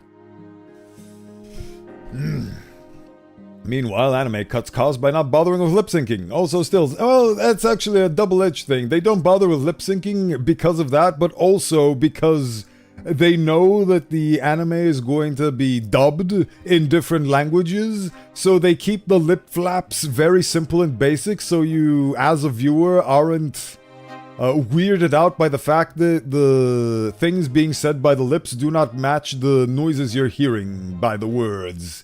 So they do actually have a legitimate reason that doesn't always come to money, with Japan specifically. I will excuse them on this one point.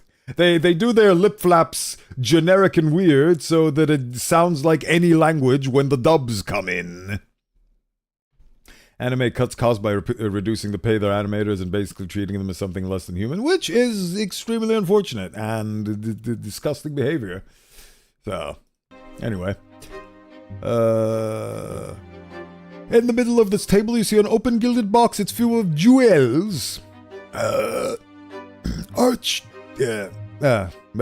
Archduke Melanidas himself has bestowed this gift upon us. It is a surprise indeed. I thought you all had a right to know. Why is Archduke Melanidas bribing us? Look at him. Look at that. That is the portrait of an evil, smiling Friends character. Archduke of Magra, supreme lord in the province of your birth, known for being obstinate and despotic, notorious even among Archnians. Oh, he's an asshole. Oh no. So the Dr. Claw voice was actually more on point than I even fathomed when I first incepted it into being. This is true, by the way. A Japanese animator once came out and reveals that he gets paid less than $500 a month. I think it's $450. Yeah, that... I have no doubt that you were right. It's a terrible business. That is why my philosophy is go where you're respected. And I very much like the respect I'm getting here, so here I stay.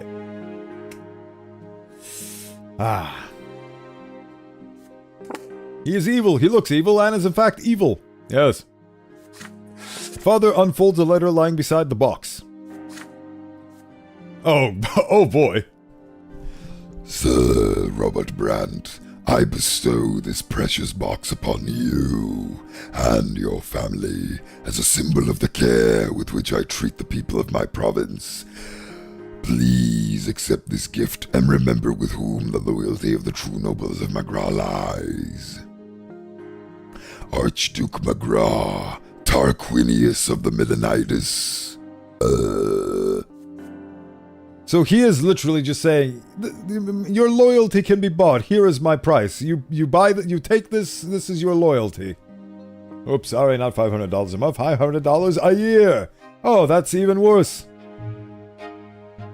That is literal. Then that's the sad thing that when I was a younger little osteomantic little bone boy, I was very upset when I first understood that slavery was not a thing of the past. In fact, slavery is very much alive and well to this day. And I really felt disappointed that in the current year 2026, that's still a thing, but the problems of society are much outside the realm of our ability to do anything substantial about them in our lifetimes, so stressing over them is just poisoning ourselves with the injustice of life. We can do things about them, maybe not enough change to enact over the course of our lifetime, but we can do things, but stressing over these injustices will not lead to anything, so. Evil exists all around us. We must instead focus on spreading the love to be the counterforce to this evil. It has been thousands of years and humanity has not wiped itself out yet. So I have faith in the indomitable human spirit that things will be well eventually. Slavery, but has a different name. Yes, indeed. It's very saddening. But our hearts must be light so that we can raise up others instead of being put down by the news of the world. Bah. The family stares in amazement at the jewel, the Tomar emerald, sparkling in the last rays of sunshine. It is worth quite a fortune, but the Archduke is fully aware that I am on the side of Prefect Elborn and Overseer Gaius Tempest. Could he really expect our loyalty to be bought so brazenly? I mean, what's he gonna do? We can take the money, and then we can screw him over. What are we gonna do, return this? What is he gonna do? Be like, hey, I tried to bribe you, and you didn't do what I thought you were gonna do because I bribed you. I want my money back. That's not how it works. It's just slavery with extra expenses. On the other hand, the Archduke is not demanding anything of us, and our family has borne a lot of expenses recently. Father, no one is forcing you to side with Melanitis. Who are you in comparison to the Archduke anyway? We must not anger him by refusing his gift. The jewels are certainly welcome. They are worthy of being shared with the best families in Anisote. They will pave our way to nobility of the sword. Of course, you'd take the silver spoon immediately. Mother shakes her head glumly. Oh, Robert, I have a feeling this gift bodes ill. It may be an impertinence on my part, but I do not want our family to be indebted to the Archduke. Certainly not. Accepting gifts from Melanitis? He's famous for oppressing the commoners and robbing villagers blind with his taxes. This isn't your decision, Gloria. It's a matter of our family's honor and reputation. God damn, that snake done shut up. Ugh. Please don't start bickering again. Let Bowen say what he thinks we should do with this gift. You're the center of attention now. Oh, I love that. Oh, shit. Oh, no. Oh, no.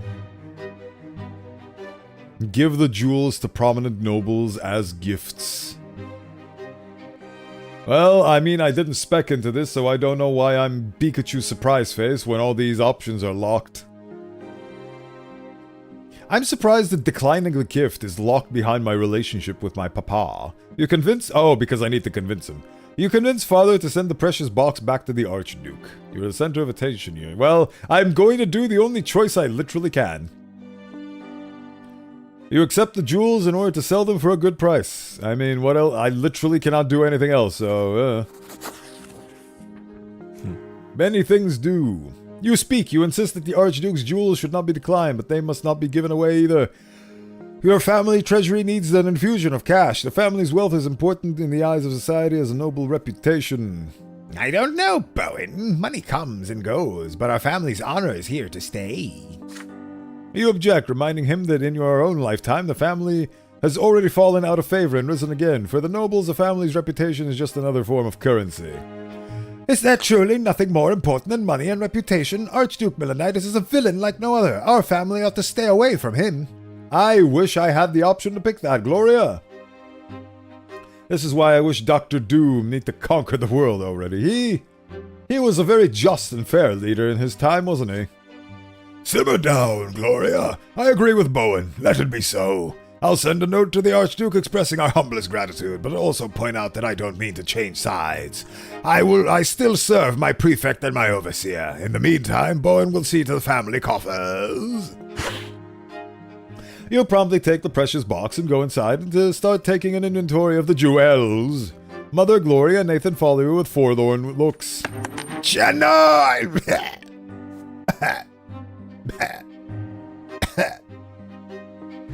I hate this. This is literally the, hey, I'm gonna take away the thing you're trying to work towards choice. Disgusting. You sell the jewels and he's like, okay, so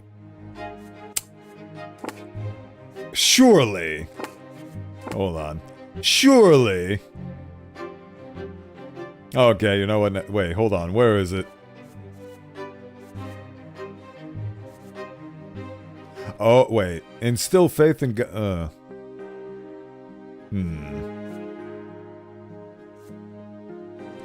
Silver tongue implies a different thing. I guess I couldn't preach at them. Laws in the empires where their connection to the influence. It affects your ability to negotiate with people of importance. I guess they wouldn't. But God, though. Why couldn't God help me in that case? But God, come on. Money. I'm literally scoffing at the fact that I received money. Why am I like this? You get your money and... I lost 1 for the painting, but I gained 2, so actually I'm up 1 from my choices. I lost 1 with the money, but just gained 2, with the painting, but gained 2 now. So I'm up. And also, technically, because I did +2 with the Unity from Mother, I'm also up Unity by 1. Overall, based on my choices, I did this chapter. But at the same time, I hate the fact that I lost the Unity point there. I will have to claw it back. Your efforts now have ensured that the family treasury will not run short anytime soon. This is worse than if they actually took my money, because they give me money, but they sow disunity within my family. Oh well, I think this is a good time to call it a day. Lots of things happened, and we are well on our path to do the same things we did in the previous chapter, which will hopefully have the expected results that we want. What the hell is this? Oh, right. The opulent ones. The rabble is rebelling, the soldiers are there, these guys are clowning around. Oof, it is a mess. A mess that we will deal with next time on the Bowenthius channel. Bah. Ha! Now I'm over here, and I'm trying to remember which one of my 50 million programs is my music. That one! Bada bing, bada booey, bada bing, bada booey. What are we doing? We are closing the game. It's the end of the year, 1139. It is indeed. Quit the main menu.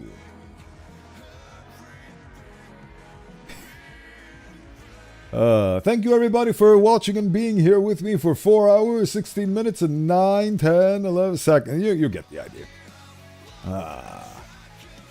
I do deserve a spin. Haha, the spinning. The beautiful spin, is it not? Thank you for the great stream, Bowen. The story keeps coming along better every time. I'm glad you appreciate the story. I do too. It's a fun little thing, and it is shaped by our collective experience and choices in the matter. It's very fun. Right, let's find out who is going to accept the glorious Bowenthius raid. Look at all the beautiful... Look at the beautiful burst of icons. I'm quoting somebody with that, but who knows? You're welcome, Selvin. Thank you for being here. It was lovely to have you be in the audience today. I hope you enjoyed your time. I do this. Oh, before I go, I do spin. Look at all the beautiful hydration. It's everywhere. All the icons. The bocans. I was distilled into a drink because I was on a talk show. Juice with the moose. It was lovely. It was lovely. I have no idea who to raid. I have so many delightful, funny little choices. We are going to raid someone. Yes, ready your weapons and make hearty.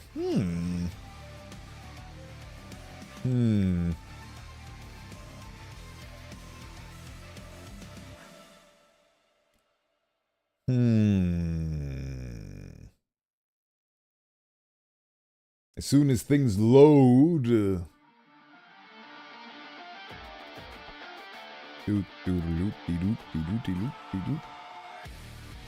For some reason, Mr. Twitch.tv is being uncooperative with me today, so bear with me while I figure these things out. Would be easier if the choices weren't so arrayed. Yes. Remember to grab the raid message from up above. Why is this autoplay? Wait, did it block the autoplay? What is this? That's what.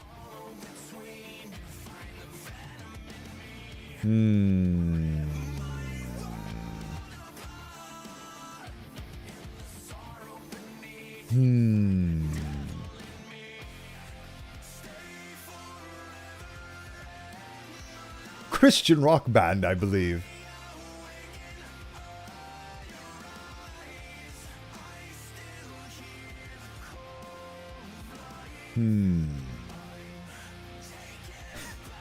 I love the notion of staring in front of the screen and going at the screen without actually committing to anything. I'm pretending to be thinking when the reality is the behind this face there is no space for brain.